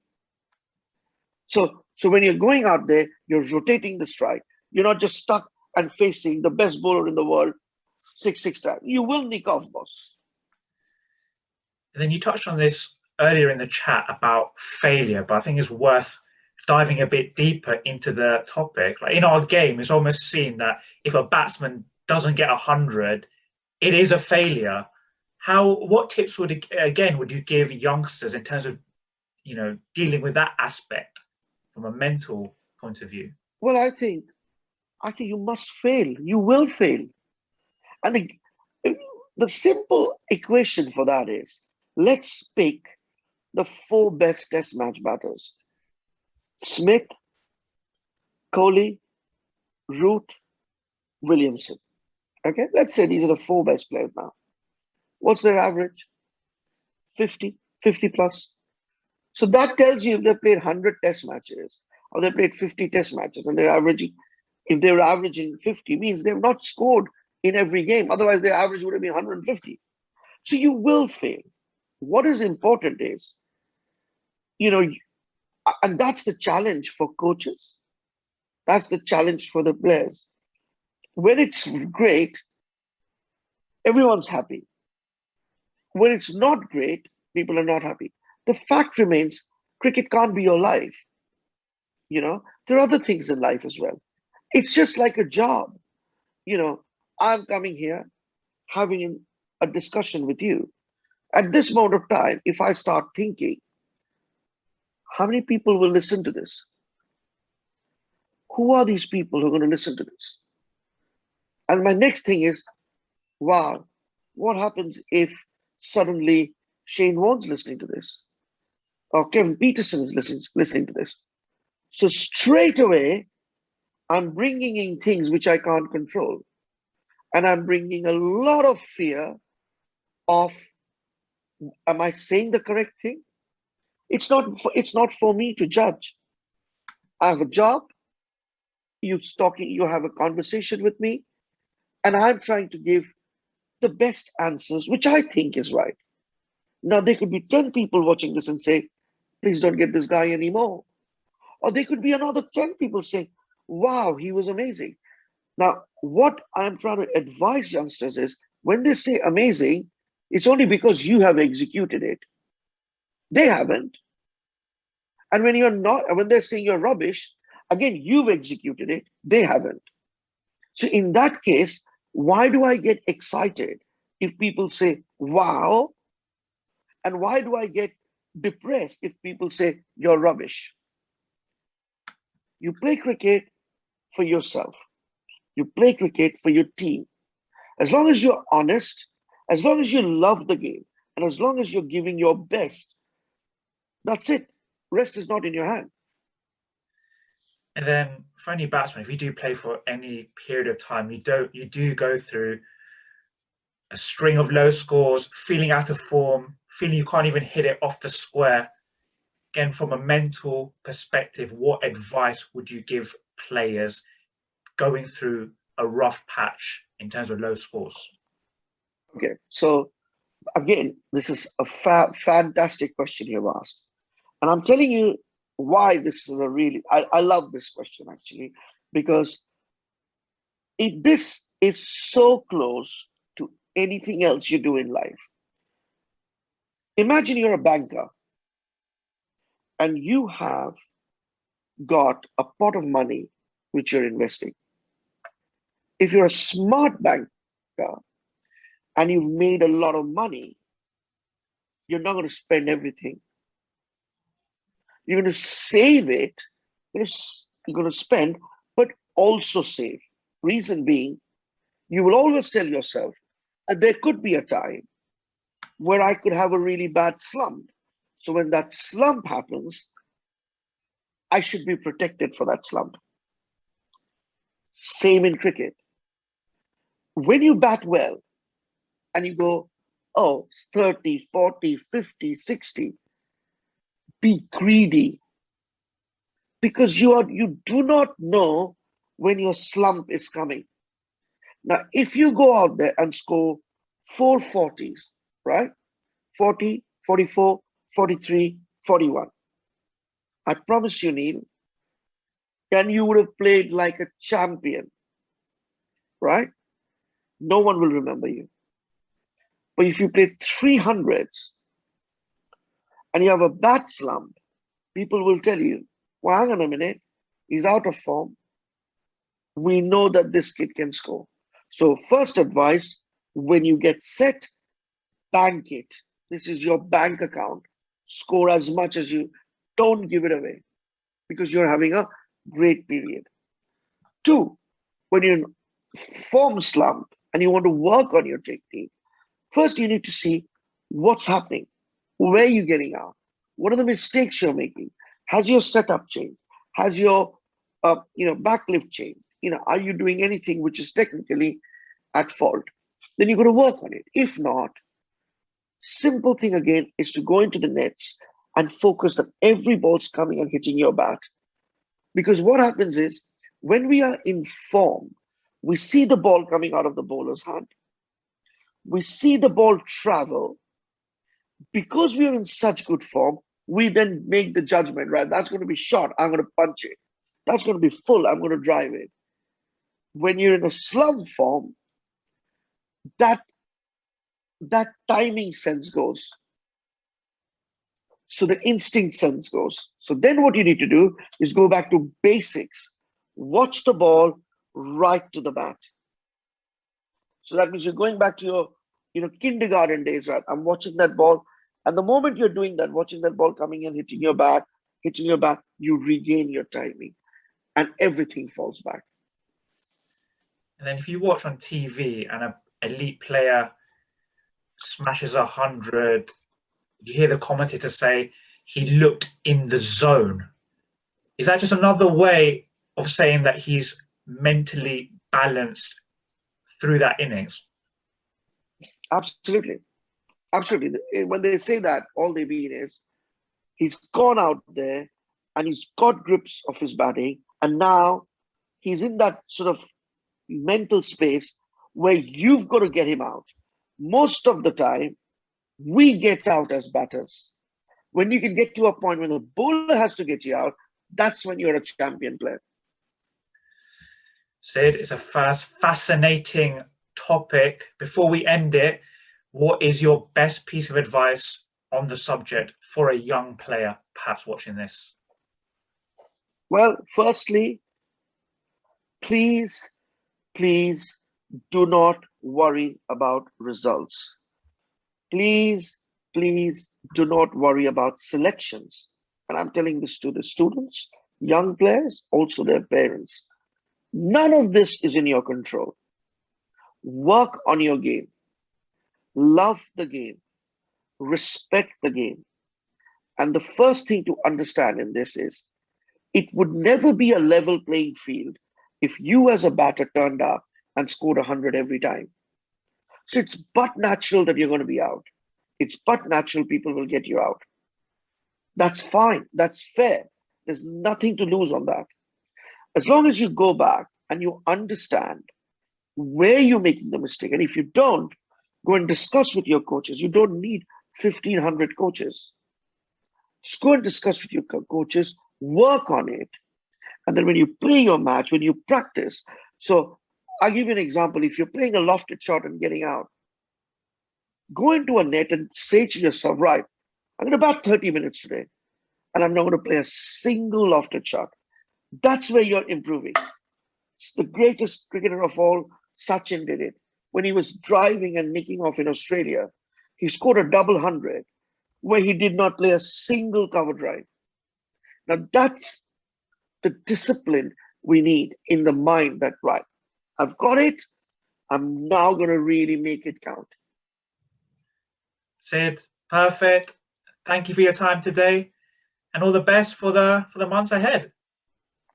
Neel, well done again to you. You know, I've been watching all your interviews. You know, I'm very glad that I started. You know, we both started pretty at the same time, you know, early days, and I see you growing. Well done, mate, and thank you for inviting me. And I hope, you know, people and young players especially enjoy this, and look forward to speaking to you again. And good luck to you, and all the best. Thank you, Sid. So Neel Khagram, Cricket Life Stories, Sid Lahiri. Thank you. Well, crossbat is something obviously where we trust our basic natural instincts and go across the line. We get to see that very often nowadays in T10s, T20, the shortest format of the game, where a lot of batters, they play across the line. This swing comes naturally to us, and if you look at the big sixes, more often than not, if you look at those wagon wheels, you'll see those would be square leg or mid wicket, which is your crossbat shot. So yeah, one thing, you've got to still play it, because obviously we're talking about strike rates here, scoring quick runs, but you got to make sure that obviously the point of impact, your body weight, you know, you don't open up. You must have heard of the term hold your shape, and the holding your shape is all about making sure you don't open up early. The moment you open up early, your front portion of the body is, you take that away from the game. So everything then depends on the other half, right? The right-hand side for a right-hander. So you open up the front shoulder, you lose your shape, and then you lose a lot of power, and then more often than not, you start slicing as well. So you got to make sure when you're playing crossbat shot, ideally speaking, you maybe avoid it as much as possible. But if you are, then make sure you hold on to your shape for longer, and then you get power. And secondly, the timing as well. Chin music, well, that was a term very, very common back in the 80s and 70s, where you could bowl as many bouncers as possible. And talking about bouncers, you might have guessed what am I talking about. When I said chin music, it is basically bowling bouncers to the batters. So chin music, so most of the deliveries are going past your chin, past your head, and that's what chin music is all about. So obviously, earlier on, before 90s and all, where there wasn't restriction on the number of bounces you could have bowled in an over, that was very common. Remember the West Indian bowlers, if you've heard of them, God, yeah, that was actual chin music. You still get to see some of it, especially when you're playing in South Africa, Australia, not as much in the subcontinent or even England, because those pitches don't have as much bounce. But yes, Australia and South Africa, you still, and New Zealand to a great extent, you still get to hear, and especially certain venues like Perth and all, or Gabba, as in Brisbane, you see a lot of bounce. That's where you see a lot of batters bowling short pitch and making sure the batsman's kind of, on the back foot, pinned on the back foot more often than not. That's what chin music is all about. And if, as a batter, if that's what the bowler is trying to do, obviously there are few options that you've got, is letting it go. Make sure that when you're letting the ball go, you're watching the ball till the last moment. You don't take your eyes off. I know you've got your chest pad, your helmet, your arm guard and everything else, but even then, just make sure you're watching the ball till the ball has gone past you. A lot of batters, you'll see they go head down, take your eyes off. Never ever do that, right? So that is the most important part. No matter what the bowler is trying to do, you always keep watching the ball. Then the other option is obviously the pull shot. Very rarely you get to see hook nowadays. Hook would be anything which is over your shoulder. Predominantly it's pull shot. So a very, very important aspect of pull shot is obviously you pick the right line and right length. But a lot of batters nowadays are pulling off the front foot.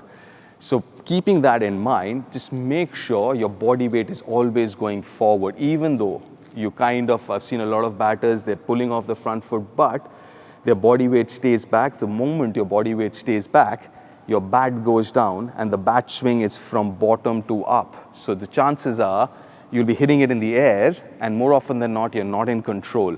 So if you want to be a good puller, the most important part is your body weight. No matter whether you're hitting off the back foot or the front foot, your body weight has to be in front so you can get on top of the bounce. In top of the bounce, you can control it, you can keep it along the ground, you can hit it in the air, so you can do whatever you want to. Yes, at times you might get beaten by pace and you might have to adjust. Then also try and adjust with your arm, right?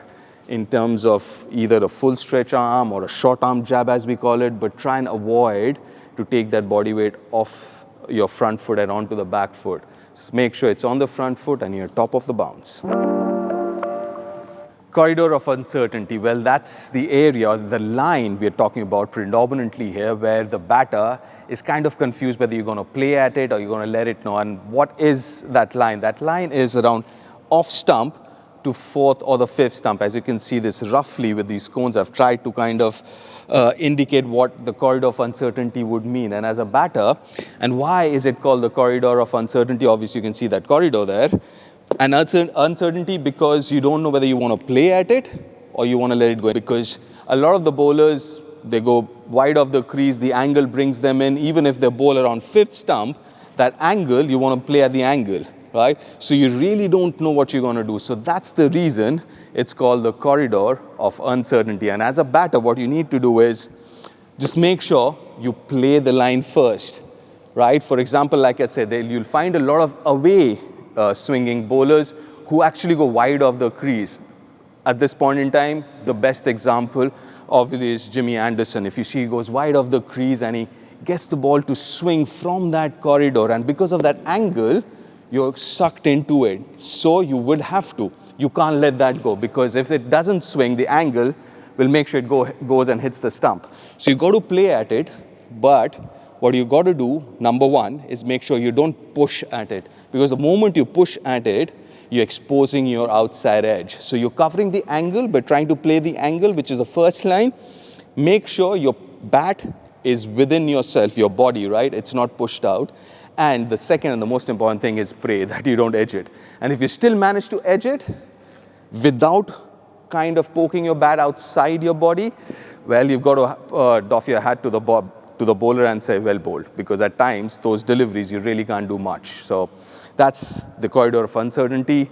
Always try and play the angle is what I'd say, what I'd suggest. If it's leaving you and it beats your outside edge, good luck. Across the line, right. So when we talk about line, that would be line of the stumps. So you see the stumps, that's the line of the stumps. And it's very self-explanatory what across the line would mean. Across the line would mean the line of the stumps, any ball, from the line of the stumps, you kind of whip it on the outside. So you're playing across the line, all right? So playing across the line. So it's kind of self-explanatory. So a lot of batters actually, you'd see a lot of batters especially when their heads are falling, they can't help it, they're stuck, they go across, right? And they get stuck there, and especially against in-swing bowlers, and they kind of try and play across the line and they get out leg before bowled quite a few times. But in modern day and contemporary cricket, a lot of batters, good, and I'm talking about, when I'm saying good, I'm talking about greats here, let's say a Virat Kohli, a Joe Root, a Steve Smith. They are very dominant bottom hand. So if you have a dominant bottom hand, you would want to whip it because your onside would be your strength, right? And because of that, strong bottom hand, your onside game is strong. So you would want to whip it across the line. Anything straight, we've seen, for example, Virat. Even he whips it on the onside balls which are pitched on off stump or even outside off stump. But if you're doing that and your strength is that, I'm not going to suggest don't play that shot, but you've got to make sure your head is still two things, on top of the ball, not falling over, that's one. Secondly, your head in front of your front foot. So you're playing off across the line, but in front of your front foot. The moment you get stuck behind, then obviously chances are, if you don't time it, if you're late or early, you're going to get out. It's going to come and hit your stumps or your pad. So if you want to play across the line, which is fine, and especially bottom-handed, bottom-dominant batters, make sure your head's not falling over, that's one. And secondly, your head's in front of your front foot so you can meet the ball in front of the pads. And you see a lot of batters do that with the DRS because you anyways don't want to hit the ball to hit your pads. You want to play it in front of your pads. So please, if you're playing across the line, I would suggest two things: head not falling over, and head in front of your front foot so you can meet the ball in front of your front foot. Well, in cricketing parlance, when we're talking about fishing, we're not talking about the whole team going on a fishing expedition. So we're talking about when the batter, predominantly because of indecision, is playing away from the body, poking at the ball, and like I said, it happens primarily because of indecision. So your foot goes onto the first line and suddenly you see the ball moving or leaving you, you poke at it. You try and reach for the ball with your hands, with your body not going anywhere, your head not going anywhere. And especially it happens outside off stump, away going balls or balls which are straightened after, kind of coming in with the angle. You see a lot of batters going in there and then playing away from your body, right? Playing away from their body, trying to reach the ball or play the ball only with their hands. And more often than not, that leads to either the batter getting beaten or getting that outside edge. So, yeah, that, like I said, primarily happens because of a lot of indecision. For example, you don't know whether you should be playing off the front or the back. Foot doesn't go anywhere, but you can see the ball and then you want to play the ball with your hands. And that is the reason where, a lot of the batters, they get out. And they kind of look bad as well when you keep fishing.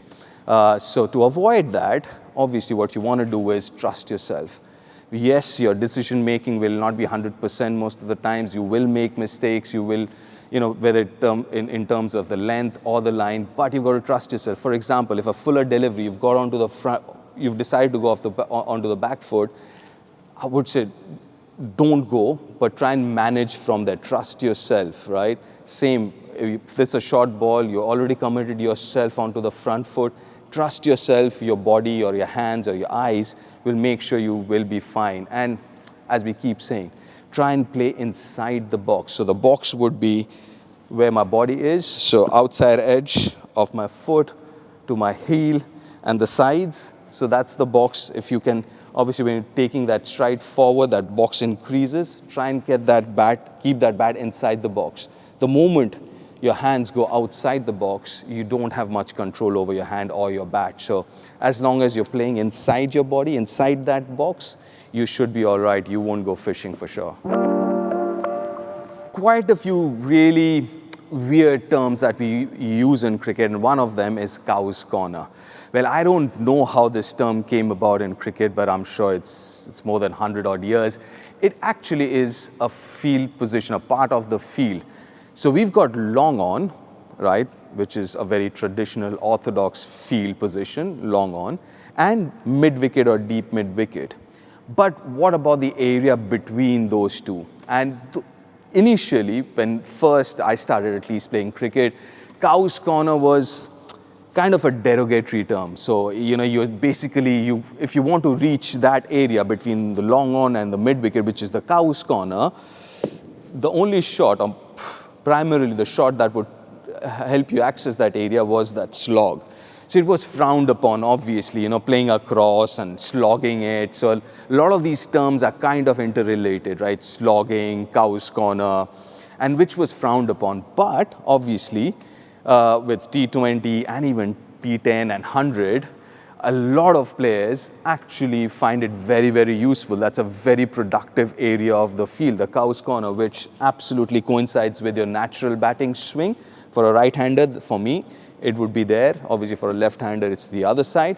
But because it's such a productive area, so which was a position, a shot, or whatever, which was frowned upon earlier on, it is kind of more traditional, or it's kind of mainstream now to a great extent, the cow's corner position, which is between long on and deep mid-wicket. And a lot of, like I said, a lot of batters, it's been very, very productive, that area. Predominantly, you see a lot of flicks, which is still fine. You kind of chip it or you flick it over, you step out. But more often than not, you're hitting across the line. So So you see a lot of batters hitting across the line, again, something which was frowned upon earlier on, but, well, it's a mainstream, it's one of the main shots nowadays. Good length. As the name suggests, any length which obviously creates a lot of issues for the batters, a lot of problems or tough questions for the batters. That's a good length. Now, obviously, good length would be different for different batters. If I'm a front foot player, the good length would be a little on the shorter side. If I'm a back foot player, the good length would be a little fuller. So that would also depend a lot on the conditions. If it's a slower pitch, the good length would be a little fuller. If it's a quicker pitch, it would be further back, that length. But predominantly, before anything else, whether before you know who the batter is or how he or she plays, what the conditions are going to be, how the pitch is going to behave, the best way to figure out the good length is the length which hit top of off. The length which hit the top of off is where you start off with your good length. So ideally speaking, why is it called a good length? A good length is because that in between length where a batter does not know whether I should go on the front foot or play off the back foot. So somewhere around that 6 meter mark. So would be somewhere here. If I'm batting here, so it would be somewhere where the first ball is, where I really don't know whether I should, in fact, could go further back. So whether I should go in front or should I go play it off the back foot. So I'm a little confused. So that is what a good length is. But like I said, to start off with, when you don't know what the batter is, whether it's good off the back foot or front foot, the benchmark or the starting point is the length and the line that hits top of off. As a batter, again, the most important part is that is a good length because, as I mentioned, as a batter, it's very difficult to figure out or to kind of decide whether you want to play it off the front of or off the back foot. What I would suggest is trust yourself, decide quickly whether you want to go on the front foot or back foot, and then play it without second guessing yourself. There'll be times you're playing the same length of the back foot, next time you'll be playing off the front foot, but trust yourself, trust your judgment, back yourself and your instincts, and don't second guess yourself. Well, on the up, you see a lot of these shots being played on really good batting surfaces where you just plant your foot and hit through the line. And why do we say on the up?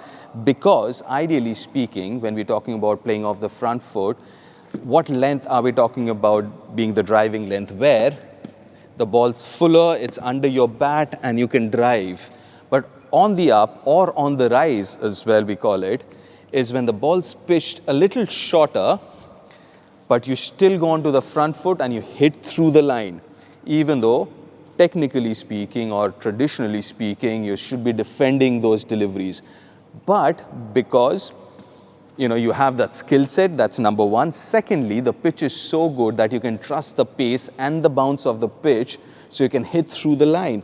So obviously we see a lot of, especially in modern day cricket and limited overs cricket, the pitches are so good and so batting friendly that we see a lot of the batters actually without reaching the pitch of the ball, they can drive on the up. That means the ball is still rising, you get on top of the bounce and you hit through the line. Trust the bounce, trust the pitch, not doing much, not in favor of the bowlers too much, and you just hit through the line, on the rise or on the up. Down the track, well, it again is kind of self-explanatory. Down the track, so if this is the track, which the 22-yard or the pitch is, when you're down the track. So that could be for spinners, predominantly for spinners, or for seamers as well, because we keep talking about in the shortest format, the T20 100 or T10, we keep talking about crease management, where you try and get the bowler off his length by moving across or moving in front or going down the track. So that is what it's all about, going down the track. As a batter, it's very, very important. Firstly, again, spin, because obviously you don't want the bowler to kind of settle down, and especially that's such an aggressive and attacking option to a batter. A lot of the times, again, spin, it can also be a kind of a shot to get singles. I've seen a lot of batters, the only time they go down the track is when they want to hit a big shot. But good players against spin, they also go down the track to get singles. The idea is to make sure the bowler is aware that you will use your feet to come down the track and approach or get to the pitch of the ball. So what happens then? The spinner, as far as the spinner is concerned, he starts bowling flatter. The moment you start bowling flatter on generally decent pitches, it will not turn as much. It might not even bounce as much. It gets a little predictive, and it's going to come nicely onto the bat if the bowler starts bowling flat, right? And also, the moment the bowler starts bowling flat, chances are his length will also get a little shorter. So you use, to use your feet to get to the pitch, also to get the bowler out of the length where he wants to bowl, right? So that's very important. Same with seamers as well. In T10, 100, T20, you've seen against good bowlers like, let's say, a Hazelwood or a Jasprit Bumrah or Mohammad Shami, who are good test ball bowlers who bowl that test length. You see a lot of batters using their feet, not necessarily to hit an attacking shot, just trying to get these really good bowlers off their length. You don't want someone like Hazelwood to settle down there. So you've got to use your feet and do something. Just get that into Hazelwood or someone like him who's trying to settle down in an area that you're happy to use your feet and reach the pitch of the ball. The whole idea of going down the track is reaching the pitch of the ball. That's the predominant or the primary plan or idea. But not necessary all the time. At times you just do that to get the bowler thinking that you're happy to do it as well. You might not want to do it. For example, someone like me, I wasn't a very good player of coming down the track, but every now and then I would do it so that bowler knows that I can do it. Right? I don't necessarily have to do it. I was more of a back foot and a sweeper.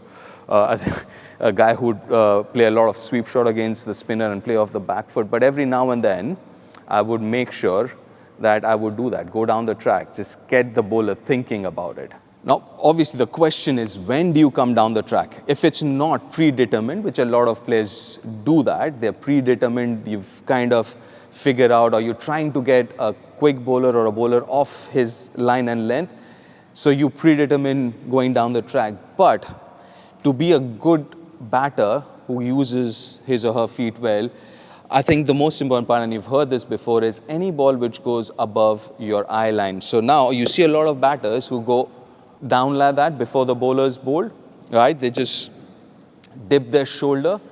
So the lower you go, I wouldn't say lower, if you go a little lower, so you've, one, figure out the length better, and secondly, anything which is above that eye line. So if that's my eye line, anything which is above that eye line, I would step out. Chances are it would be fuller, and chances are you would reach the pitch of the ball. So that's, again, a very basic thing, or kind of the starting point is the eye line. So if you are batting in the nets, try this.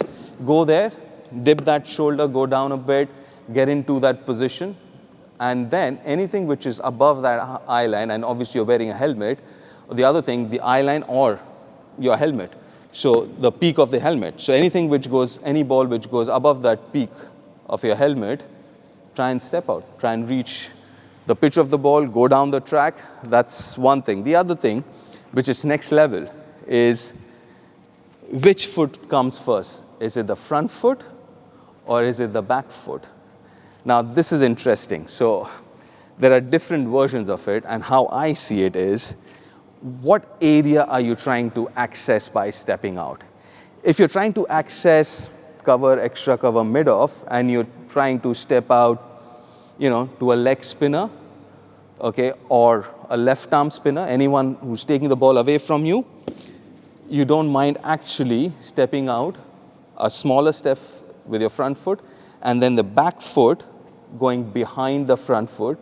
So you get into that position to go over the cover, extra cover. So you're automatically, your front shoulder closes, right? So you take that small foot forward, and then the front foot goes behind. So look at my shoulder, it's already closed, right? And I am in a really good position to hit over cover, extra cover.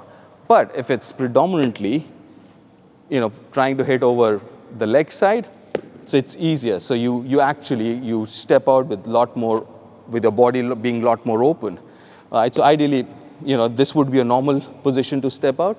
But if you want to actually go cover, extra cover, it'll be nice if you kind of close your shoulders a little bit earlier while stepping out itself. It'll help you keep that shape going for longer, especially if you want to access over covers or extra cover.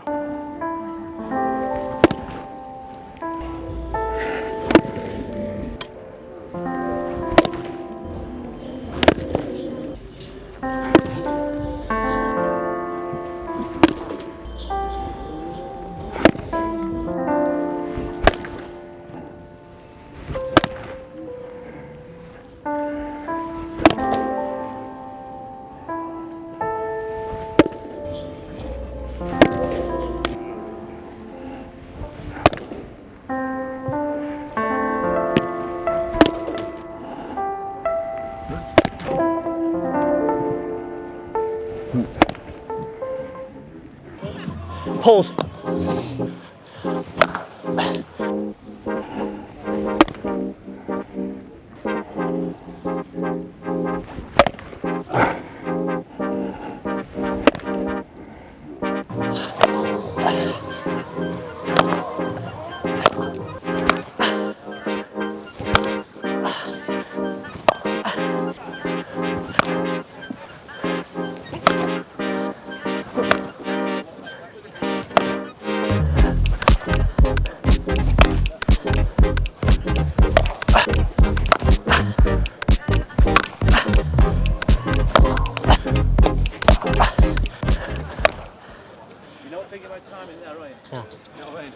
Yeah, that's just literally trying to get sweet contact. Yeah. And what you do is relieve power then. Yeah. Great shapes. Yeah. When you're going early. Yeah. Then you let come up and play off. Yeah. Thank you. So Has, we just saw you just having a few batting drills there. Can you just, for perhaps a youngster watching this, some tips on what you were working on? Yeah, I guess the key for me with any drills is to make sure it's purposeful. So I'm just trying to focus on a few things that I can control. Obviously the level of challenge is quite low, so you're just trying to focus on your internal kind of processes, and for me it's just kind of engaging with different parts of my body, connecting to my front side, and then also just trying to make clean contact on the ball, enjoying hitting the middle of the bat really. So yeah, it's kind of twofold for me. So that's about just focusing on technique on, say, like on a game day, as you said, you talked about process. Yeah. Sort of about just being in that moment, confidence, etc. Absolutely, yeah. I think part of it is actually just switching on different parts of your body. I mean, engaging your core, things like that to be ready for the middle. And yeah, the other thing is just literally trying to enjoy hitting the middle of the bat. Obviously it's underarm, so you're feeling in control most of the time, but yeah, that confidence you can get from finding the sweet spot is something you can take out into the middle. Again, just a quick tip for a young player who's watching this. What would your best tip be? Honestly, just yeah, for me, these drills are something that I've kind of enjoyed doing now for a little period. I feel like it helps my game. So yeah, I guess just kind of connect to why you're doing it. I think it's quite important, not just hitting balls for the sake of it, but actually making it purposeful. And once you do that, I feel like you can improve your game. Hi, Delray here. Yeah, gonna have a net today. Been working on a few things. Been working on different things in my setup. You know, had a bit of a mess around sort of for the last month or so, and started to find something that's quite comfortable and has been working for me. You know, things with my hands and my head, and you know, keeping my balance and stuff. So yeah, gonna just have a white ball hit today, and hopefully strike a few well, and the things that I've been working on are going well. Nice dub weight. Good start, mate. Wee, well played. Oh no. Hands. Throw your head at it. Weight there. Nice.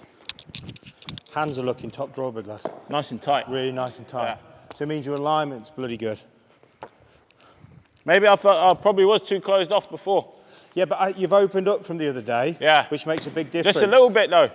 Yeah, a little bit. I think you only have to go a little bit, but with the hands being where they are now, that obviously keeps you more side on. So it's just making sure that you're slightly open at the bottom. Yeah.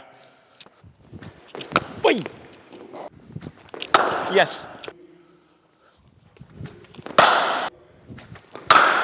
Yes, mate. And like you say, after you've hit, you're so rock solid and still. There's none of that other movement from before. Yeah. Looks awesome. Yeah. Longer through the ball as well.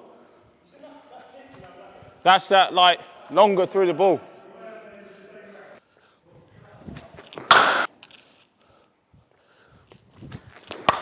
That's 4. Be a good catch. That is 4. Oh, that's nice. 1. Oh. Yes, 1. Right.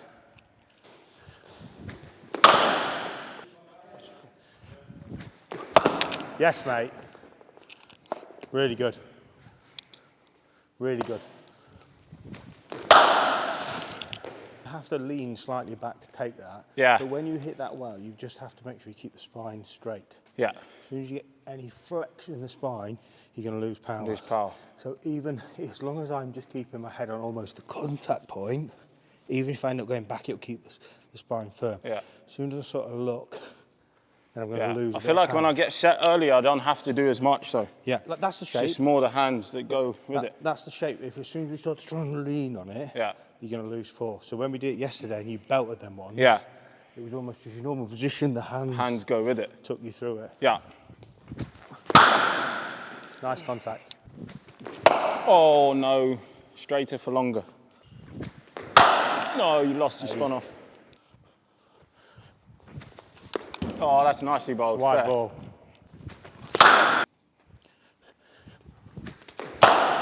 Nice. Wait there. Yes, mate.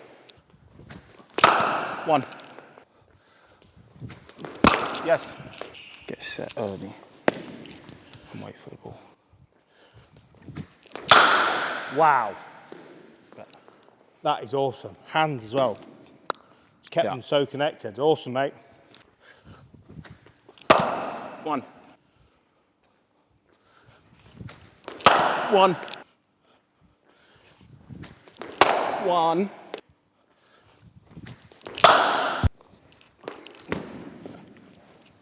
Head. Do I go up with it, do you reckon? When we take, so we have to get to the position, I have to line my head up, and then last minute I'll take one You way go or the that, other. okay. But the minute you've gone too far inside, you can't catch it. Yeah.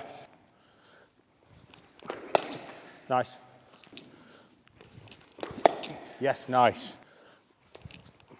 Yeah, perfect. And that's why you hold the line. Because like there, you've just dodged the other way. Just go the other way. Great shot. Nice. So basically, you just pick. Huh? You just pick when it comes down. As long as you've got your head in line, so then if it's starting to go that way, you can take. Yeah. If for whatever reason they sort of follow you and go there, then you can obviously take the other way like you've done. As long as you've got your head still on the line of it to start with, that's really the only thing you've got. Yeah. Nice. Hold longer though. Nice.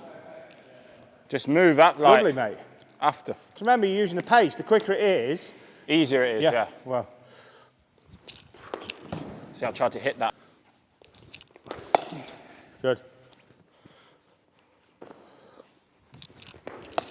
Nice. There you go. It's brilliant. Because all you're essentially doing is if you get into that position, so get into the position after you've moved, and you get lower, don't you? Yeah. So you're from there, and all that's happening is, then you choose it. Yeah. So you're just jumping into that position, and then you can go. And then you just you can do whatever you want to do. Nice. I've got 7 balls in here. Yeah. I'm going to try and stitch you up so you can't do it. Okay. You just the same thing. Get your head in line with it and take it.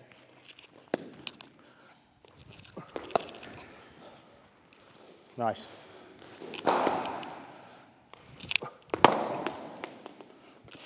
Really? Nice position though. Yeah, great position. Yes, mate. Really good. Oh, it's too fine. Hopefully it beats the keeper.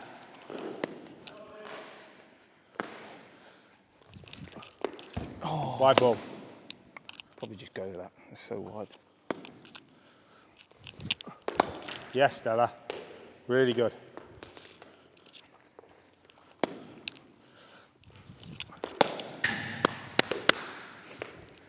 Done. Easy. Perfect. Top draw, mate. Just keep progressing that, I think. We'll just practice. We build up.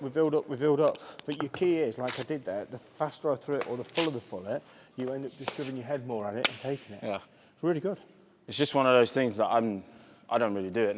Well, you do now, so you can do it. That's what I mean. Like once I get that bit trust in myself to manoeuvre the ball. Well, all we do is practice it every single time we come in for it, and we build it up. So we go from the field. We'll go from the field now, then we make it more aggressive. I keep trying to get it, and then we go sidearm, bowling machine, whatever it is, and just build it up to get to the point. But that's the technique stays the same. It's just trusting yourself. Feels really good.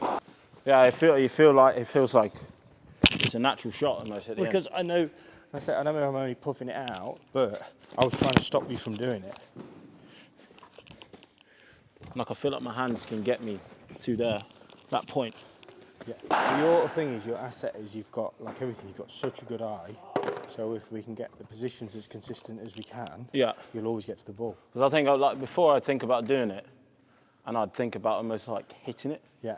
And that's probably why I got outside of it. Yeah. Rather than, like you say, just being in there and. Yeah. I mean, it takes some bravery. Yeah. But again, the more and more you do it, you just get used to it, don't you? I mean, it's good. It's like you watch Joss do it, and there's like. Looks like he's hitting a cover driver, doesn't it? But then you go, like say, the thing is what you've got, especially if you're going in at death, if you can take that way, then the field has to change and you take that way, then bowlers, it makes the life a lot harder. And it's like, where do we go now? Exactly. If you're executing both areas, then and even like it puts the bowler under some serious pressure. Even like first coming in. Yeah. If he's up and it's just like, and you feel that come to him, it's like, and now he's got to go back, and then it's like, oh, suddenly where do we go? Exactly. Yeah. Happy days.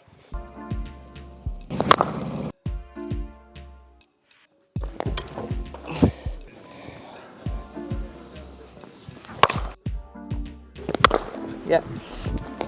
No. Oh.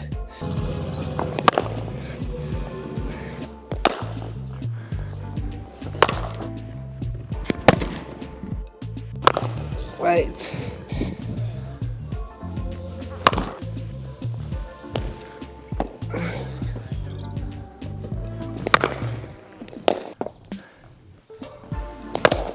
Wait.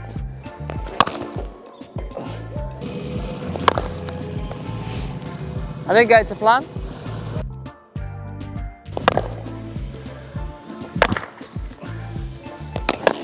Wait. Watch the ball. No. Wait.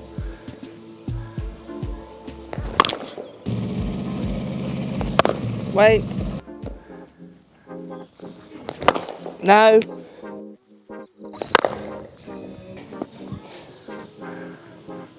Oi. Wait. Wait, it's okay. Oh, bold.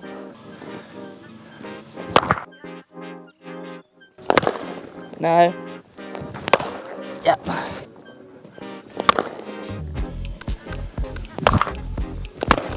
Yep.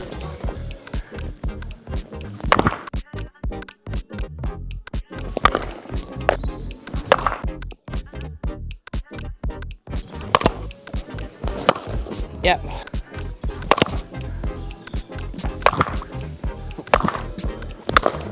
There we go.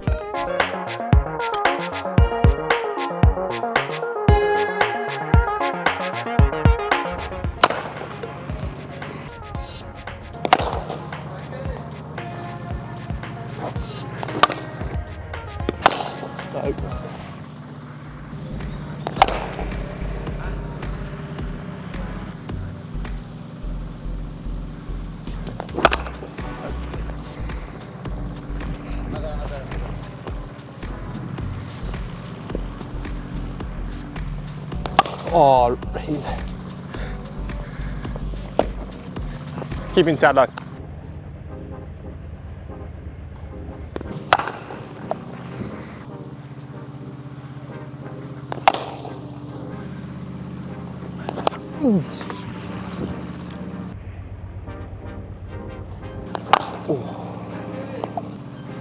Oh, okay.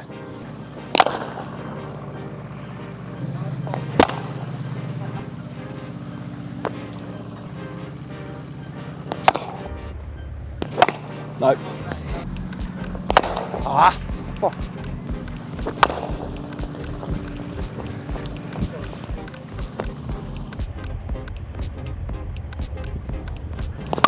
No. Ah, no. No. No.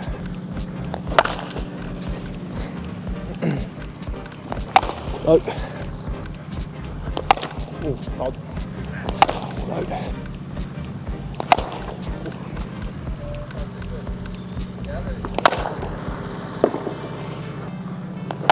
Get out. Alright. No. Back to Yorkers. No.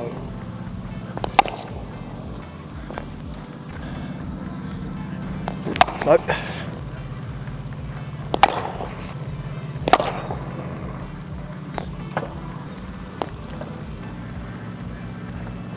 Oh, well. Yeah, much better.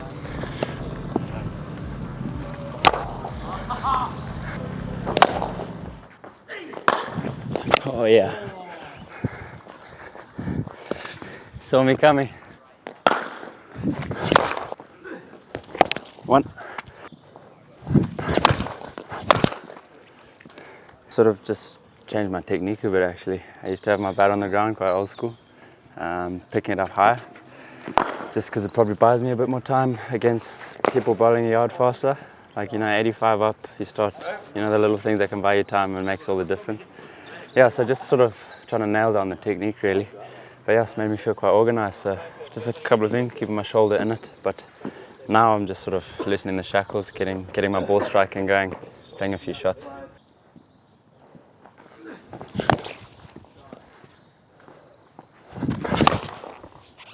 Keep your head in it, man. I didn't see you change balls.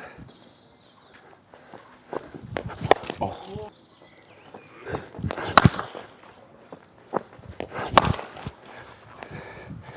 Bat's sounding weird, eh? I don't know if it's the echo in this corner, but like, you know, it doesn't make the same sound. Yeah. I don't know if it's broken, but it's still like going okay. Change balls as well, man. So. Yeah.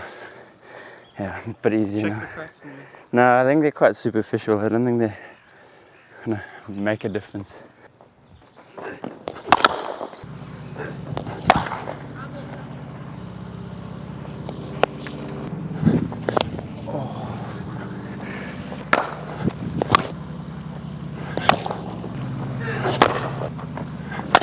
Ah, fuck off, man.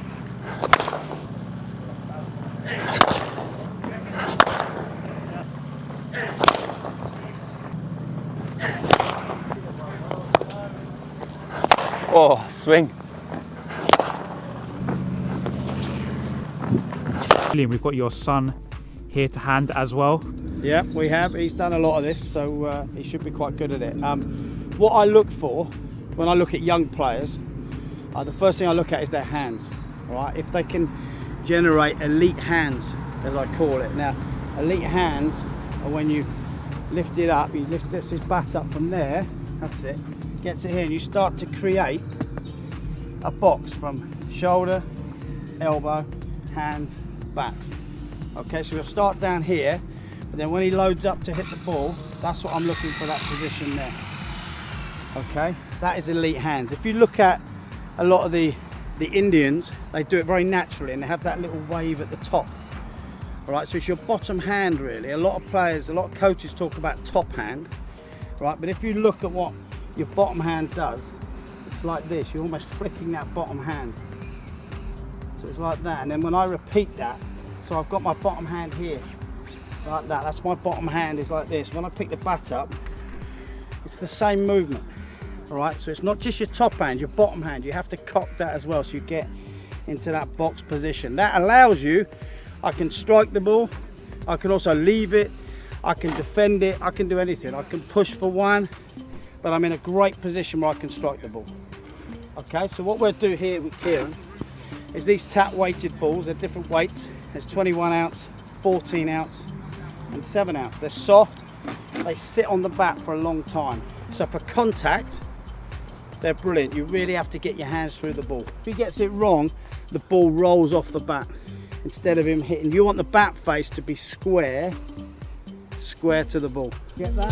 There you got that. That was good. That's it. Good. And start to get his hands. Good looking. We're just starting to load him up a little bit. All right. So, and then we introduce a weighted bat now. So this is 20% heavier than a normal bat. So what he's going to do, he's going to stand here and try and hit that, smash that as a drive, yeah? Then what we'll do, he's going to do that 6 times. Then he'll come in here, he'll use that bat for that. Then he'll come in here and I'll give him a weighted bat.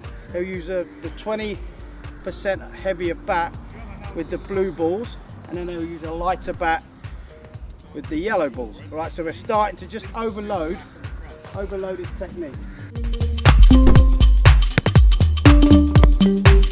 4, 5,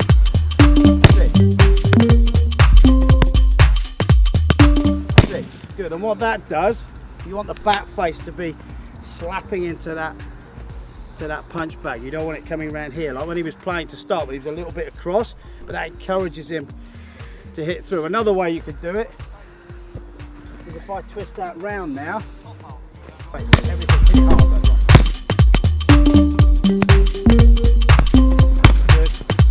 Good. One more. Good. Okay, so because I turn this round, he's got to be a bit more precise with that. It's just loading him up a little bit. Green one. Good. Loading his hands up with obviously the heavy bat and the heavy balls. Good. Yeah, through the ball, right. Good. One more. Good. Now use the other bat.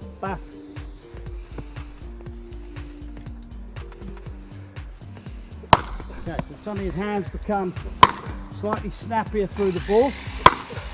One more.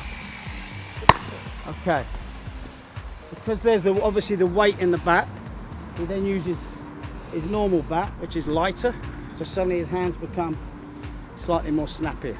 All right, so what we've just done there is overloaded slightly. Okay, so what we would do then going forward, there's a heavier bat, you just go heavier bats, heavier balls. All right, the more advanced they get. Right, so you're just constantly overloading the technique. All right, so let's go back on the machine.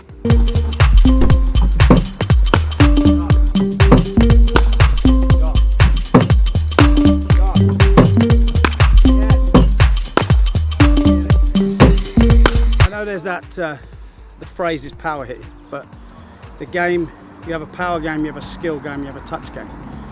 An area that I look at with the skill and touch is I use a hurling stick. The reason I use a hurling stick is if you look at the cricket bats, they're so thick, right? They're really thick.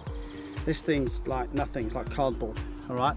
When you hold a cricket bat, the first thing you want to do, you pick up someone's bat, you sort of just, you might play a full defensive or a back foot drive. When you hold one of these, you want to sort of use your wrist. So when you look at players like Joss Buttler, Sam Billings, they do that very naturally. So what I try and do is replicate it, try and encourage players to be wristy by introducing this. I use a hurling ball. The reason I use a hurling ball is quite simple. It's meant to be hit by a hurling stick, and also there's a big seam on it. So when I bobble the ball down, it just moves about, so it makes it slightly harder. All right. So, and this is all about one-day cricket to me is hand-eye coordination, skill, and power. Okay, and like we spoke about earlier on with those trying to create those elite hands, if you can get these hands up nice and high, All right, that's what I call elite hands. Those players have to be coached differently than the guys who are very mechanical. All right, because I think they need to get close to the ball. The alignment for them is so important, because when players have these elite hands and they go up, you don't have to get as close to the ball because you're relying on your hand-eye coordination. Right, so here what we've got, 4 targets. I'm just going to bobble the ball to Dubs. He's going to get nice and low, he'll flick it up and then he'll move to create an angle to hit the goals. Okay, the key to this is you have to be quick. All right, the ball dictates how quick you are. All right, so if you're slow, you can't do this. All right, so he gets nice and low. Right, this bit, when you flick the ball up, that's hand-eye coordination. Hand-eye coordination is skill, and then suddenly this bit now, it gets to batting when you're moving your feet and you're trying to create angles to hit the ball into gaps.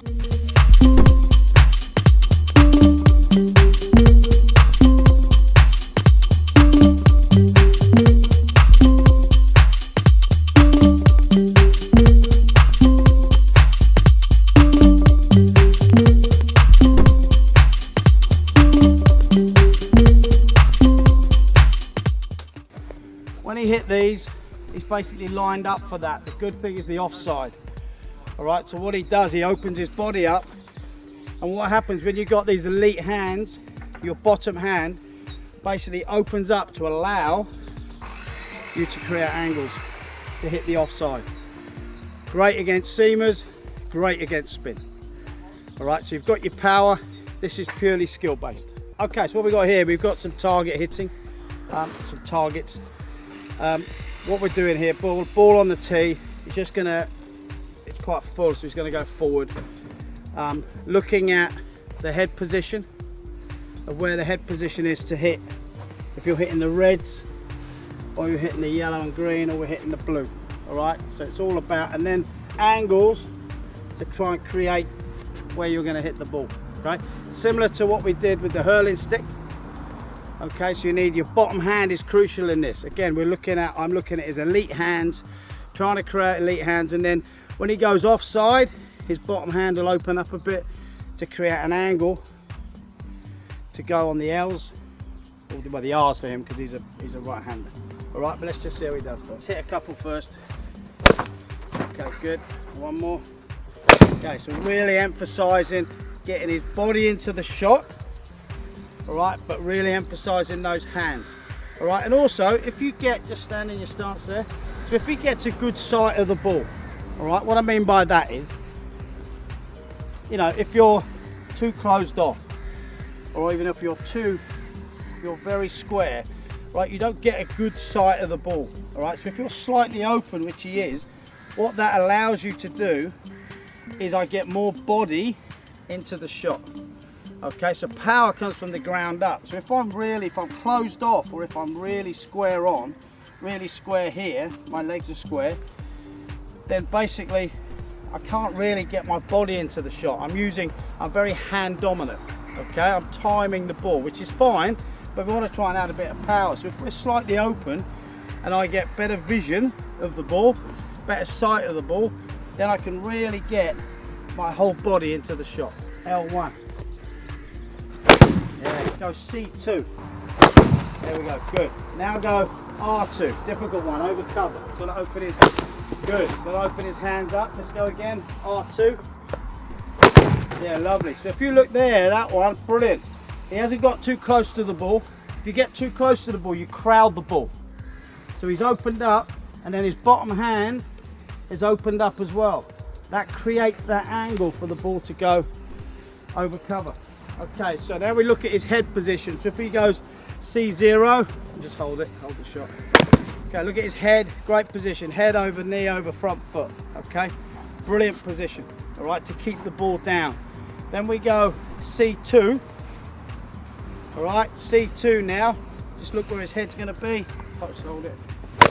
Okay, look, so now his head, because he's looking to hit the ball up, his head's over his back hip, which is over his back knee. Great position. Foot is slightly angled.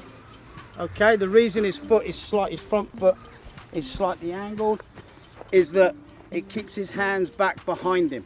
all right, it will keep his hands behind him. If he's open like that, his hip comes through already and his head starts to go that side of the ball, plus his hands, when he lifts the bat up, his hands will move forward. All right, so if we just get into that, just get into the position where you've just finished. So there, great position there. If he opens up, yeah, now it's harder to keep balance. He struggles there. All right, so that's why the front foot angle is very important, because it keeps your hands behind you. All right, and it allows your back leg, the power comes from your back leg, it allows that to drive into that front leg. L0. Good, there you go, C2. Now his head position is down, good. Let's go R2. Yeah, good stuff. See, great position. Head, over back hip, over back knee. Creates a positive impact on the ball. Where I mean positive, I mean aerial. Okay, now we're going to look at just back of a length or a bit shorter. Okay, so we've gone full. Now we're going to go length ball. If you can hit a length ball, you can hit anything. All right, the key to hitting a length ball is hitting it early. Hitting the ball, let the ball come, but let it get the ball out in front of you.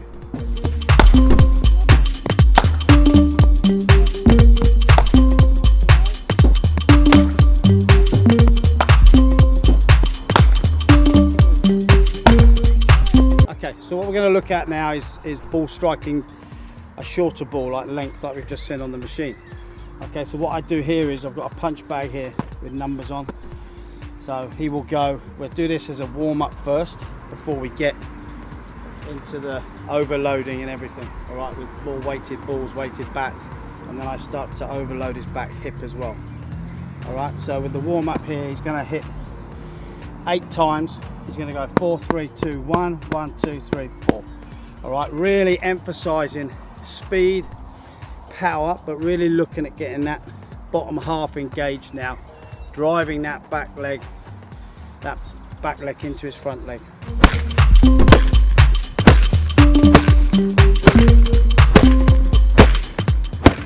Okay, so what we're looking at now is overloading his back leg. Power comes from the ground up, so this is engaging his hip, and what we're trying to do is connect his lower half to his top half. All right, we've worked a lot on those elite hands, getting those hands in that position, right, start creating that box.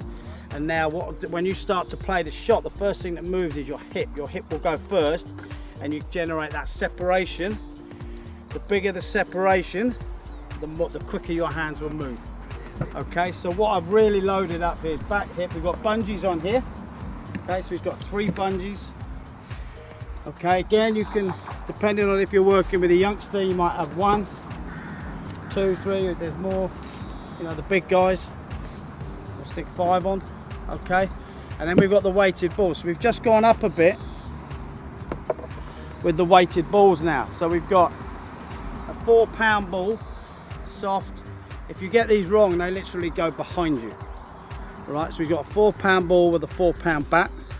All right, you will have a silver ball, which is 3 pound, with the yellow bat, which is 40% heavier than the normal bat. Then you'll go blue balls with the green bat, which is 20%. And then we'll go normal bat with yellow balls. And then what he'll do, we go right down to a 3-ounce ball with a 1.13 bat, which is as light as a feather. When he gets to that, he'll take it off, take the bungee off, and then you'll see a big difference. His hands will really start to fly. Here we go. Good. Good. Step into the shot. Good. And again. Brilliant. That's a good start. That yellow back now. Good. Here we go. A bit lighter now. Good. Finish the shot with your hands. Good. That's it. Finish the shot. Good. One more. Brilliant. Good. Let's go green back now. This is good. Lighter ball, lighter bat. His hands now start to get quicker. Good. Good. One more. Good. Okay, now your bat. So we're back now down to the 14-ounce ball. Good. His hands are quicker now. Good. Hit against that brace front leg. One more. Yeah, great shot. Now take it off. Okay, so now he's taken everything off. He's now got to control his movements, all right? Because what happened, because he's been restricted, he could almost fly out of his boots at this. Right, so he has to control the movement and the timing and generate that power through the ball. Hands through. Good. Good. One more.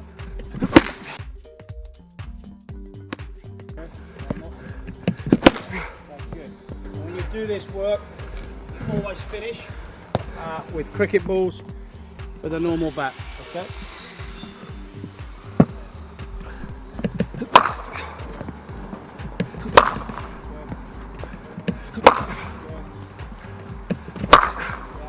Okay, so we've just overloaded him on the power hitter with the heavy balls, weighted bats.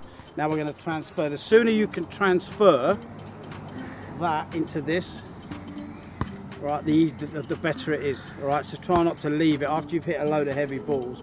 Try not to leave it an hour or so. Just try and get straight into on a machine or sidearm. All right, because then it will transfer quicker into your game. What we're going to do, what he'll do as well, when you play in T20 cricket, you face 20 balls, you don't hit 18 fours or 18 sixes. All right, but what we do, I'll put you in a position to hit 18 fours and 18 sixes. All right, but what you need to do is, if the ball bounces a bit, you need to adjust. So what Kieran will do, if the ball does bounce, you'll see he'll roll with it. All right, so he realises he can't, he has to make a decision. He realises he can't hit it for 4 or 6, so he'll take the single instead. All right, but when the ball is there to strike, he will strike it.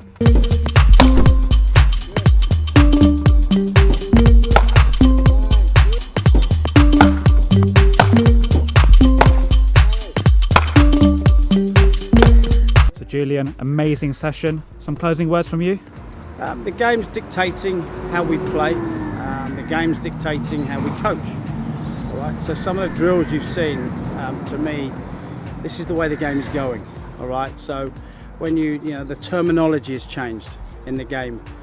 So it's all about hand speed. There's power hitting, there's hand speed, there's ball exit speed, there's exit velocity. All right, so the wording has changed. Now it's a data-driven game now. All right, so when I played, you either had quick hands or you didn't.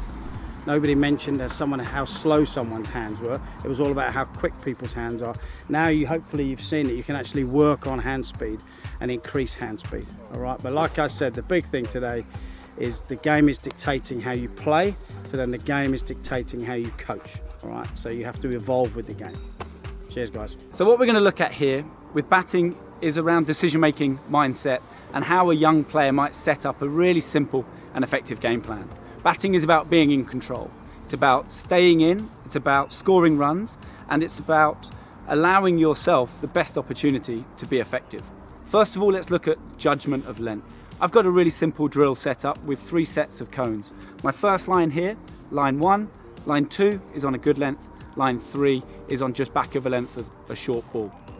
I'm going to look to play a few balls, and I'm going to set my mindset up based around the 3 different lengths that I might be facing. So if I get a ball that's pitched up on a half volley, my way of playing it might not be your way, but my way of playing is to look to attack that ball quite straight with a vertical bat. The next line is when I'm going to respect that to say that that's a good length, and I'm going to look to defend that or leave that depending on the line. And then if it's a short ball, I'm going to look to simply play that off the back foot.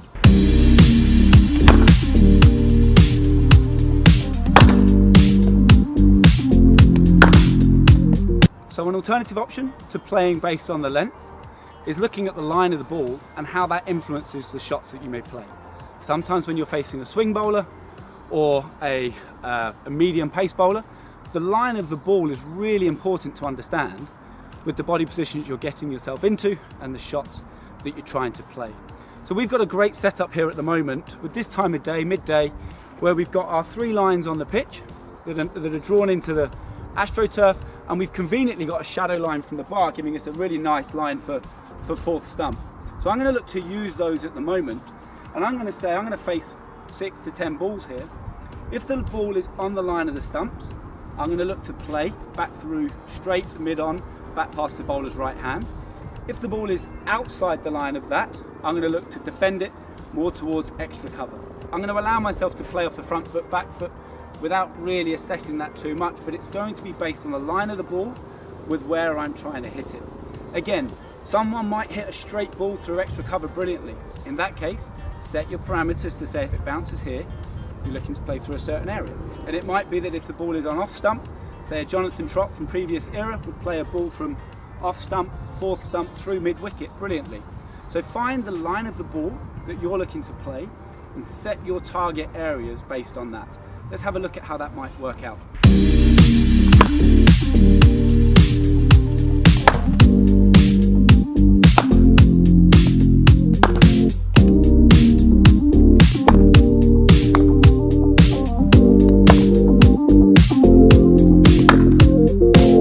What I'm looking to do is really assess the line of the ball and understand what gap am I trying to hit in the field. It's going to help me set my mindset right and allow my body to react. We don't want to be thinking consciously about our technique when the bowler's letting go of the ball. We don't want to be thinking about our grip or a high front elbow or bending over that front knee. We want to be thinking more about where's the ball being bowled, where's it landing, where's it arriving to. So what we're going to look at now is about understanding how as a batter you can be flexible and adaptable in a game. For me, when you're batting, it's about staying in the moment. What does that mean? That means focusing on the part that you need to focus on right now. So when I move on to this next drill, I'm going to look to stay as present as I can do, to only think about where the ball is landing and about how I want to feel as I'm moving my body. If the ball lands inside this box on a bowler's good line and length, I'm going to look to be in as much control defensively as I can be. If the ball is short or full of this box, I'm going to allow myself to play whatever shot comes naturally. I'm going to just try and react. I'm not going to set it up too strictly. I'm just going to be focused on what I think is a good length and allow myself to be instinctive when the ball is short or pitched up.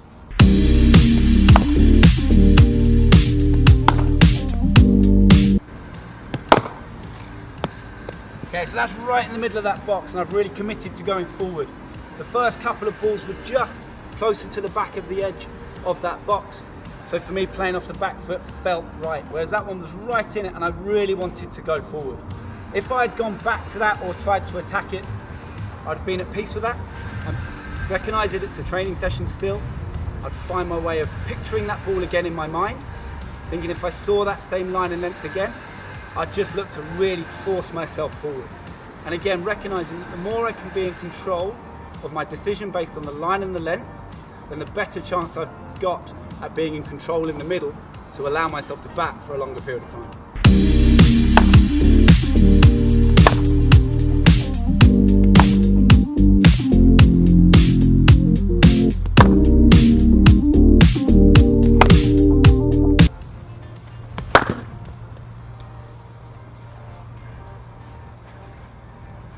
So I don't know if you noticed on that one, that last ball was actually right in the length, but now I've started to be a bit more comfortable, feel a bit more in. I actually attacked that ball. Now sometimes that's a good decision to make. As we feel more comfortable, as we feel like we're in control, then allowing that margin for error for the bowler to be a lot smaller is going to help me score more runs. So where that ball was slightly wide, it was still a good length, but it was just on the outside edge of that box. For me, that felt comfortable to attack it. The difficult part is, if that's not my plan, I didn't stick to it. So what I need to do, instead of playing outside of my plan, I need to recognise that actually I'm feeling okay, I'm moving okay. I'm not going to try and go through the gears any more than I already am, but I'm just going to make that bowler's margin for error a bit smaller. So mentally, I'm going to say, instead of it landing inside this box where I'm looking to defend, I'm going to say that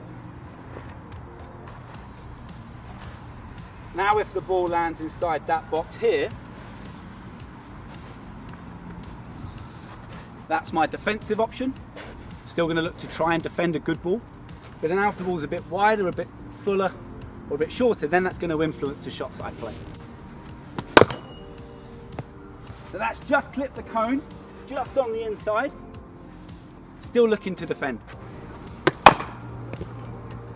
Good, so clearly landed in that box. making sure I defended it. For me, these cones, in a way, are certainly a distraction. They're challenging me, they're making me work pretty hard. I'm clearly worried about if the ball bounces off that differently, it's going to make it uncomfortable. But that might simulate, for me, a bit of a nip off the pitch, a bit of swing in the air that I maybe didn't anticipate. But I've still got to stick to my plan because my plan's being set. So it's done a bit off the cone. I've just tried to stay in control and defend because that was my plan. The more you do these sorts of training sessions, the more you put yourself under pressure, the more you play and assess after every ball before you face your next ball, the better you're going to be about controlling your thinking so that you're able to ignore some of the distractions that go on around you. The dream state is to be in what they call the zone. The zone is ultimately when you're able to stop thinking consciously and allow yourself to react very instinctively to the ball and play a shot that is still appropriate for you and the stage of game that you're in. So that zone is a very difficult space to be in. It takes a lot of practice to get there. How can you switch off but still react within your plan? So I'm going to look just to play a few balls now without thinking too much. I'm going to allow myself to have a bit of fun, to play some shots that I don't always play, and to just let what happens happen under no pressure, other than the fact that my standards that I want to produce, I want them to be high.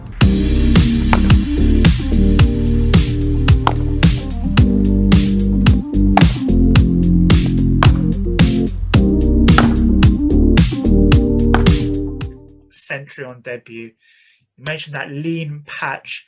As a player, then do you recall the things that you were thinking back then? Were you overthinking your game? I sat in the dark for 2 or 3 hours and I thought about every innings that I'd played from the backyard through school, club and first class cricket.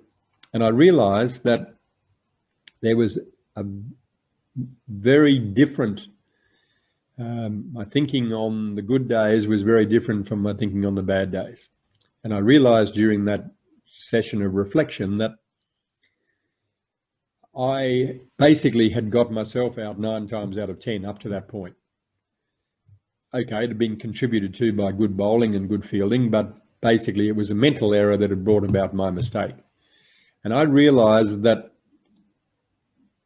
from that point on, I had to work on my mental skills more than my physical skills. I could spend thousands of hours trying to develop my physical skills and not get any better. But if I could improve my mental skills, then I could get much better.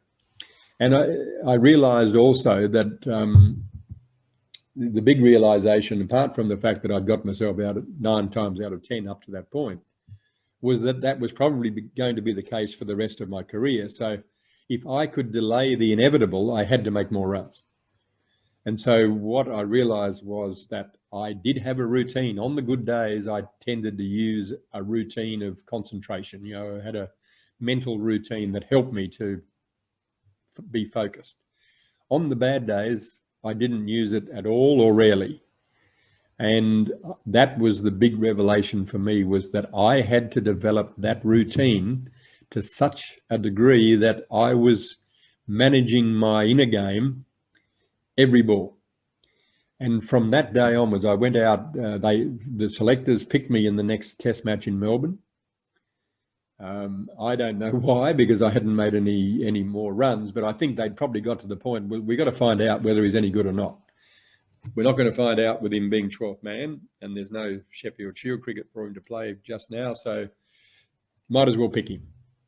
And I got 100 in the second innings of that test match, and then I followed it up with 180 in the Sydney test match the next week. And from the day I started using that routine, my batting went to another level. And basically, you know, what I learnt from the experience is that concentration is nothing more than focusing on what's important right now. And if I could concentrate for one ball, I could concentrate for 1,000 balls, because I only had to concentrate one ball at a time. And a big part of my routine was to make sure after each delivery that I switched off and then switched back on before the next delivery, basically to get rid of the last one and make the next one my major focus, my only focus. And really that was the turning point for me. And I think it's the area that cricket still doesn't understand, that physical, obviously, you know, when you get to the first class level, you can obviously play. You wouldn't have got that far without having made a lot of runs or taken a lot of wickets. But whether you go any further from that point is totally dependent upon your mental skills and your ability to learn from your experiences. And I think this is the last frontier for cricket to understand that we've got to stop coaching physical skills, start coaching mental skills, particularly once players get to a reasonably high level of ability, that to focus on to focus on physical skills from that point onwards is probably going to take the player backwards, not forwards. And, you know, I see never-ending net sessions that are an absolute waste of time. And until such time as we understand that coaching is about helping the player develop his whole person, it's not about how good the forward defence or the back defence is, and it's not about not getting out. It's about learning how to score runs. And I think that's the biggest lesson that cricket still has to learn. Yes, are you of the belief then, even when a player goes into a net session, to practice those mental routines that they would eventually then go and take out into a game? Absolutely. And that's all from that day onwards, from the day in Hobart, that's all I practiced. I mean, I was hitting balls, obviously, because that was part of what I was doing while I was there. But what I practiced from that day onwards was responding ideally to the ball that was bowled to me. And if I walked out of a session and I had responded appropriately 100% of the time, then that was a great session. If I'd only responded appropriately 50% of the time, then I had to get better at it, because 50% wasn't going to be good enough in a game. And I don't know how you walk out into a game with confidence if you haven't prepared those mental skills before you get there. If you've spent the days leading up to the game just developing your physical game and just hitting balls, then how are you going to respond to the different situations that crop up in a game? And I've spoken to a lot of the best players since, you know, during my time and since my time, and every one of them, whether they know it or not, is developing their mental skills and have a very strong routine, mental routine that they go through both at training and in games.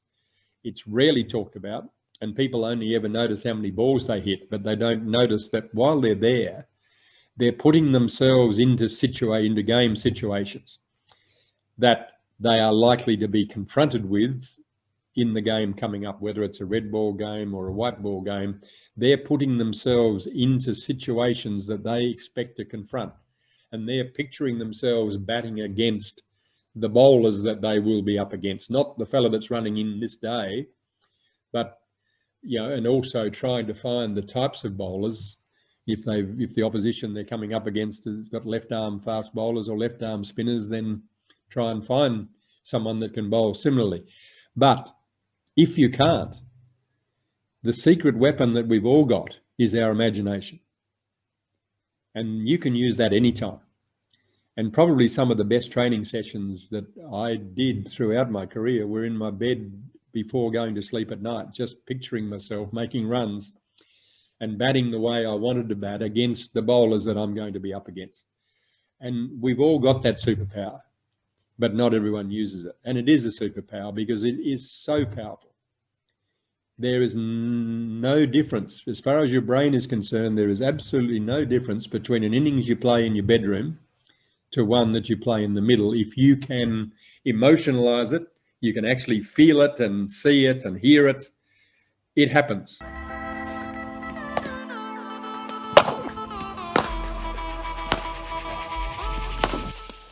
Going back to your trigger, why do you trigger? Why would you want to trigger? I think it's more, sometimes I've been a bit like stiff at the crease in terms of I've had like coaches talking about like creating that inertia with the bat, and like if you're facing faster bowling, you've got to get that inertia going sort of quicker, I guess. Yep. So it's more, I felt if I'm not triggering, I feel like I can kind of sometimes get stuck at the crease, and you know, if it's a short ball or a full ball, and I'm thinking maybe a trigger, will that allow me to potentially have a bit more weight on my back foot so I can move a bit quicker into the ball potentially for that full ball, and then be in a position to sort of navigate the short ball as it comes kind of thing. So when you did trigger, did you just do one? it was more like, it was more just a simple back and across sort of movement. Yeah. And then I guess I've read, I don't know why, like I read Greg Chappell's book recently. He talks about the best players have that weight mostly on their back foot upon release, so they can, the full ball's the one that sort of gets people out mostly. But like 80% of balls are full, and you got less reaction time when it's full. Yeah. A, with the short ball, they hold on to the ball longer. Yeah. And B, it loses pace off the wicket. So full ball is the one you always got to hunt. Yeah. And I completely agree with what you're saying. And in England, if you're like, you might trigger and then you're just waiting forever, and it's completely different. I just think you want to. There's no right answer. Yeah. It's like figuring out what works for you. Yeah. And sometimes it might work, and then all of a sudden you're like, oh, this isn't just serving the purpose. My body's not moving, so you tinker. Yeah. Like for me, most of my career, I didn't feel the need, even playing fast bowling, to move my feet. Yeah. But I never wanted to be still, so I'd always have like a sort of hands going. And then in my last season and pre-season, for whatever reason, we were in the indoor nets, and I just felt rushed or a bit scared as I was getting older, and my eyes might have been going. But I started to do like a back and across and load up this back foot, and then it just felt like it gave me more time. Okay. Yeah. So I think, what I actually think as well is the best players are able to adjust. Yeah. So I speak to Chris Rogers a lot, who's one of my best mates, and he talks about when he scored 100 against South Africa on a tricky wicket. Against Stain, who bowled sort of fast in swing, top of off with the odd bumper, odd Yorker, pretty traditional bowler. Yeah. He would trigger pretty normally, like you're saying. Yeah. Morkel, lots of bounce. He would trigger back and try and get deeper. Yeah, okay. And for Lander, who was the slower of the three and just nibble and try and hit the front pad, he would trigger sort of forward into the ball. Okay, yeah, right. So I think you might, I think it's opening up your mind that it's not has to be set for everything. Yeah. You might face a doubler from one end, and the quickest bloke in the state from the other end. Yeah. So for the quickest bloke, you might actually bat with your feet in your crease and trigger and just wait back, and you're sort of ready to go. And then you're facing the doubler, and you're out of your crease, you're still, you're waiting. So it's just playing around with it. Yeah. Okay. Because at the end of the day, batting's about finding a way to score runs. It's not about how you look. It's not about how you feel. It's just how do you get the job done. Yeah. Okay. So I think like your knowledge of it is excellent. Yeah. You're smart. You understand it. Yeah. And it's just like, what purpose is it serving? Yeah. Do you want to maybe have a look at me doing a few trigger and go from there? Yeah. The other thing, getting your stance from me, the only other thing that I see in your sort of setup is this grip. Yeah. Like it looks like it's sort of pulling to the side a bit. Okay. And then like this thumb isn't on the bat around. Yeah. And look, you seem to make it work. Like when I saw you pick it up, I was like, oh, that's interesting. I'm not saying it's wrong. Okay. Like it's the way you do it right now. If you can access the whole ground, that's fine. But I do see a lot of players, pass me back for a second, see a lot of players who sort of try and start with their V on the back of the bat, which is traditional, and Steve Smith and others are underneath. Yeah. But mostly you want your V traditionally on the top there. Okay. And I see players who start there and then they pull into this sort of position. Yeah. And they're completely like their V is now around the side, and it limits them a lot. Okay. So just something to be curious about. You don't have to change anything now, but it looks like you're sort of like...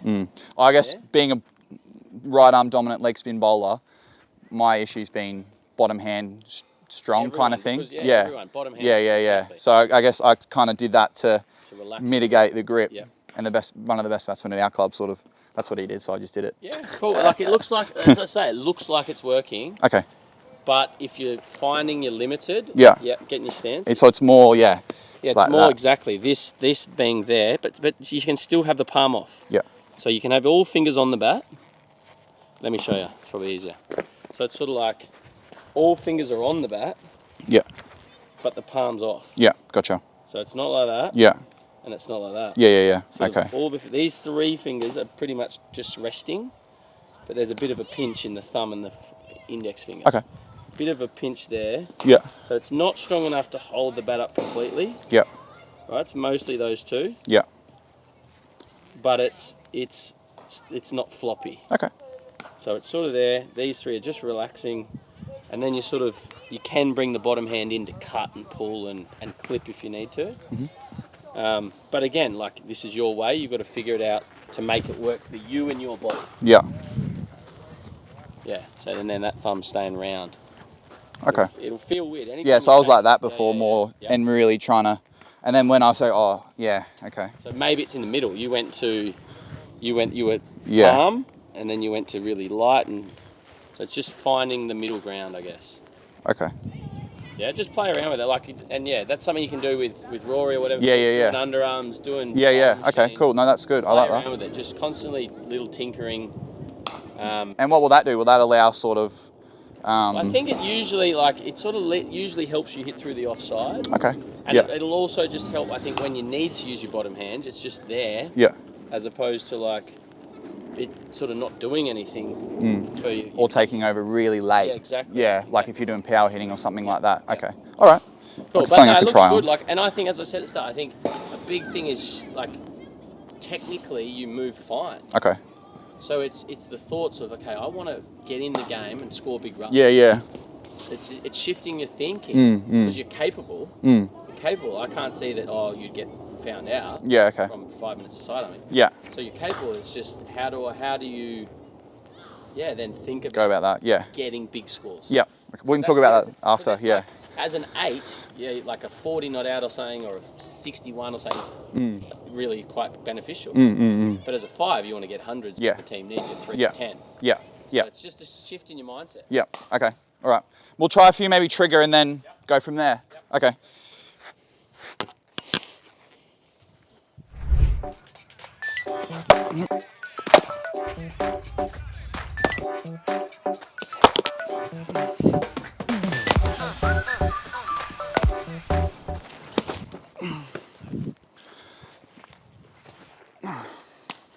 So when I'm coaching, I'm always just trying to give value. And like over in England, I've got lots of these 1 hour, 1-off sessions. So I'm trying to give as much value as I can in an hour. So I'm probably talking a lot more than I normally would. But one thing I think is important with coaching is only talking when you think you can add value, not talking for the sake of talking. I think some coaches do too much. And if someone's going nicely, it's about just letting them go, and they've got to figure things out for themselves as much as anything. Well done. Even there, I think that length, Yeah. you can try and just get the head slightly further forward. Okay. And would that be? Your hands have to be in front of your pad. Yeah. So we sort of want to play the ball under our eyes as much as we can. Yeah. So get in your stance and go forward again. So I was back in It's like it's this length. It's trying to like hit some, so you might have to release that back foot. Yeah. As opposed to sort of like just pushing your hands without your head and weight going. And is that so? In terms of setup, like where would your head position? I think again, you're trying to really look for it there. Well, like you said, you're looking for the front foot. Yeah. Looking for the full ball. Yeah. So setup is whatever is comfortable to get you going forward and back. Okay. But when you see the line that's straight, Yeah. it's trying to keep this foot under you. Yeah. And commit your head out over the ball, like get out and then release your back foot. So it's sort of like you're here. Yeah. You see that it's full, and you thrust your head out, and your weight comes down. You keep your foot under you. Yeah. And this leg actually stiffens. Yeah. More like. So your leg stays out of the way. When it bends, it sort of that's in the way, but you stiffen it. Yeah. You hinge here. Head gets out over it. Yeah. And don't be afraid to let your back leg come. And like we talked about, sort of. So sometimes I feel like if I get my head forward in the setup, my weight goes on my front foot then. Yep. So it's more trying to just find that balance between on that back foot to spring, but then also looking for the ball, I guess. Yeah. I'm not saying change your setup. Yeah. Okay. I think it's more when you see the ball on the leg side. Okay. Yeah. Keeping your foot under you and trying to commit your head out over the ball. Yeah. Yeah. So that was my biggest thing. It's like those leg stump balls. It was sort of the same step for the off drive. Yep. Whereas like I've been really trying to work hard on smaller step and get out in front. Let me show you an example of KP. He stiffens that front leg. Yeah. And his head is well out past his front foot. Yeah. Yeah. Makes contact early in relation to his leg, but it's still relatively close to his eyes. Yeah. And then after he hits the ball, the head's still pushing forward, so he ends up in this sort of position where the back leg has to come through. Yeah, okay, yeah. So it's not so much like starting with your head forward. Yeah. But it's being in a position that you move forward when it's full, back when it's short. You see that it's leg side, and you're trying to like almost, you do come across a little bit. Mm. But you're trying to almost like keep that leg under you, really get your head forward, hit the shot, and then your weight, your head and your weight going, head and your hands and arms going forward. Yeah. Takes your weight with it. Okay. Yeah. Yeah. Yeah, makes sense. I remember there was that, KP masterclass. He said the only technical thing he did was when he wasn't hitting the ball well was Miss the ball. get his head forward. I think that was pretty cool. Yeah. Okay. Yeah. So you've probably grown up taking a big step. Yeah. Head staying back and sort of like. Yeah. You get in trouble LB, you said, because and I was the same, but my head would fall over. Yeah. So maybe it's just like heads back, big step, and you're playing round yourself. Yeah. As opposed to sort of like getting. Yeah. Out over. Okay. It. Yeah. Yep. Does that make sense? Yeah. Yeah. And I guess sometimes then maybe if I was triggering, I was sort of potentially going a little bit, but doesn't feel like I'm falling over today at all. Good. No. Looks okay. Good, yeah. Yeah. Looks good. All right. Great.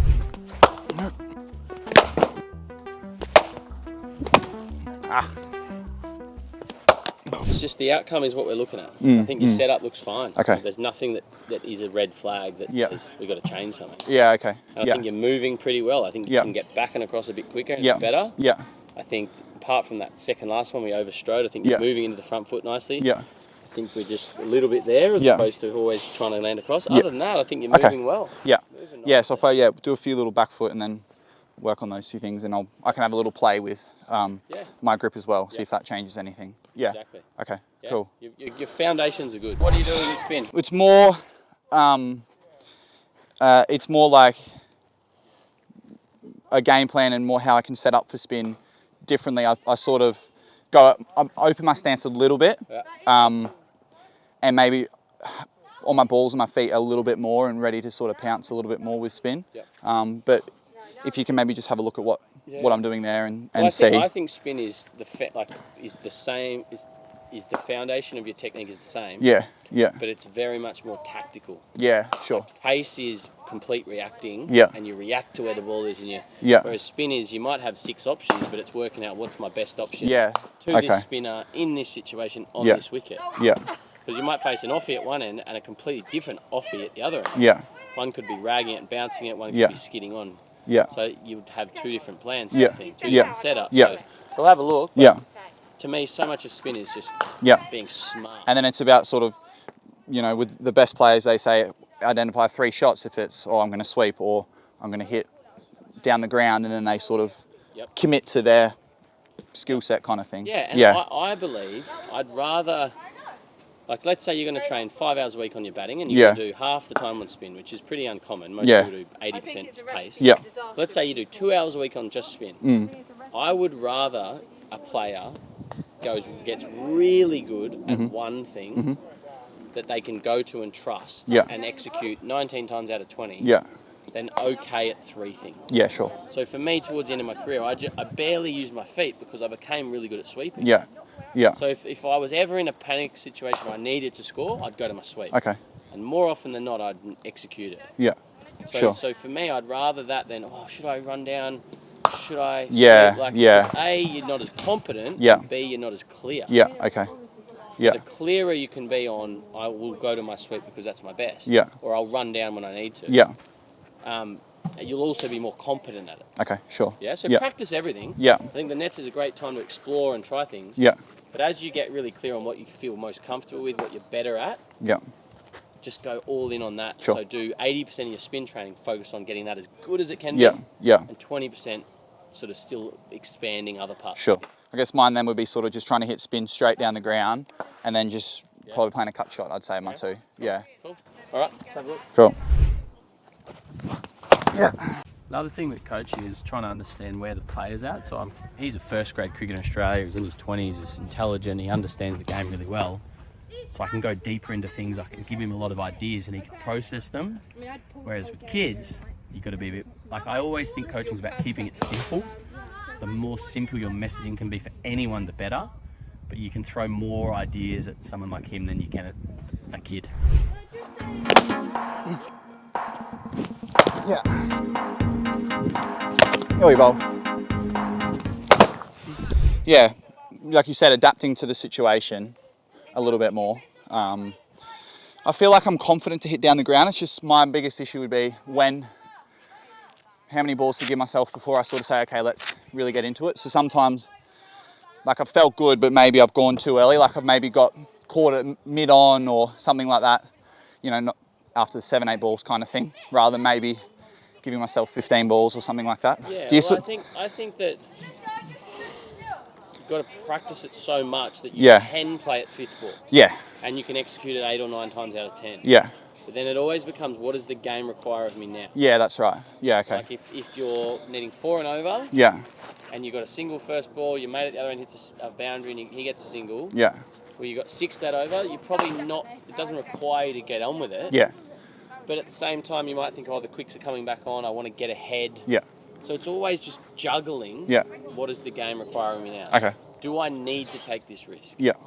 Like, I was a good sweeper, but if I'm playing 2-day cricket, 90 over cricket, and I'm facing a good spinner who's their best bowler, Yeah. I don't need to take that risk. No, that's okay. I'm happy to just like knock it back. If an example, I got runs one day, and they had Liam O'Connor, played in Big Bash, Yeah. leggy, who Yeah. sort of slides them in. Yeah. And I had some success. Whenever he missed down leg, I swept him. Yeah. But I was trying to judge line more than anything. Mm. As soon as he's on the stumps, I was just blocking him back, blocking him back, not trying to take a risk, not running down, not letting my ego say I can get him. Yeah. And then if he was short, I'd try and punch him through there for a single. Yeah. But I was willing to sit on him because he was their best bowler. Mm. Then I was scoring at I got 80 or something. But Yeah. realising, what does the game need? Like, if you're facing the opposition's, like, they're accurate, they're a good spinner, it's a 2-day game, you might not need to do that. You're manipulating, manoeuvring, he's bowling the odd bad ball, your mate's at the other end scoring, but then maybe you come in at 8, 7, and you need 7 and over, and you think, okay, it's 4th ball, and you think, if I don't do something here, mid on, mid off are up, field's in tight, if I don't take a risk, they're not missing, you might be facing Kuhnemann or someone, right? You've got to think, I've got to take a risk, 4th ball, to get him back to get my singles. And you've got to be brave. Otherwise, you'll get to the 9th or 10th ball. Yeah. And the pressure's like Yeah. mounting, and you're then coming from a real place of anxiety. Yeah. As opposed to like still being quite clear and free. Yeah.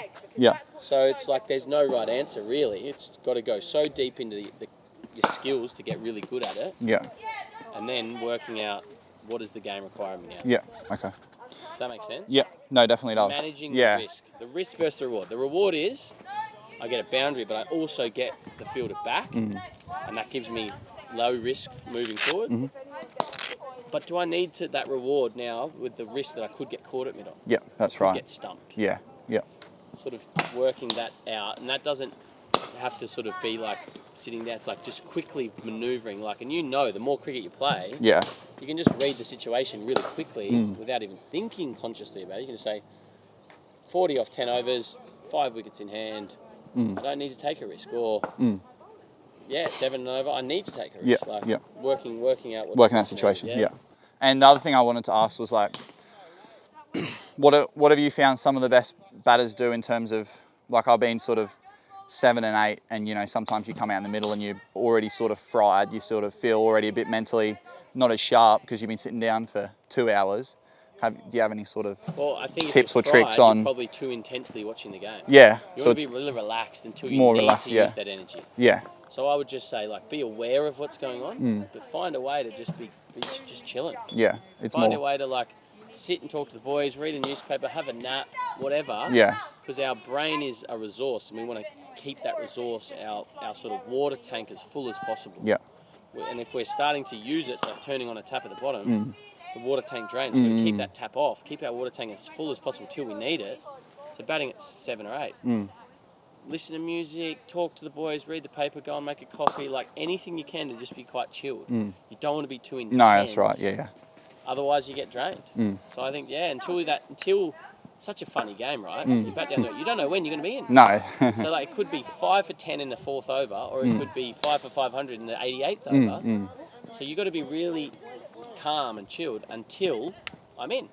The wicket falls, I'm in, this is my moment. And then you've still got 90 seconds till you face your first ball. So it can be a build. It can be a build up to when you need to be on. Yeah. Yeah, you don't need to be on until the moment the bowler lets go of that first ball. Yeah. Like the That's hours right. before, the minute before, it's still just building, ready for that first ball. Yeah. Awesome. Yeah? No, thank you. Mate. Appreciate it. Cricket Last Stories with me, Neel Khagram. Today, we're joined by Tom Scollay. Tom, how's it all going out in Perth? Hi, Neil. Thanks for having me on. Yeah, all going well here. It's a bit of a rainy, sunny day. So, getting into winter here in Perth, but all going well over here. Thank you. Yeah, so Tom, in this chat, we're going to go through a bit of the mindset side of cricket specific to batting. Before we get into it, let's talk through your career. Obviously, in the UK, you've had time at Middlesex, grade cricket out in Australia. Run us through your playing career. Look, I'll try and be as short as I can. I started playing cricket when I was 10. I moved to Perth. I grew up in a small town in central Australia called Alice Springs. I moved to Perth a week before I turned 18 because that was to get out to play for Australia, which was my goal. I needed to leave the small town and get into one of the first-class systems. I worked my way up from sort of fourth grade to first grade in a short space of time at Melville Cricket Club, and I had many years playing grade cricket in Perth. When I was 20, I went over to the UK for my first stint of league cricket as an overseas pro in the Middlesex League at a club called Eastcote. And I've got a British passport, so I had a few friends and mentors say, why don't you go and try and play professionally in England? There's obviously more opportunities, there's more counties than just the 6 state sides here in Australia. So I had 2008, 2009 playing league cricket. At the end of 2009, I got a trial with Middlesex. In my trial, my one and only match, I hit 66 off 33 balls, hit the first over for 24, which David Payne was bowling, who's still at Gloucester now, left arm, very good bowler. And on the back of that, Middlesex invited me back to trial with them at the start of the 2010 season. I came back to Perth and played grade cricket again, as I did. I went sort of 9 years where I went Perth, Darwin, Perth, England for 9 years. So I was playing all year round. I absolutely loved cricket and I was aspiring to be the best I could be. And so 2010, I got my opportunity with the Middlesex Twos, an extended run. I got back there a month before the season started. I did some pre-season training with the group. And then I got a few runs, got to a point where I was going pretty well, but they weren't signing me. I sort of said to them, look, I'm going to go on trial elsewhere. They said Richard Johnson, who has recently returned to Middlesex as their first team coach, he was the second team coach then. He said, no, Scholes, play one more game. I'm trying to get you signed. Just play one more game for us, because I had interest from Hampshire. And that game, I got 180 against Gloucester in the second 11, and Middlesex then offered me a summer contract for the remaining season into 2010. I made my debut, list day debut against Bangladesh at Lords on the Sunday of that week. And then I had 2 more years as a contracted player, 2011, 2012. Unfortunately, I didn't score enough runs. I wasn't consistent enough. I believe that on my day I was as good as anyone, but I just wasn't able to get there very often. I had a pretty lean 2011. 2010, I got the second 11 player of the year, averaged 50 odd in second 11, and I played a handful of first team white ball games.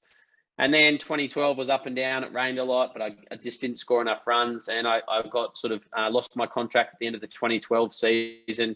I came back to Perth and I continued playing first grade here. I've played over 200 first grade games here. I changed clubs and have played sort of 4 seasons at Perth Cricket Club. So I've played over 200 first grade games here and many years of first grade cricket. And so, I love cricket. I'm certainly not a guru player. I was someone who got the most out of myself a lot of the time, but a lot of the time I didn't, because I didn't understand my thoughts and my emotions. And I know we're going to talk more about that. And that's something I'm really passionate about. But I'm really proud coming from a small town in Central Australia. I got to play at Lords, got to play against Bangladesh and play with some of the game's great players like Andrew Strauss, Owen Morgan, Chris Rogers, Adam Voges. There's my sort of cricket career, 20-year career in a few minutes. And was a transition into coaching always in the back of your mind? Obviously, you're the founder, head man of what is now a global brand, Cricket Mentoring. Run us through that period in your life.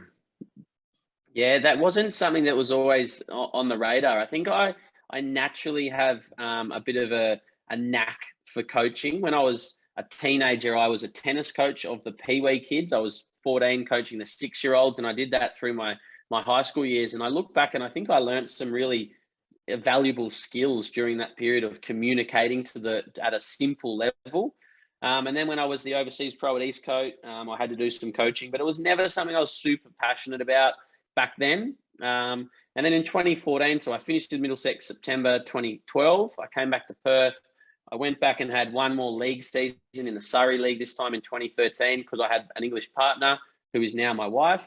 And then in July 2014, it was sort of the first winter I'd had where I wasn't playing any cricket since I'd become an adult, since I was a teenager.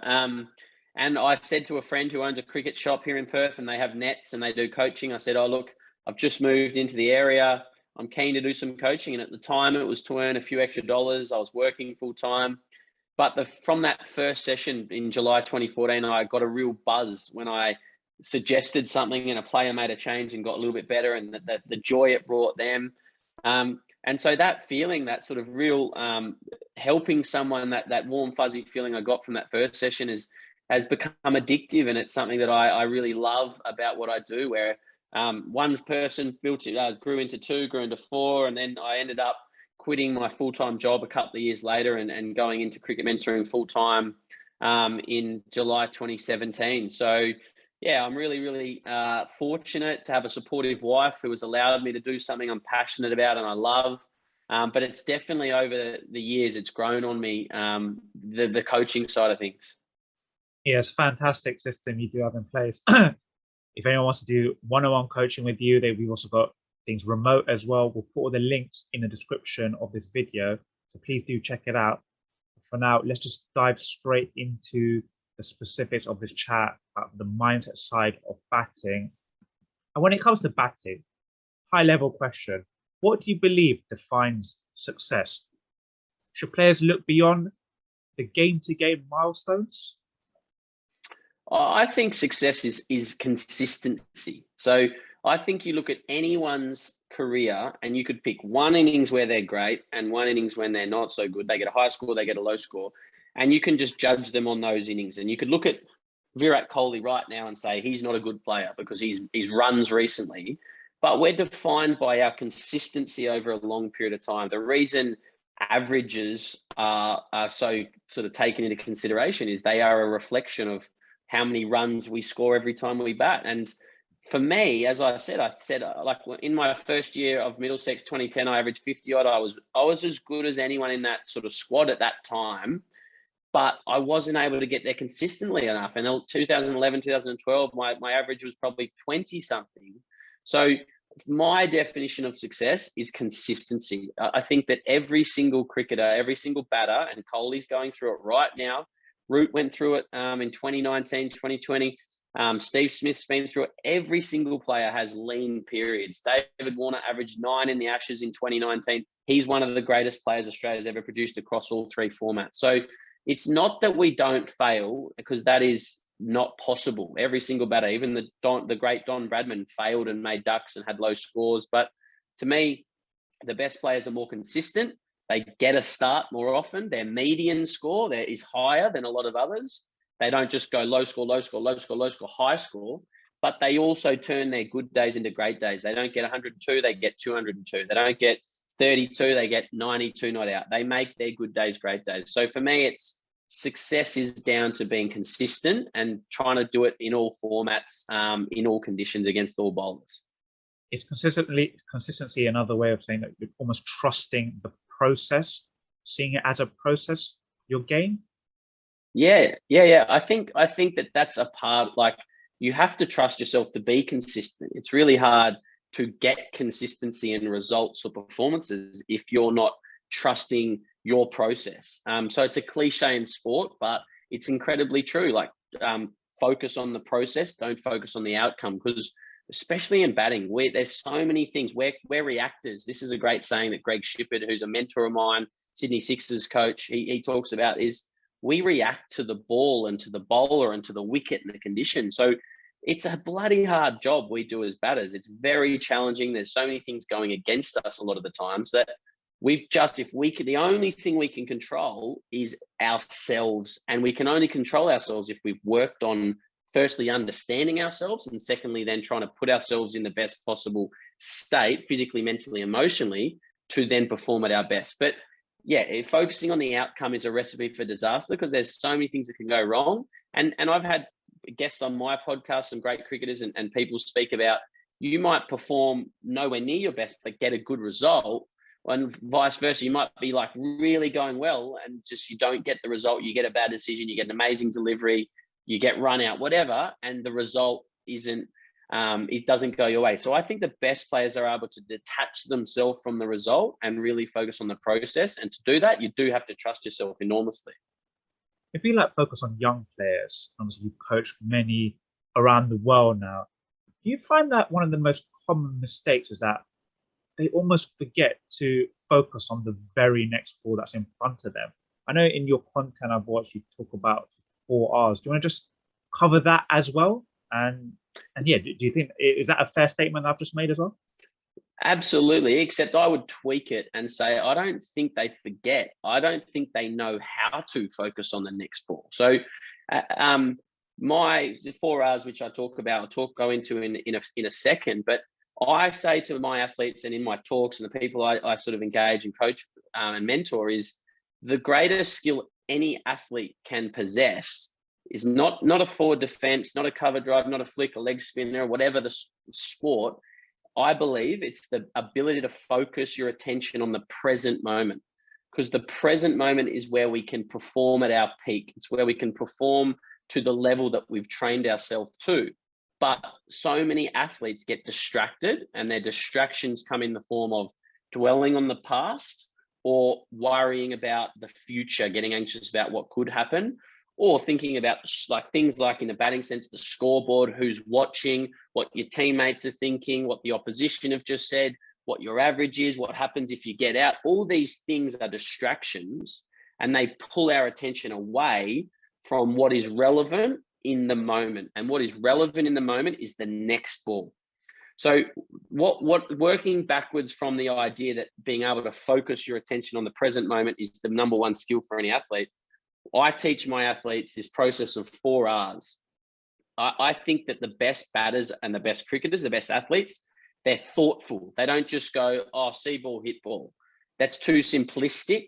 And that to be a good player in all conditions, in all circumstances, you have to think through situations. You have to bring your skills to every moment, and every moment is different.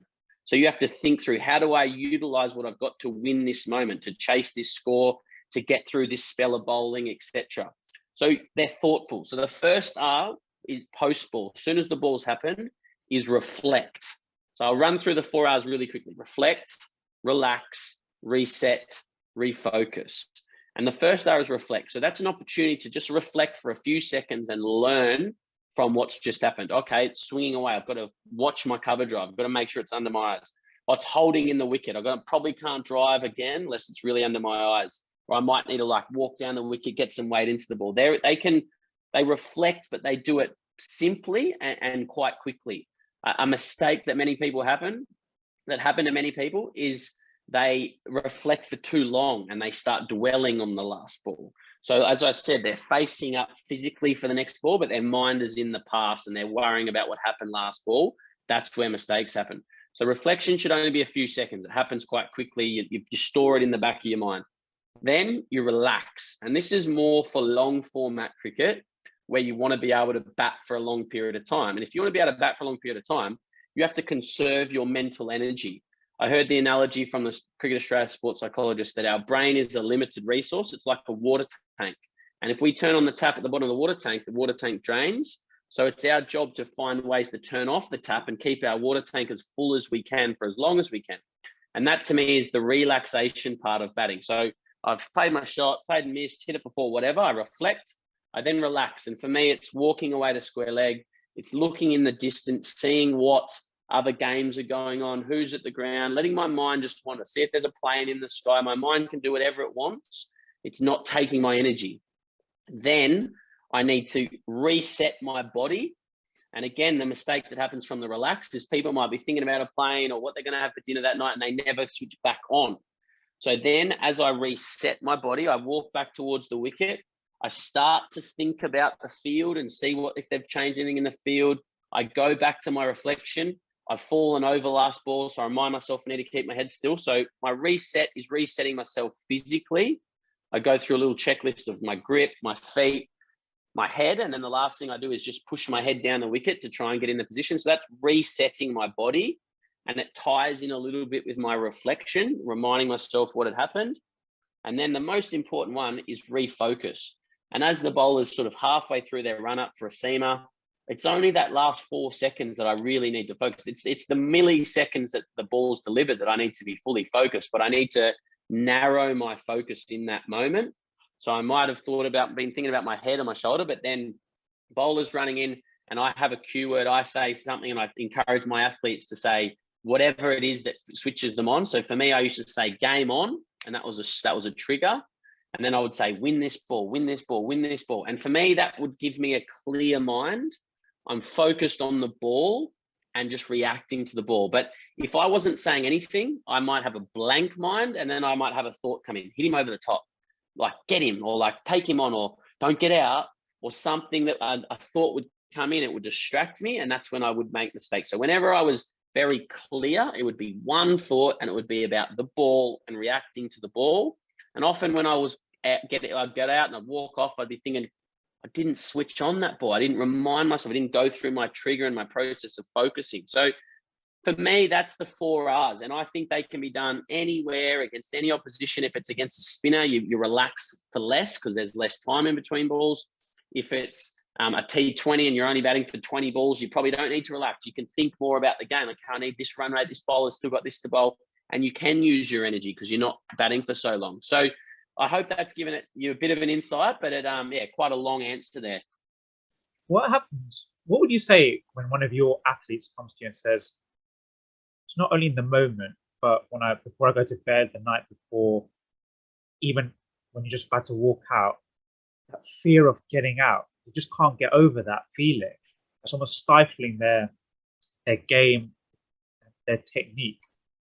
What would you say if a player came to you and said, Coach, I'm just fearful of getting out and it's impacting my game? I would start by saying, awesome, that's really normal. That shows you care. I would try and normalize it as the first thing and say, you're not strange, you're not unique in this feeling. It's everyone who cares. We're trying to perform well and we're judged on our results. We want to do well. That's normal. But I would try and remind them that it's just a game. It's just a game. And if you get out, yeah, you'll be disappointed, but life will go on. And to me, a big part of this it would depend on how much time I have with that athlete as well, because a big part of this sits about our identity as an athlete.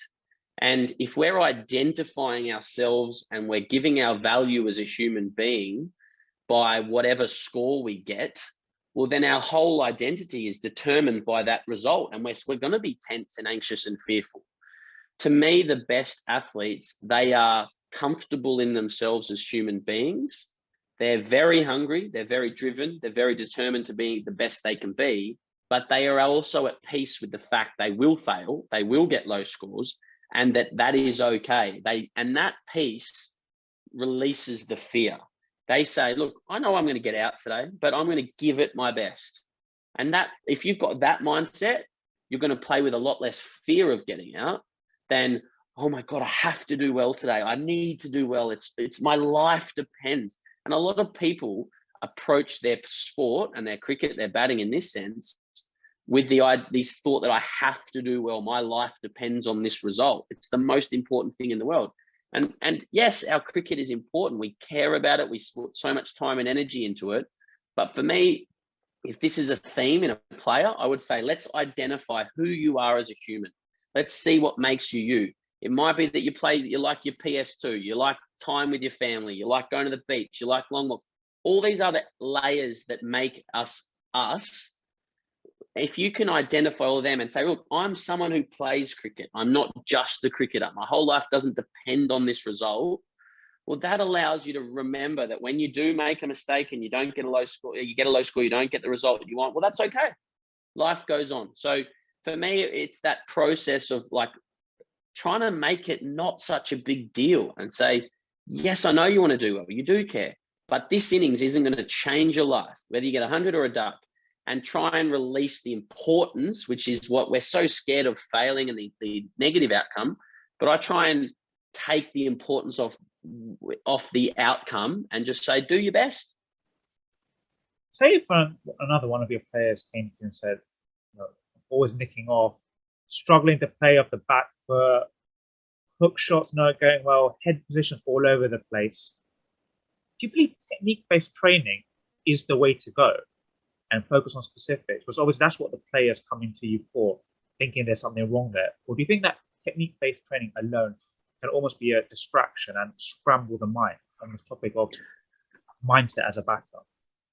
I think it's an interesting discussion because I'm a big believer in technique. At Cricket Mentoring, we talk about and we teach there's 6 pillars of success: technical, tactical, mental, emotional, physical, and lifestyle. Now, mental and emotional are very much intertwined and sit together. But for what we say is your technique is the foundation of your game. And I look at a lot of good cricketers, a lot of average cricketers, and if there's something fundamentally wrong in their technique, in their bat swing or their positions, well, in my opinion, they have a limit to what they can do in the game. I think some of the great, like Rory Burns and Dom Sibley, are 2 pretty good red ball players, but there's a reason they don't do very well in white ball cricket and they don't play a lot of white ball cricket because technically they're limited. Alistair Cook was another one, but that limitation gives them an ability to be very tight and only play to their strengths. But for me, I would personally look at them and see what's going on in their game. And if it is something technical, well, we'll address that technical thing. But the skill, the challenge for any athlete is to be able to leave their technique in the nets and go out and trust whatever they've got in that moment and not try and control their technique while they're competing. So we sort of use these 2 sort of zones. You've got a learning zone where you're thinking and you're consciously trying to control and learn and develop technique. And then you've got a performance zone where at training, you're trying to just compete. And I think the best players, they train in both zones. They're not always just technical and learning. They have times when they're in their performance zone, but they're not just competing. They're not neglecting their fundamentals. They're not neglecting their basics, but they're competing and they're still working on those things. So look, I think it's a combination. And for example, I've got a really good young player, a guy called Teague Wiley over here in Australia, who's just won the Sheffield Shield as a 17-year-old, the youngest player ever to. And whenever he comes for a hit, I'm picking up little technical things about his game, and I'm trying to reset him back to like where he plays his best cricket, where his head's still, his weight's able to transfer back down the wicket instead of across. So I'm looking for technical things.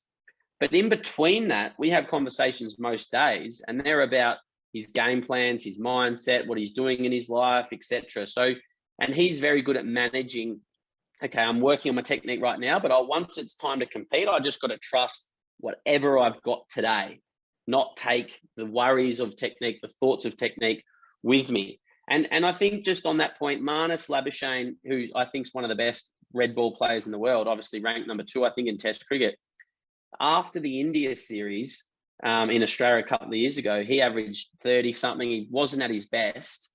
And then in the Sheffield Shield final, he got 190. And on one of the mornings, they did a masterclass with him, and he spoke about how post-India series, he had changed his grip.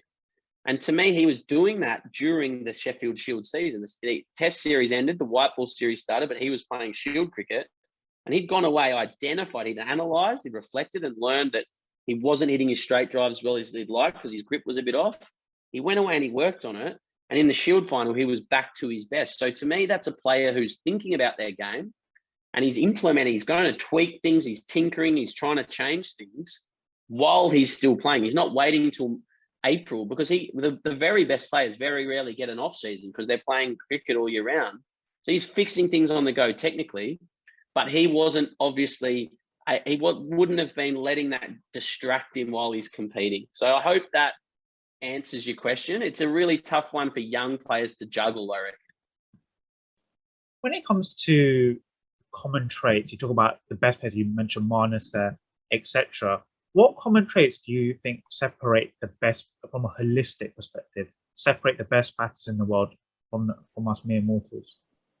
Well, going back to our 6 pillars of success, I think they're always working on themselves in all of the 6 pillars, and they're trying to be the best they can be in all.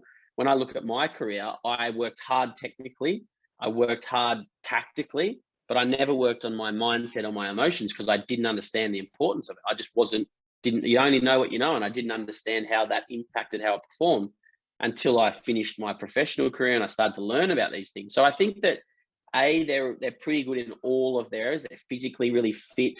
They tactically understand the game well and how to manage risk, how to manage certain situations. So I think they're good in all 6 pillars. But I think, mate, I really think it's a deep hunger to be the best. I think that you watch your Smiths, your Marnus, your Root, they're never satisfied with mediocre. They're never satisfied with a 50 or 100. They want big scores. They want to be the match winner. They always want to be a part of the contest. They're not happy getting 120 and going to sit down for the next 2 sessions. They want to still be out there. They want to be in the contest as long as they possibly can be and influencing the outcome. So that's something that can't be taught. It's something that can't be coached. It comes from within. How deeply do you want it? For me, looking back, I wanted to be a part of the group. I wanted to be a professional cricketer, but I didn't deeply want to be the best I could be and the best in my team. And that meant I didn't get to that. So I think that there's many, many good cricketers who have good techniques, and there's many good players with average techniques, with good mindsets, but it's the ability to combine them all, a really good understanding of the game as well. I think the very best players are students of the game, and they're always understanding the game on a deeper level. The game's always teaching us things, and they understand the game incredibly well. Whereas I think some that aren't as good don't have that deep understanding of the game. But mostly it's a hunger.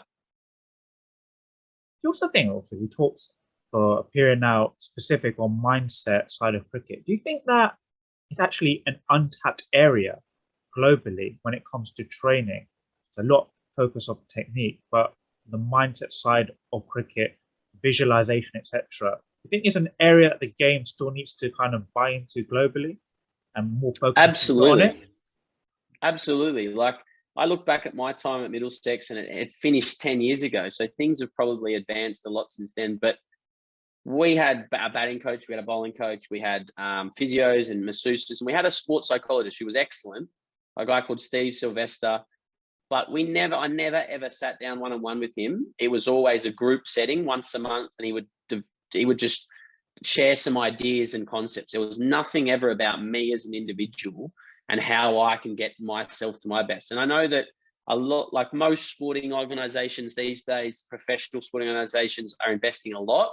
You look at the NBA, they've all got mental health coaches now, not just mental performance coaches.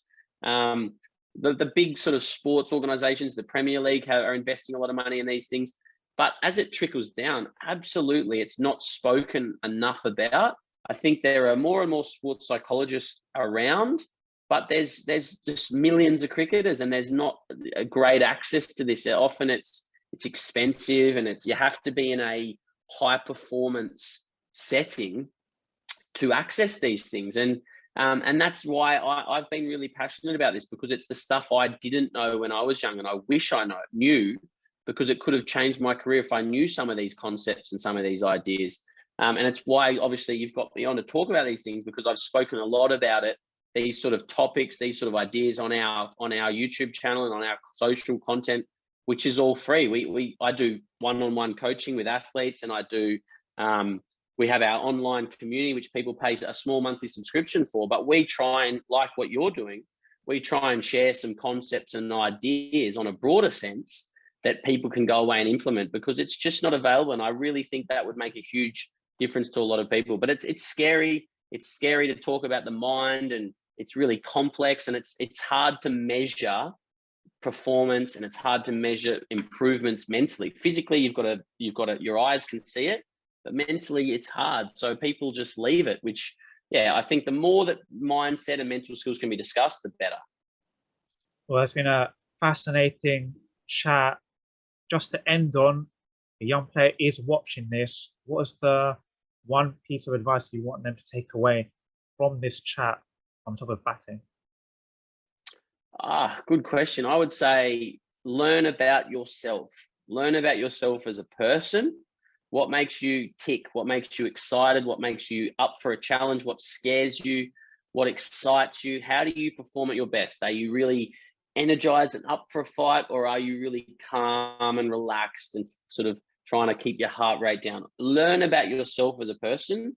What thoughts trigger what emotions? Do you, when you get sort of start thinking about a negative outcome, do you get sweaty palms and really anxious? When you start thinking about a positive outcome, do you sort of relax and just get that warm, fuzzy feeling? When do you play your best? Learn about yourself and learn about yourself as a player, and then start trusting what you're good at. Something I didn't do. I was quite good square of the wicket. I was quite loose, but it would work. And then I tried to change. I got to Middlesex, got my contract, and I tried to change and become tighter and hit the ball down the ground because that in the V. But that was not who I was, and that detracted from my performances because I was trying to be something that I wasn't. So, and I didn't have a mentor to speak to about it. I didn't have someone to say, Skulls, just trust yourself, play your way, just become better at picking the right ball. So learn about yourself as a human, but learn about yourself as a cricketer, and learn about the game. Be a student of the game, always be listening to commentators, watching the game, thinking about field settings and why are they doing this, why are they doing that, how's he getting out, and these sort of things. Because if the more you can understand those three things, yourself as a human, yourself as a cricketer, and the game, that is where you're going to have success on the cricket field. Perfect. Appreciate your time and all the best for the weeks ahead. Thank you. My pleasure. Thanks, guys. And anyone watching, appreciate it. Check us out, Cricket Mentoring on Instagram or YouTube. But yeah, thanks for having me on, and all the best to your followers and supporters. Neel Khagram, Cricket Love Stories, Tom Scollay. Thank you. So now we're going to get a bit of power hitting. For me, obviously the game's progressing. You're seeing a lot of people talking a lot more about power hitting. That's something obviously I try and incorporate into my game quite a bit. Two big key principles for me: head position and strong base. And then, lastly, talk about sort of having a real good swing of the bat. And what I see is generally guys who sort of want to hit the ball hard, but they want to hit the ball hard from here. So I just try and get my hands as high as they can, and then that, from a nice strong base, still head, that allow me to access where I want to hit the ball. So I'm going to hit a few balls, and hopefully you'll get a good demonstration of what I'm trying to do.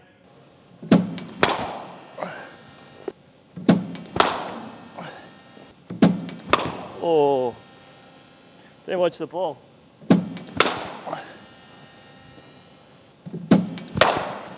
Out.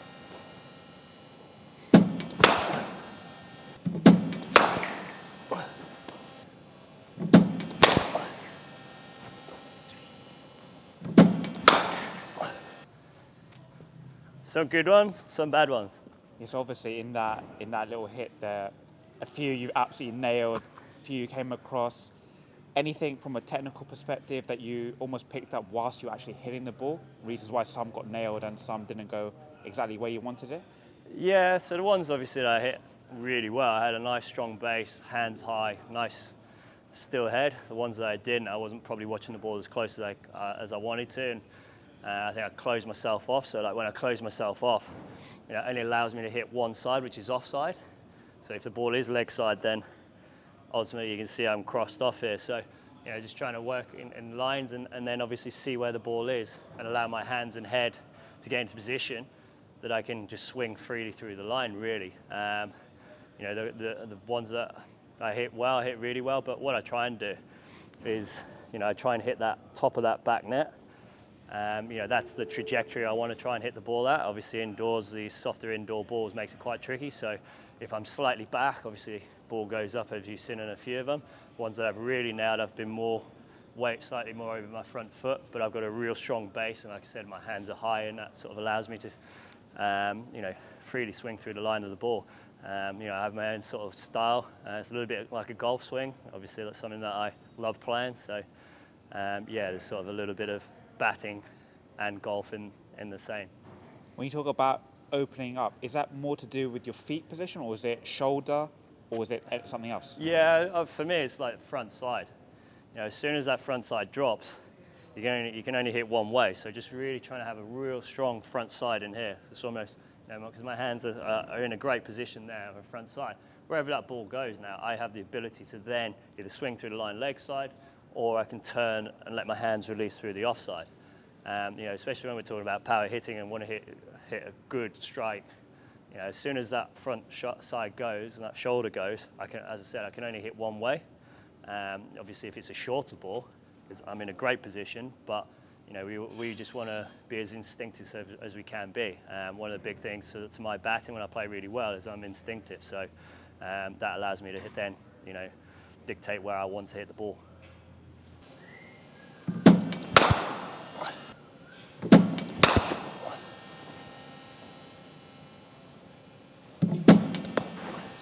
Hey, first time. Doesn't happen very often. Whoa. Oh. Ambitious. Try to swing way too hard. Right.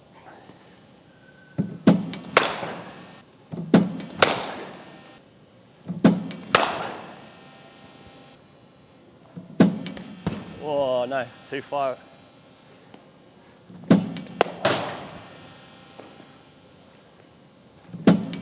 Oi. Get too far across.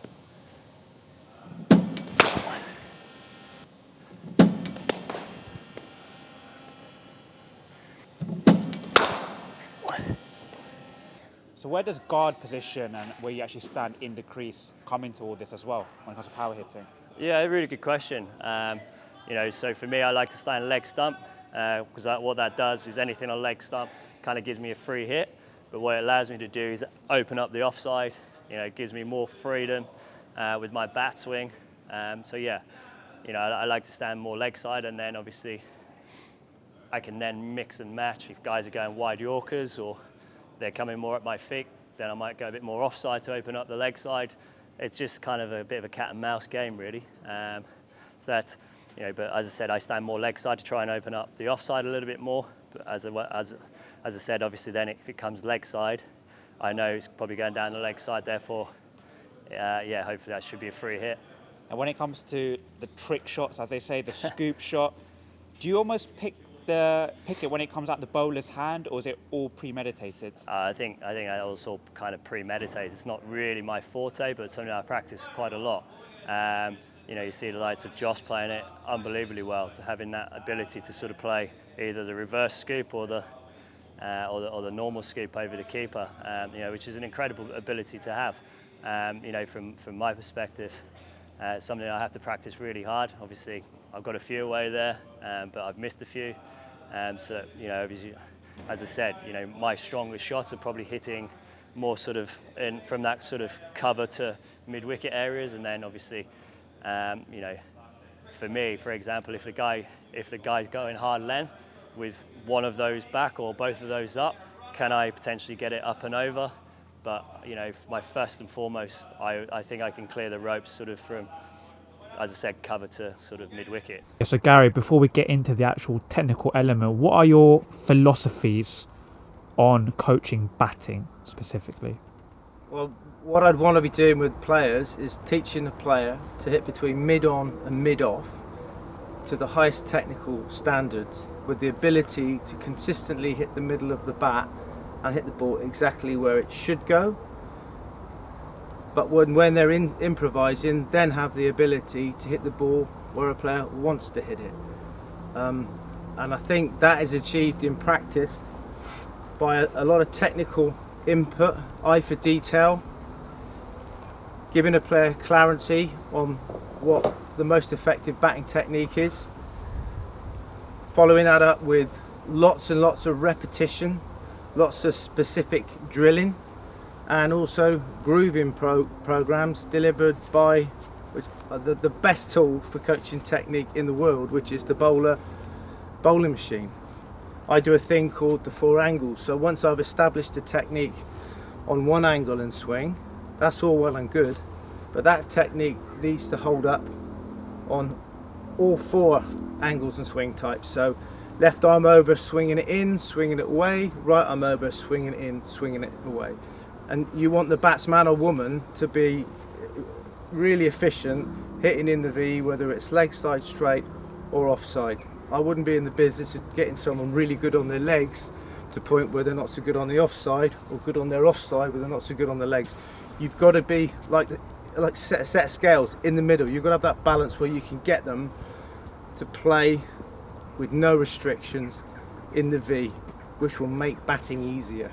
And that's the only way to get there, is lots of repetition and drilling, but not just doing it any old how, not just hitting loads of balls on a machine, because it's not about that. It's about having the clarity in giving the correct technical input coupled with hitting lots of balls. Probably the easiest way to get the grips right is to lie the bat on the floor and just to pick it up like this. So my top hand V goes down the middle of the back of the bat, and the bottom hand V's pretty much the same. Sometimes your top hand can go around slightly, but you don't want it to go around too much. I think the bottom hand always wants to be there. The minute it goes around here, this bottom hand becomes tight, and the hands can go away from the body, and the bat can go behind you. If you keep it there, with the back of your arm over the back of the bat, straight away you've got the fingers and some grip going, which gives you your top hand the dominance. And for people that are standing really open or slightly open, that is the best grip. If you go to try and hold it old school around the side and you're standing open, that's not going to work. The only time that might work is if you're very sideways on. Even then, it's a weak grip, because you get to there and it's so uncomfortable, the bottom hand takes over. The grip needs to be top hand in charge all the time, so it's probably got to be, like I said, just pretty much down there, the V. That would be the ideal grip there. And picking up the bat, you don't want your bat face too open. It can vary between slightly open or flat, either or. But if someone has got it open and they keep middling every ball and hit it to the right areas, then obviously you'd leave it alone. And this is what we're looking for: bent arms, 90-degree bend. We don't want this too wristy. There, gets our hands high, diamond shape freed up there, then you can present it at the end of the shot. It's nice and simple. To be good or effective at all formats of the game, whether it's Test match, 2020, you have to have a high skill level, and that means to have a good technique. And the 3 core principles of having a good technique, I believe, are alignment, balance, and completion of shot, full completion of shot. That's ABC. So if I could just demonstrate with these balls on the floor. It's a straight ball, off stump, just outside delivery, leg stump delivery. So from my stance, if I want to hit straight, I have to align my laces, my chest bone, my head, and swing the hand through the line of the chest bone and head. So I'm aligned, I'm balanced, and I'm fully completing the shot. This is high risk, small hitting zone. This is big hitting zone. And if I want to hit a ball that's not there for 6 straight, I need to hold my shape. Otherwise the only place it's going to go is over there. So I've got more options if I've got good sound basic technique. You're going to go offside, again, chest bone's going to line up with the ball, laces line up to where you're hitting it, head forward to the front pad. So what's your realigning everything, so swinging a straight line through ball to target. Aligned, balanced, full completion of shot. Leg side, again, as the head goes, smaller stride leg side, laces line up, chest bone, line with the ball, and we swing through ball to target, check swing finish. Good. Again, align, balance, full completion of shot. Those things from a coaching perspective need to be taught and revisited quite a lot within a coaching program.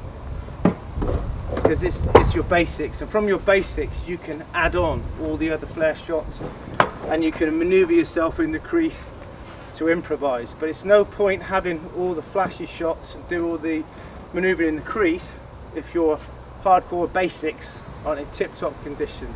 So it makes sense to practice them regularly, just to keep nice ball blade going through the line of the ball, making sure you're well balanced, well aligned. That's a good space to be in if that's what you're practicing. Obviously we're just talking about front foot there, but again, alignment, balance, completion of shot relative for back foot play as well. So imagine I've gone into position, and this is where I'd be looking to play the balls off the back foot, depending, you know, if they bounce on that line. So again, that straight ball there, head forward, back and across in line with the ball, check swing. All right, notice my back foot is slightly turned in. Again, shoulder out the way, head here. This gives me good balance and alignment for the shot. If I put that too sideways, I'm going to get a little bit closed off. So let's have a look again. Let the ball come, check swing. So alignment, balance and completion, so I get full blade of the bat through the line of the ball for as long as possible. Obviously if the ball's on off stump, again, bearing in mind the shoulder is like the steering wheel on a car. So as I pick up the line outside of stump and I go back, my shoulder will start to turn, which means this back foot will go back and across, slightly more sideways on. So I let the ball come, swing the bat through the line of the ball. Better to be more sideways here, because if the ball's wider, I can turn my shoulder more and hit the ball through extra cover.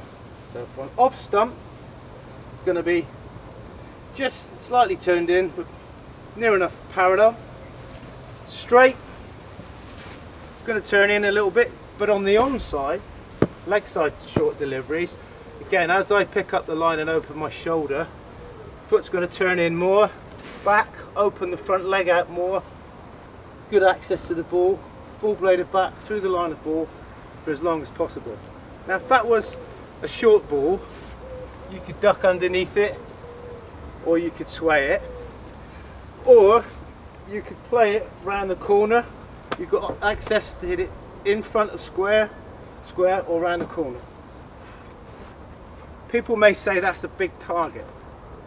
It is, but it's a much better position to be in to get access to the ball and to play it and to be in control of the shot. And you could also hook from there. Now if I go back with my back foot sideways and get into a very sideways on position, my hands start going further behind me, my head's further back, and there's a bit of a blind spot here. So if it's a bouncer, I might turn my head off it, or if it's down the leg side, I'm playing catch up, I might get a feint edge or feint off the full face of the bat, caught by the keeper. So this, while it's a smaller target, you're a smaller target, it's a lot harder and uncomfortable to access the ball than if you're here. Leave it, play it, hook it. So back foot, that position for the leg side delivery. Okay, we're going to talk a little bit about trigger movements. Obviously if you're facing the new ball and against an out and out quick who's probably bowling 85-90 miles an hour, to stand still and pick up, oh that's forward, oh that's back, that's quite tricky, because you haven't got very much time to make that decision. And I feel that the longer a person stands still, the more tense they get, the more rigid they get, and the slower they react, they can get stuck on the crease. So by having a trigger, and the preferred trigger that I would sort of offer players as the best one to do, is the back and across movement. So just as before the bowler lets go of the ball, you're going to go back and across, so you shift your weight onto your back foot, but the key is to keep your head and chest forward of your body. So back and across, which opens me out, I'll wait to see where the ball is, oh it's over there, step to the offside, play the shot.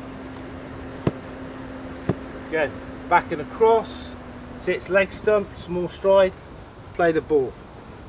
as you can see, as soon as I go back and across, I'm in a great aligned and balanced position, that nice neutral position where I'm not tipping offside or leg side, but I'm nice and neutral. I can get good access to hit the ball straight. Now if I go and I go like and use this trigger, if you have a look now, I can't hit those two balls straight. Possibly that one, but I'm starting to hit around straight balls, and if the ball's swinging and moving around, that's high risk.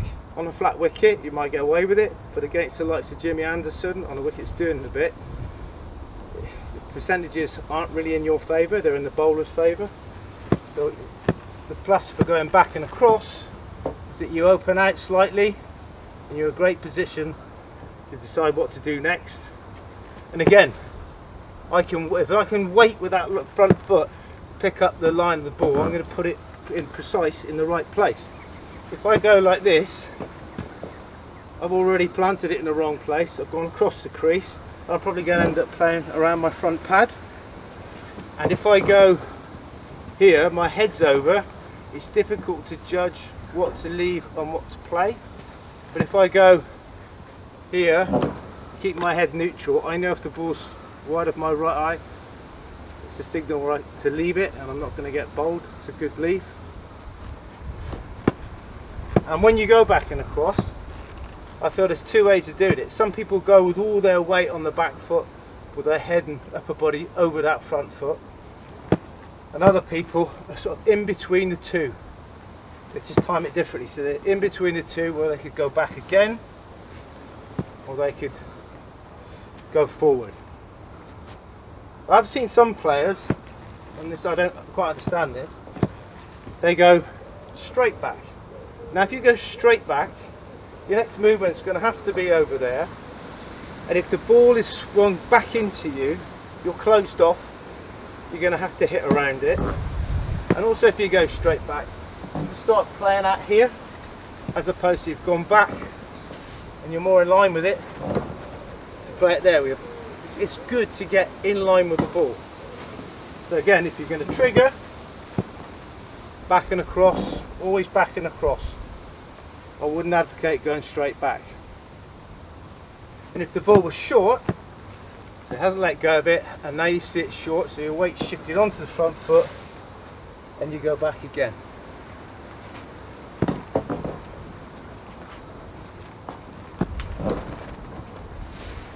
Yep, but that for me is the best trigger. Some people are going, and that's okay if you can stay in that position, and if that works for you.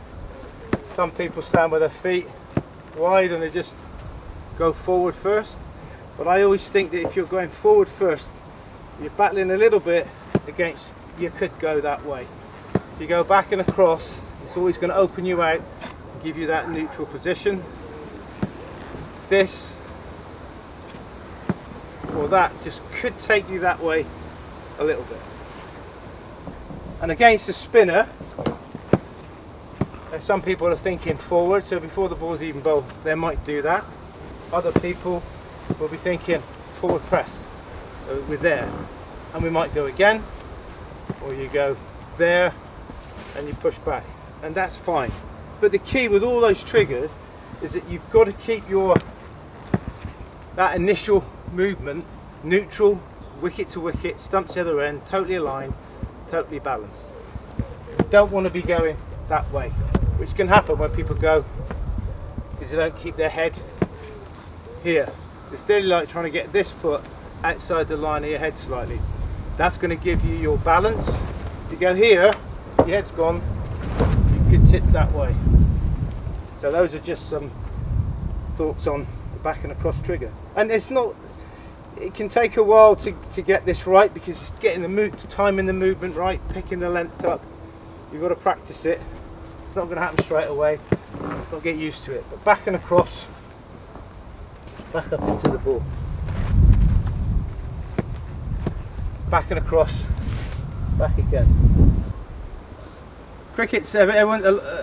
It's known that batting is a side-on game. Is it? I would question that, because I think there are some players out there that stand what I'd call probably too sideways on, and if you're too sideways on, you tend to tip to the offside. It's very difficult to stop yourself. I'd advocate for any player out there to stand so it's right arm over to me. I'd slightly open my feet, slightly open my shoulder, because if my shoulder's out of the way, pick the bat up, the most natural place to fall is forward, which gives me good neutral alignment and balance, even if I then change my mind and wanted to go back.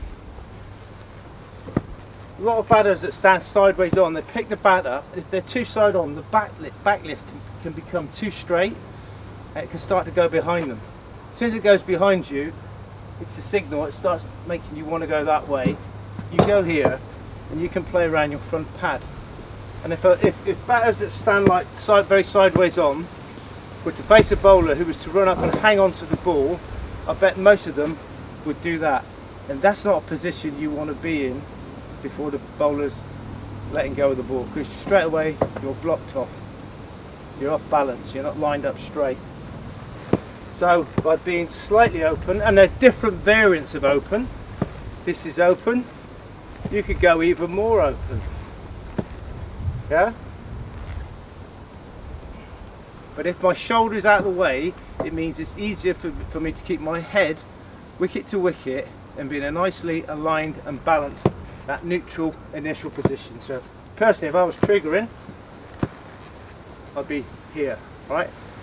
If I was to turn my shoulder too much, I'm off over this way. And the people that stand more open, even if they go a little bit, which everyone seems to want to do something, but they go a little bit, they're still pretty well lined up straight. But if you're here, you're starting to get blocked off. So I think it's easier to play in the V against a swinging or turning ball with a more open body position. So we get here. So if that ball swings away or swings in, or turns away or turns in, because I'm in a neutral position here, well balanced and well aligned, I've got access to those balls and I could adjust. I should be able to play them straight reasonably easily in this position. So to get in that position, if you're slightly open, it's a more natural thing to happen, getting into that balanced position. But if I'm sideways on, I could be off that way, or I've got, this sort of thing could happen. I'm battling against it a little bit. So I want to be slightly open. I think that's key. Even some people stand open, which is great, and as they go to hit the ball, they turn the shoulder and they're gone again. So it's about picking up, going up again, maintaining that neutral position. Where at this point, I can play an on drive or an off drive. I don't know what the bowler's bowling, but I'm neutral. I haven't prejudged or already gone to the offside. So personally, there are different, degrees of being open, but it's better to be on the open side than it is to be on the verge of being too sideways on. Because if you're sideways on and the bat goes behind you, LBW, but the bat's sideways on, the ball swings in, it's a very small window to get access to the ball and you can play around it. But if you're more here, that area of driving straight becomes wider, therefore the percentages are more in your favour. And it's not just for the swinging ball and red ball cricket, it's also for 2020 cricket and one day cricket. If you want to whack the ball down the ground, you might clear your leg out of the way, you're going to be like this. All these options are on. If you're just going there, it's only going one place all the time. So you're limited to different areas on the ground you can hit the ball. And this is high risk, this is lower risk. As for playing spin, with the more open body position, especially for an off spinner who might bounce the ball there and turn it in, if I'm in this position, I've got great access to defend the ball, drive the ball, or open my leg out and hit it for 6. So turning that foot in is good for off spin. If I go line of the ball, because I'm too sideways, I'm going to always be hitting around straight ball. I'm going to find it very difficult to hit it over there.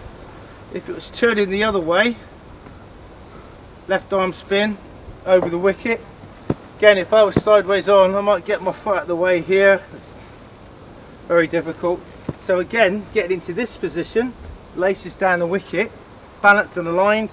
If that ball turns, I can hit it straight. If it goes straight or turns less, or is a bit wider that way, I can hit into the spin effectively to hit it on the leg side. But again, keeping the feet like that is a tight line. And the only reason I can do it is because my shoulders are open. If I close my shoulders, I compensate by throwing that wide. Things are a lot more difficult. And also, playing spin, pace, whatever, make contact in front of your pad. Still let the ball come, but make contact in front of your pad. Don't mix up playing late with making contact too late. So if I'm playing it late here, going down towards the slips, gully, might even hit the floor and bowl me, and now I'm starting to become more bottom handed. If it nips back, hits me on the pad. If I'm here, I'm letting the ball come, but I can play it in front. If it moves, I can go with it. My head's forward, my top hand's dominant. Here, head's back, but the more you get behind you, the more the bottom hand comes in. So you want to be here. And even if you wanted to hit a length ball for 6, I'm still going to let it come to that point of contact and hit it. I don't want to be going at it too early. So it's still about letting it come, but you still need to make contact forward of the pad if you want to keep the top hand dominant and have a long blade through the ball for as long as possible. Just a quick one on coming down the wicket to a spinner. People say there's a couple of different ways of doing it. You can do it like this,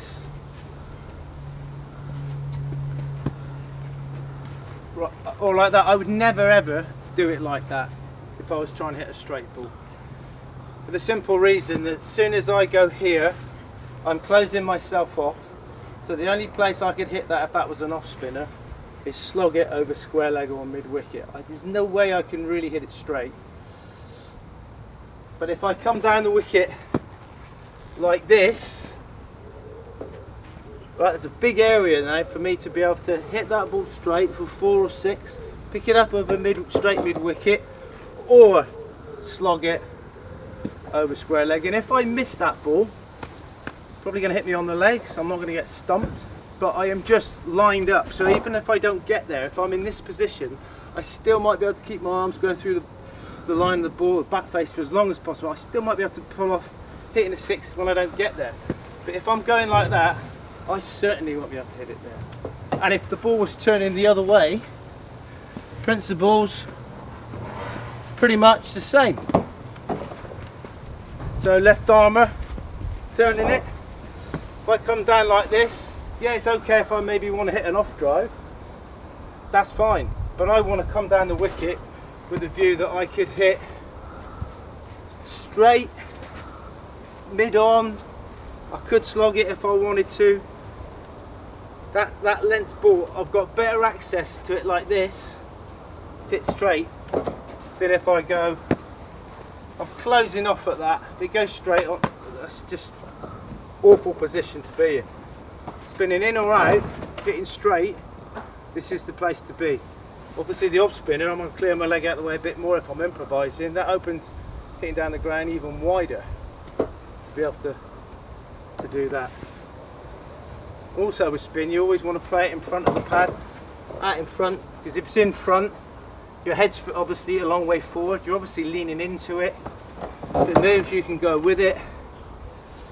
It's level with your pad, could get caught back pad, and the wound around the back. And also, anything to do with playing straight, it's all about the top hand. The bottom hand needs to stay loose. So if you get too much going on with the bottom hand, it's very hard to keep your shape, and your hitting zone becomes smaller. If your bottom hand's loose, hitting zone becomes bigger, percentages are in your favour.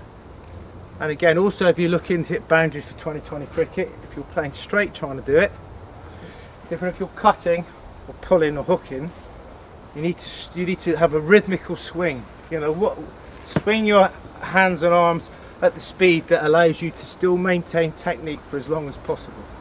If you try to whack it and hit it as hard as you can, then you compromise keeping your shape, your hitting zone gets smaller, you've got more chance of making a mistake. So go to the good cricket shots first, and from there you could collapse them if you want to do something else, but keep the top hand dominant. Only bring this in if you're trying to pick it up over square leg, cut it or hook it. As for guard, I would never want to be leg stump, because leg stump means that all the balls that are bowled on the stumps, you're always playing to the offside and you're always doing this, and that could start someone prejudging, tipping to the offside. So if you're taking middle or middle and leg, preferably middle, I'd go with middle, and you're slightly open, your head and body is in line with the stumps. When you're playing straight, you're behind it, both front and back foot, which is a good place to be. You're playing straight, bat on the line of the ball for as long as possible to a straight ball. And if you're stood open, you definitely need to be on middle stump. If I'm on leg stump, stood open, I've got a long way to go over there. If I was on leg stump, then I could understand someone standing really sideways on. If you're going to come across your stumps, anything that is on the stumps you want to get decent access to, so you want to be slightly open, because if you're over on middle and off, suddenly everything's straight. If you're sideways on, you're hitting around them. If you're like this, you're playing with a straight bat. And just talking about hitting around the ball, if the ball is on leg stump, as you see it's there, your back is going to go out wider. Now people will say, oh, you're hitting across the ball. Let's have a little look at the ball there. So they'll say, yeah, you're hitting across the ball. So I'm thinking straight line, through ball to target. I think that's quite compact.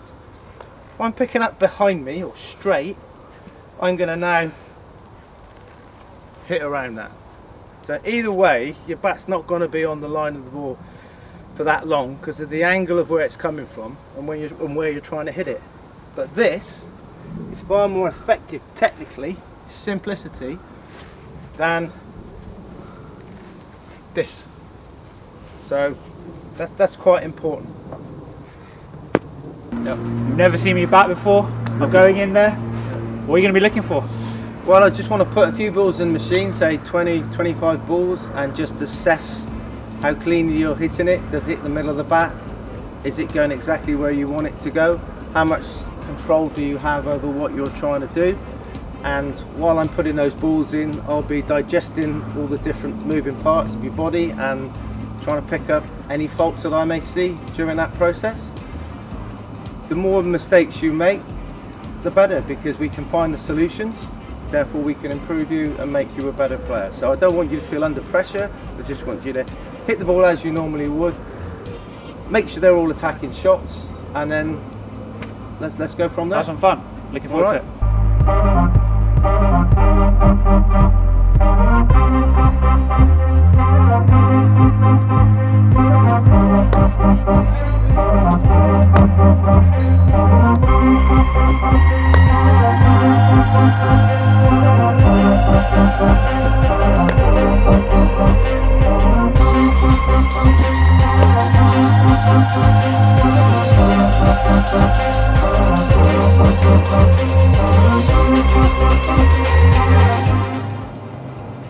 So what I'm going to do now to help Neel with his alignment balance is to put him in what I call the set position. That means the position he's going to be in just before he makes contact with the ball. So this isn't a stance, this is a set position. So both laces down the wicket. So what I'm going to try and get Neel to do here is in the set position, he lets the ball come, hits it, and then moves forward afterwards. So his set position, let the ball come, hit it, fall forward, hold the shape. And this is all about getting your head a long way forward and letting the ball come to you, but making contact out in front of the pad so the top hand is dominant. The key for this is that back foot, the laces of that back foot need to be dead straight. The minute he turns his back foot slightly sideways, he's going to tip this way. Bear in mind the ball's swinging into him from right arm over around the wicket. If those laces are straight and that front shoulder is out the way, he's nicely aligned to get good access to the ball. If he turns his front shoulder and that back foot goes more sideways, it's like a steering rack on a car. He's going to be closed off. He's going to find it difficult to do. So let's try that drill.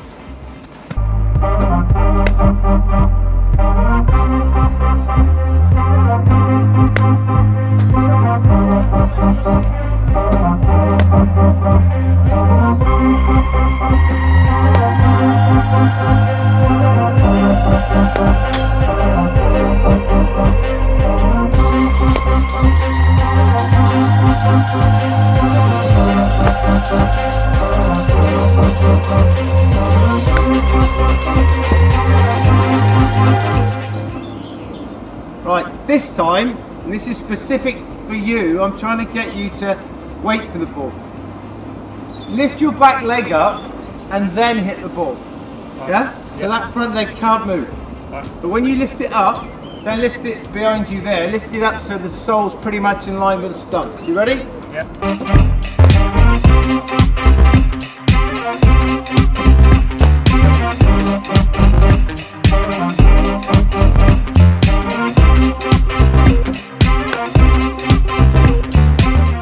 Right, so you've just been working on a drill which I've put you in a set position and then tried to get you to lift your leg up behind you before you make contact with the ball. The good things that come out of that drill is that you have to get your head forward and your chest forward, which opens you up and gets you perfectly balanced and aligned. The ball actually is under my eyes, which is great. Sometimes, you know, you can still hit a great shot further in front of you and it's not quite going to be under your eyes, but ideally it's under my eyes. I'm leaning in. And the more I hit the ball out in front of me, the more my top hand, it suits my top hand being dominant. And to play straight well, it's all about a dominant top hand and a nice relaxed fingers and thumb bottom hand. And if I'm hitting out in front, leaning in, and I keep holding my shape, I've got a really big hitting zone. And if I want to flick that off my legs and I'm leaning in, I can also do that from a nice balanced and aligned position.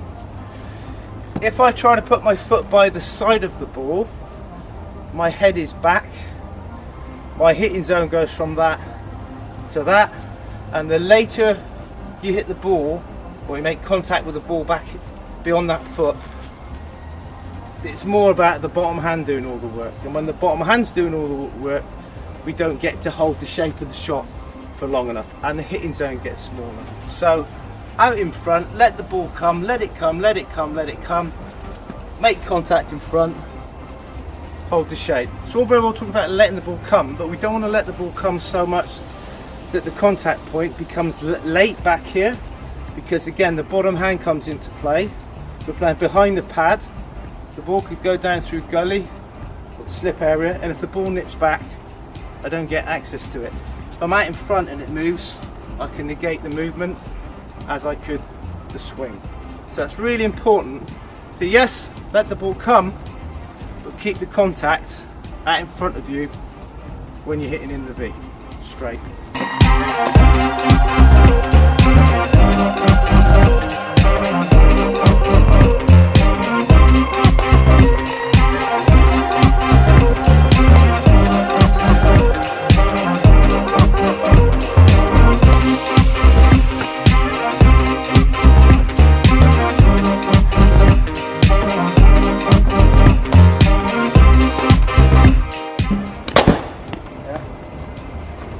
Right, we need to reload, I'm out of ammo.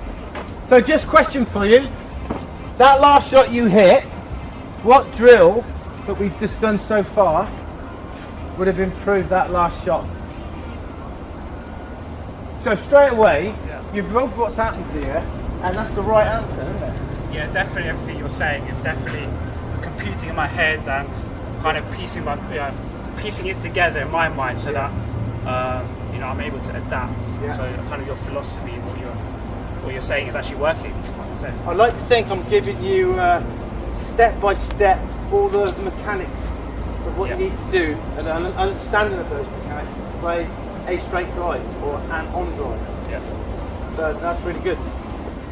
Okay, so you're now in that set position. We've done the one-legged drill. Now we've done the step and lift the leg up. Now we're on to the step, let the ball come, play the shot, and then just shuffle forward afterwards, twice like that, holding the shape, getting the feel for it. But just a couple of little things I've noticed that you could work on. Sometimes you're getting a little bit there, and that's resulting in this going out here to compensate, and this coming in. Okay. If you can keep here, it's easier to put your feet in a tighter line with your laces down the wicket, thus keep the ball out in front of you, and keep your top hand dominant. So the only little thing is we're just getting a bit of this, which is causing that. So we want to go more chest bone, head, out in front.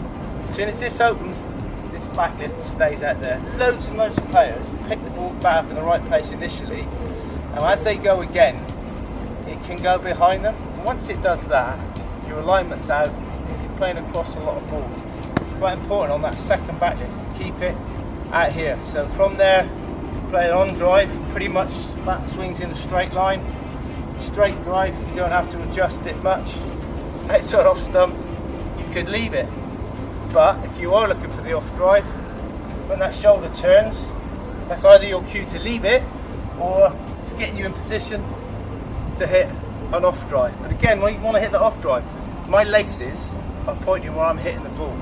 That's the most natural, the most obvious thing to do. Keeping them sideways, some people think there are different ways of doing it. Personally, I would say that's a fault, and therefore, as a coach, if you can see that as a fault, then you'll look to make a positive correction. But if you see that as another way of doing it, then a batter may miss it, keep a number of balls. And the question is, do you leave it at that, or do you go, let's do this? If you're hitting every ball out the middle of the bat with your foot at that angle, and hitting exactly where you want to go and in total control of what you're doing, that's fine. But in my experience of watching people in here, and some of the players that have been in here are high class players, if this gets too sideways, they don't hit the ball as well as when they get their foot like that, and it just seems pretty much all the time. Getting into this position, more consistent, less consistent, more consistent, less consistent.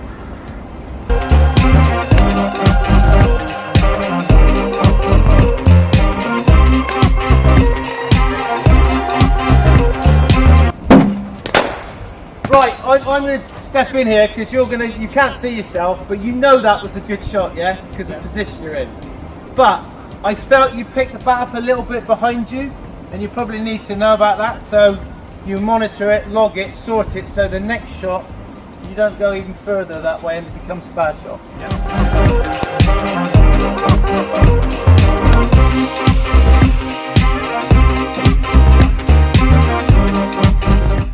Okay, Neil, I'll just demonstrate this from a right-handed point of view. Machine would be over there, left arm over, swinging the ball into me. Your initial few shots didn't go as well as you would like because you're very sideways on with that front shoulder, and as soon as your front shoulder is in the way, it pushes your head across to the offside. So your first movement is this, and the ball's swinging in. So we're getting bowled through the gate, hit on the pad. All the balls are going over there. Get the balls coming from there and swinging in. So by you just opening your stance slightly, and when I say stance, I don't just mean the feet. The shoulders are probably more important. You open your shoulders, left arm around the wicket. So now the ball's swinging in. My shoulders, front shoulder is out the way, which means my head is wicket to wicket, and I'm aligned and balanced. And as the ball swings, it's easier for me to play the ball back to where it's just come from. Because I'm open, that target area there is easy to hit. Once my shoulder goes round, the only way I can hit that target area is to swing across the ball. And I could get LBW, bowled, the ball's seaming around, the wicket's doing a bit. High risk way of playing. So being slightly open allowed me to get my head, chest forward, get great access to the ball with the full blade of the bat when I'm trying to play straight in the V. Also a back lift. As soon as your shoulders are more open, this back lift and shoulder should be one unit.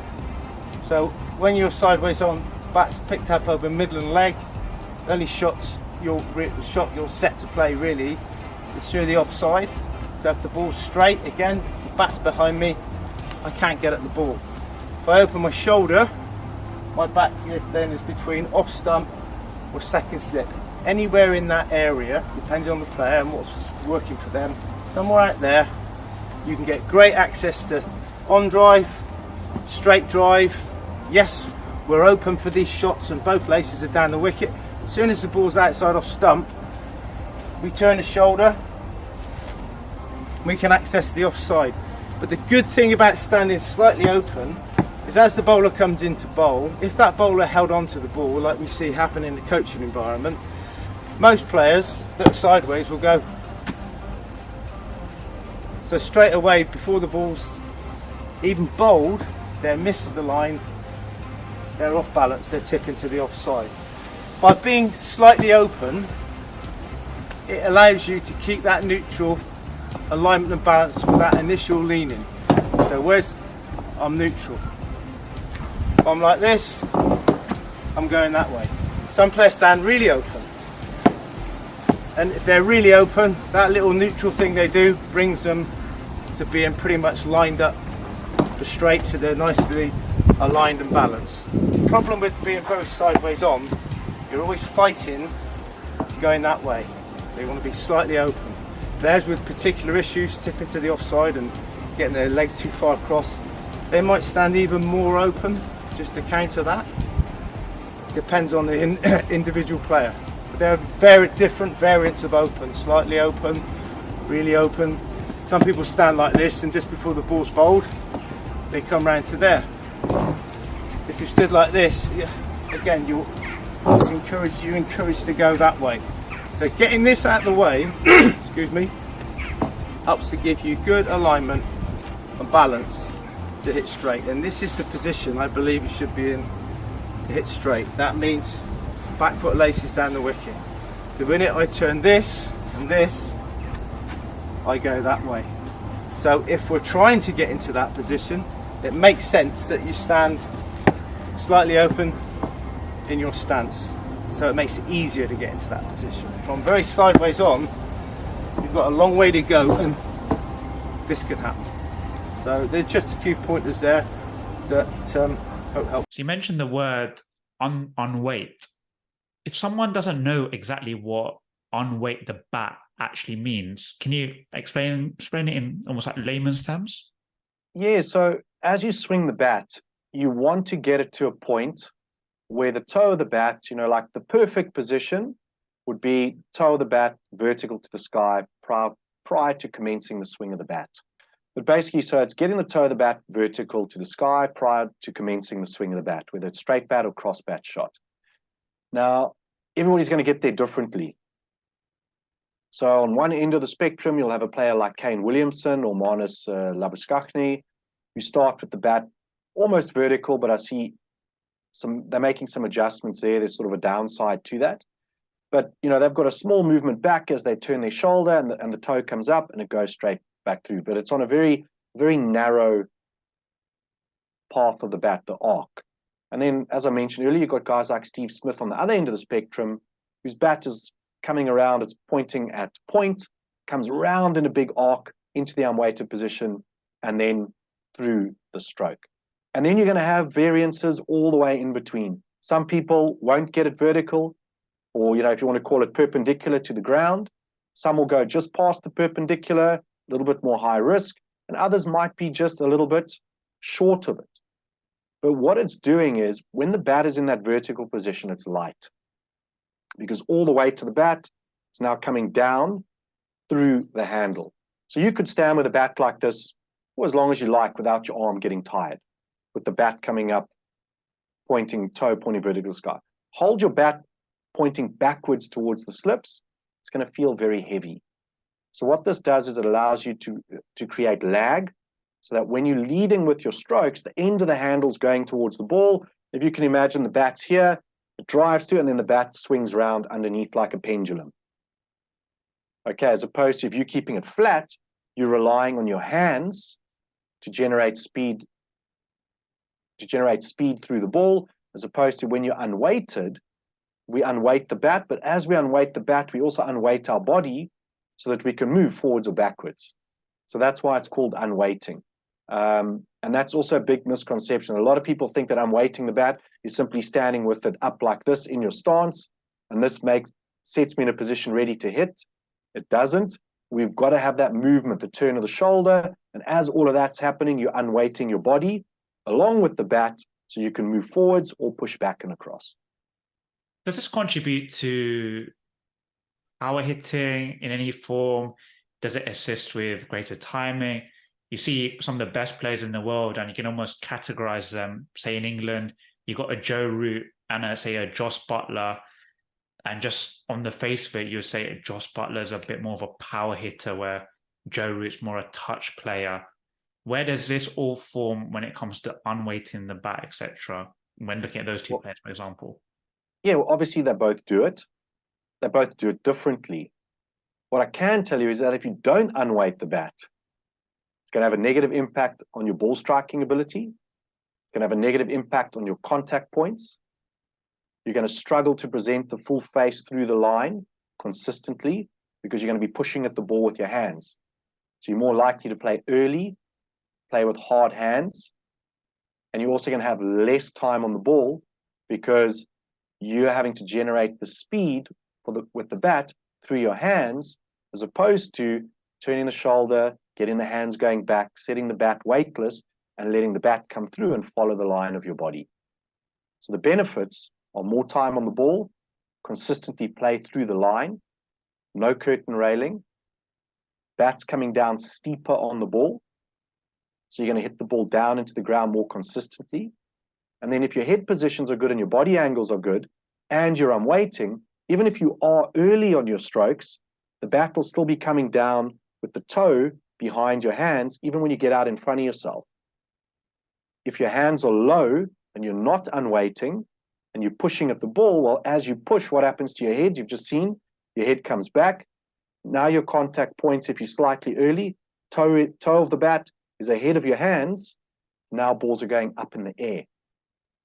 So you also get away with more by unweighting because you're coming down steeper on the ball. Even if you're early, the ball's still going down, and your ball striking, your timing is better because you're generating more speed through the ball. And also as you unweight, look what happens to your head. Your head goes forward. Now, if I want to push back, I can push back. If I want to keep going forward, I keep going forward, but I've got a good body angle to hit down on top of the bounce of the ball. The first one is your top hand drill, so you're making sure that your hand is behind the bat, and if you can zoom in there, you want to be able to control the bat face with your top hand. Nice and simple. Have your hand, ball out in front of you, bat go behind, and then you pick out an area of where you want the ball to go. For now, I'm going to say I'm going to try and hit the stumps or mid-on. If it goes slightly either way, I'm not too worried. But say I'm trying to hit the stumps and it goes to mid-wicket, then I know I'm in trouble. Let's see how this goes. I haven't done these in a long time. So I want to hit mid-off. Trying to get a little bit tougher, trying to hit extra cover. Hit mid-wicket. The key thing with this drill, as you would have seen, it makes you really turn your whole body and turn your shoulders. You know, for example, if I want to hit extra cover, I can't just do it from here because, you know, I can't really do that. My hands don't work that way. My hands aren't strong enough, so you have to turn your whole body, and you end up pointing your shoulders and your forearms in the direction that you want your ball to go. Something that sometimes gets neglected, though, are bottom hand drills. And like we said before, if you are a bottom hand dominant player, you can do all the top hand drills you like, but when you hold your bat, if your bottom hand is actually the one that's controlling it, then you'll end up not really improving very much.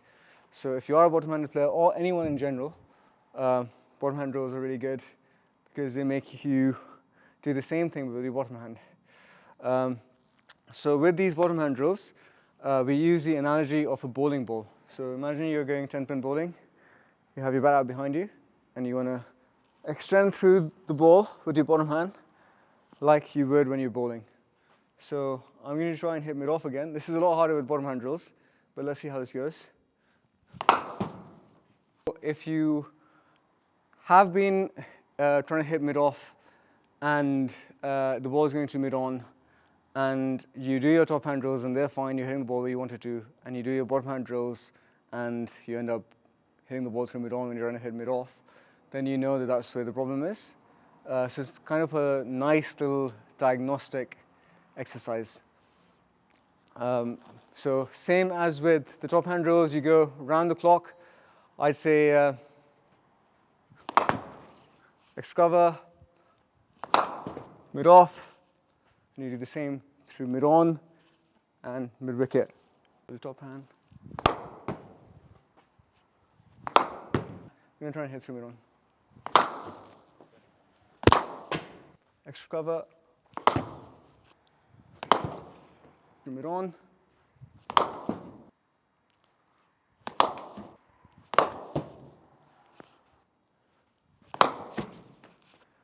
So if you're balanced, when you've played your shot, you should be in a stable position. Sometimes what happens is, and I think you will recognize this, my coach used to call it out every time I did it. He used to call it the tripod. So if you're not balanced, say your head is falling over, then you play your shot, and that back foot comes around, so that you've essentially got your bat, your foot, and your other foot, and that's called the tripod, and that's a position that you really don't want to get into. Ideally, when you've played your shot in your final position, you should be so stable that if someone was to push you, you should be, they shouldn't be able to push you over. So if I get Neel to give me a hand, if you're balanced, then you should be in a good position. Whereas if I'm here, Neel, if you give me a little push, that back foot comes round, and that's not really what you want to see happen. A good drill to check for balance is having some quick throws. So this is something that I like to do before every game. So on game days, the first thing I start with is I get someone to take a bunch of balls, come really close to me, go from round the wicket but wide of the crease, come really close and try and hit me on the pad consecutively. So throwing balls in quick succession. And the idea is that if I'm not balanced, then I won't be able to, I'll play the first one okay, and then after that, it gets more and more difficult. But if I'm balanced and I'm in a good position, then I can go one after the other because I don't have to move. So I'll get Neel to demonstrate.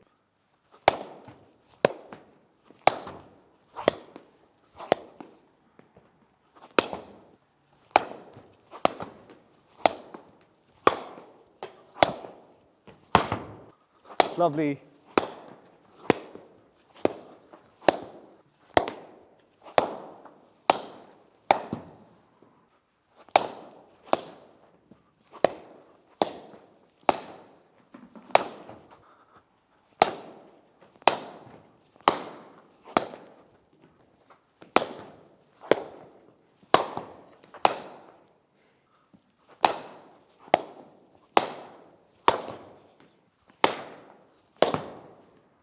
So the first thing you would have noticed, as soon as my balance was off, I had to take a little step to rebalance.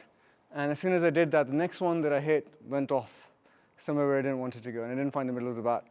And then that throws your whole thing off. So that's a good way to tell whether you're doing the drill right or not. When I was balanced, I was there, and I was ready for the next ball straight away. And that's a good way to sort of not just check for balance, but to practice being balanced as well. So the sweep shot is a wonderful shot to have in your armory because it's the shot that you play to the spinner's best ball.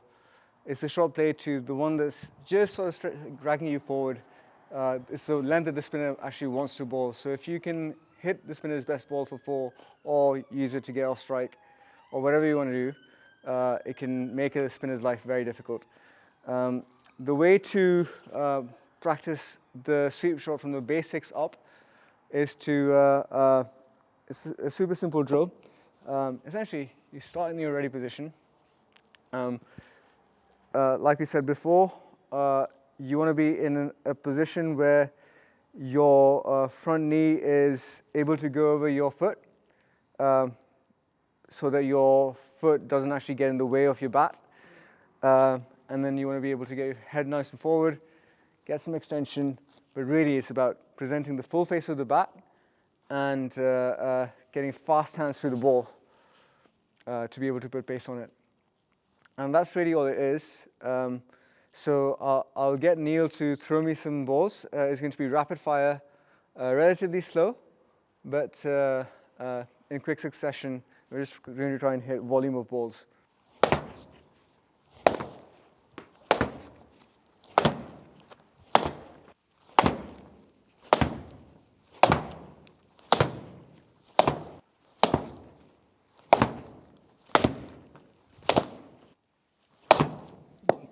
There we go.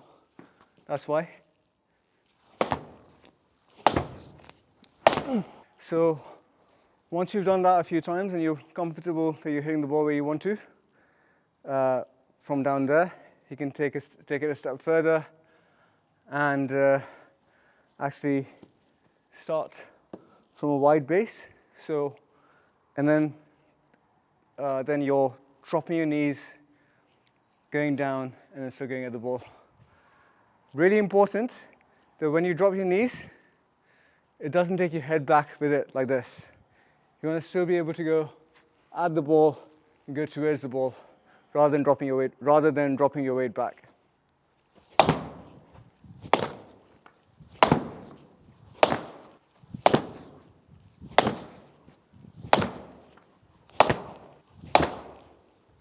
bit lower.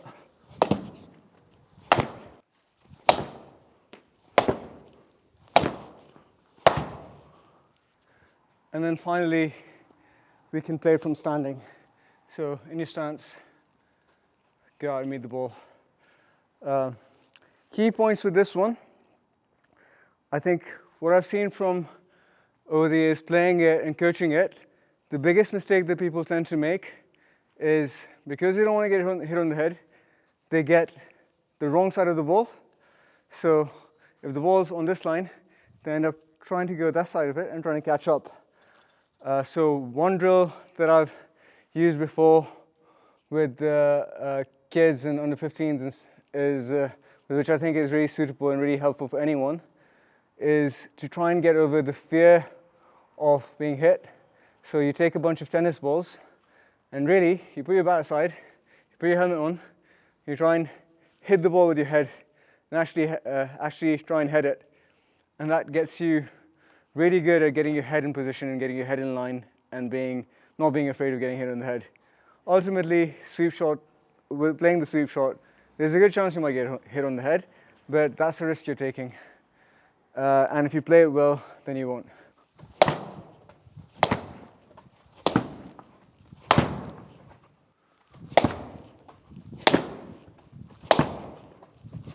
And the ball is here, like that. Like that, and you stand over here, look. You're going to stand here, isn't it? You're going to stand here. Yes, stand here for me. Okay, so what I'd like to see you do, look, is, so that your head will go there, and then the foot moves a little bit. That's it, stay in there. So that's that ball there, isn't it, for you to drive, yeah? Okay? Yeah? And this one here, which is a good length ball, isn't it? So that will be there then to defend, but you've got to get your weight going into the ball more. Yeah, all right, okay. But if it's further back, then what? Then it's short, isn't it? Then you have to go across. Yeah, but see, you go back, I want you to come across there. That's better. And then you can hold it in here. Good. Get yourself in that position. Okay, so can you see the difference there? All right, that's what I want you to really, really focus on. Okay, good. Good. Okay, so I'm going to give you 2 areas for you to try and work on. So if it's shorter, we want to be looking to go back here, and look, my head's still in line, isn't it? Okay, all right. If it's forward, my head goes, look, I'm still in line here. Okay, so my head's always going to go directly towards the ball. Okay, got that? Okay, good. Work on this, please. They're just little markers, so it just really gives the boys an idea where their feet should end up. So the one at the back there is really for him to get across, and the one on the front there is for him to come forward. So it just gives them an idea. So if it is short, they can go back, or if it's forward, their front foot will go forward with their head. Better, well done, Santos. Hold. Or if I'm going to go forward, my head goes. Okay, those 2 markers are so important, okay? That's where I want your feet to end up going, if it's short or forward. Okay? Yeah. Okay, happy? Yeah. All good? Yeah. Well done. So for example, you can just do this, can't you, from here? Look. You can do this, can't you? You can work on this, look, here. Yeah, so if you stand in here, some of you could do it at home. Yeah, stand on that orange. That's it. Go in here, good. Front foot goes out a little bit. Right, now you can go. Good, and again. Good. Again. Widen your feet. That's it. Head goes, and then now go. Good. Stay balanced, and again. Good, and again. Well done, one more. Here. Yes. Bend up front knee. That's where I want you to be. Okay, well done. Good. Okay, somebody work on. Well done. Jackson, remember what we're working on with you? Try and get your hands up a bit more for us, yeah? Head and hands.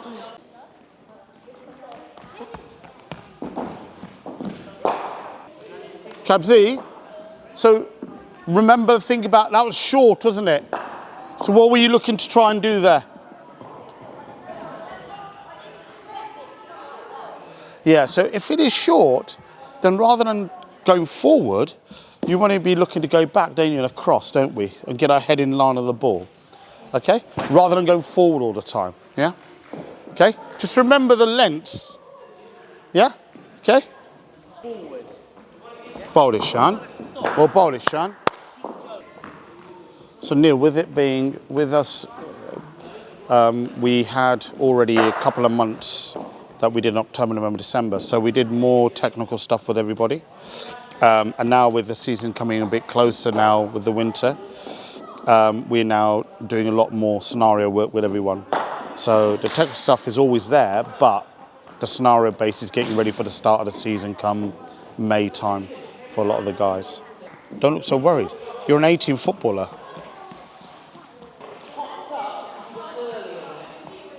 Pull. Pull it. Kabzi, that you should have pulled. And when you play on the back foot, you always tend to want to go away from the ball rather than going across, and then you can play. You can play a pull shot. Come over here. So when you're batting, what tends to happen, when the ball is pitched short, Jackson, when the ball is pitched short, you tend to want to go back here. Look, can you see? Where should you go? Forward. Across. If you get across here, then you've got more options to score. Okay, but if you get leg side of the ball, you've only got one option, haven't you? Okay, so really think about where your feet go when you're batting. All right? I want you to think about when you're bowling, drive through, because you want the ball to go up and down quicker rather than just going up. Do you understand what I mean by that? Drive through with your back leg. Because you swing the ball in, don't you? So you want to get the ball a little bit wider, don't you? Bowling that just on the outside off stump area where you're going to make him drive, aren't we? Okay? So when you go back, get across. Okay?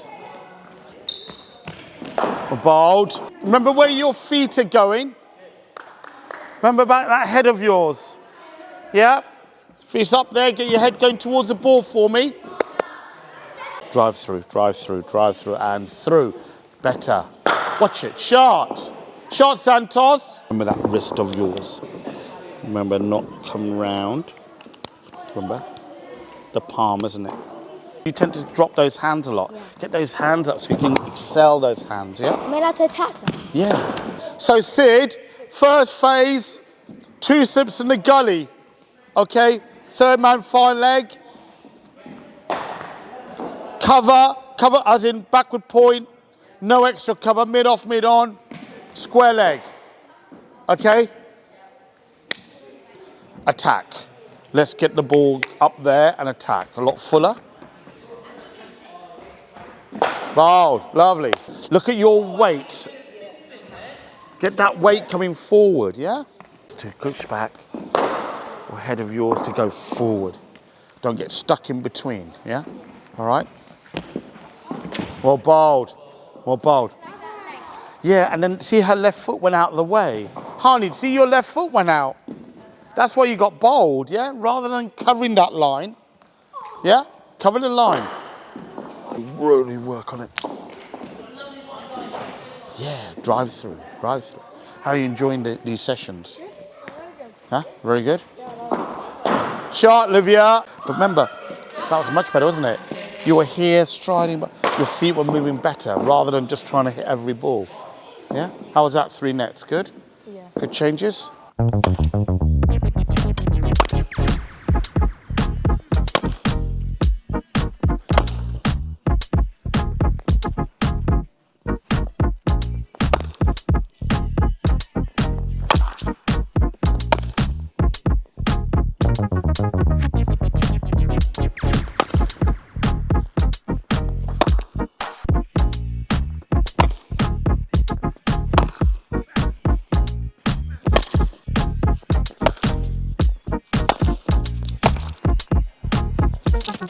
Bob.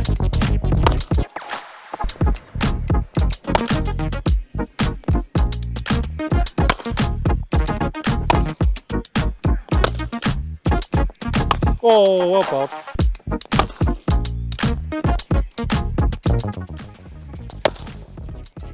You reckon I can just clip that though? But let it come and clip it rather than pushing at it. Yeah, when I'm in.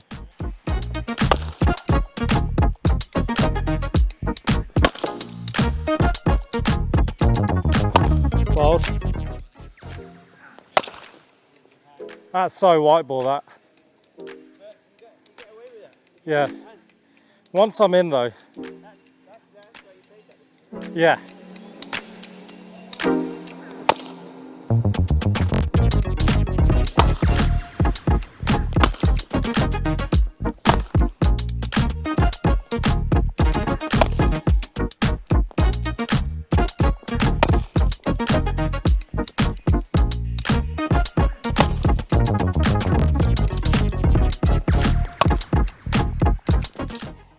We just saw you in a net session there. What stuff were you in particular working on? Obviously, we're in the middle of a red ball game. You're not in the 11 today, but what have you been practicing on in the net set? Yeah, it's been my first time sort of out of the team, so just trying to work on a few basics and obviously watching the ball and remembering to watch a ball and not think about anything else. Mainly in that net session is still to be positive, even though probably not in the best of nick, it's still looking to be positive with your foot movements, your pattern strides, and having that freedom in your head to just go out and hit the ball. It's all about mindset, one ball at a time? Yeah, pretty much. I mean, towards the end there, I was sort of trying to recreate, just trying to get to lunch or get into the end of play so you're canning down the balls and just making sure you're sort of fully focused on those balls that are coming down at you. But yeah, as soon as you look too far, I think in red ball cricket, that's when your game sort of ends up drifting away from the basics, and you have to sort of re-centre yourself and just focus on one ball at a time. And from a technical perspective, perhaps maybe for a young player watching this video, what stuff were you working on in particular that head keep going forward, etc., hands high? Yeah, it's similar stuff. So always making sure you're balanced, whatever that position looks like. As long as you're balanced when the ball comes at you, you'll be in a nice sort of position to hit the ball. So keeping working on that and making sure my head's not moving too much. But again, like sort of speaking to Raheem and stuff, it's not all about technical stuff because that all gets done in the winter. It's just remembering all that work that you have done in the winter and trusting yourself and trusting the process that you've built. And in practice, how do you adapt from white ball cricket to red ball? Obviously, we've come just now from a chunk of white ball cricket in the UK straight into red ball for the end of the season. How do you adapt in training? Yeah, no, it is really hard. It's obviously different skill sets. This year I thought the white balls were moving a lot more sort of early on in the innings, so similar to red ball in the way you start. But bringing it back to red ball, you've got to remember the basics. It's a long time to bat, so you don't need to score quickly.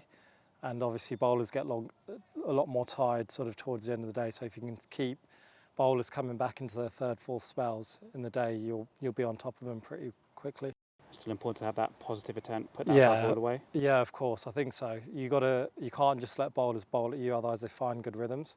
So you have to put them back under pressure and try and hit a few boundaries if you can, or even sort of rotating the strike. If bowlers will get more upset if there's 3 or 4 singles in an over than necessarily going for a boundary, because you're always rotating the strike. If a young player is watching this, in their net sessions, what advice, best practices would you say they should be doing just to get the most out of their practice whilst batting?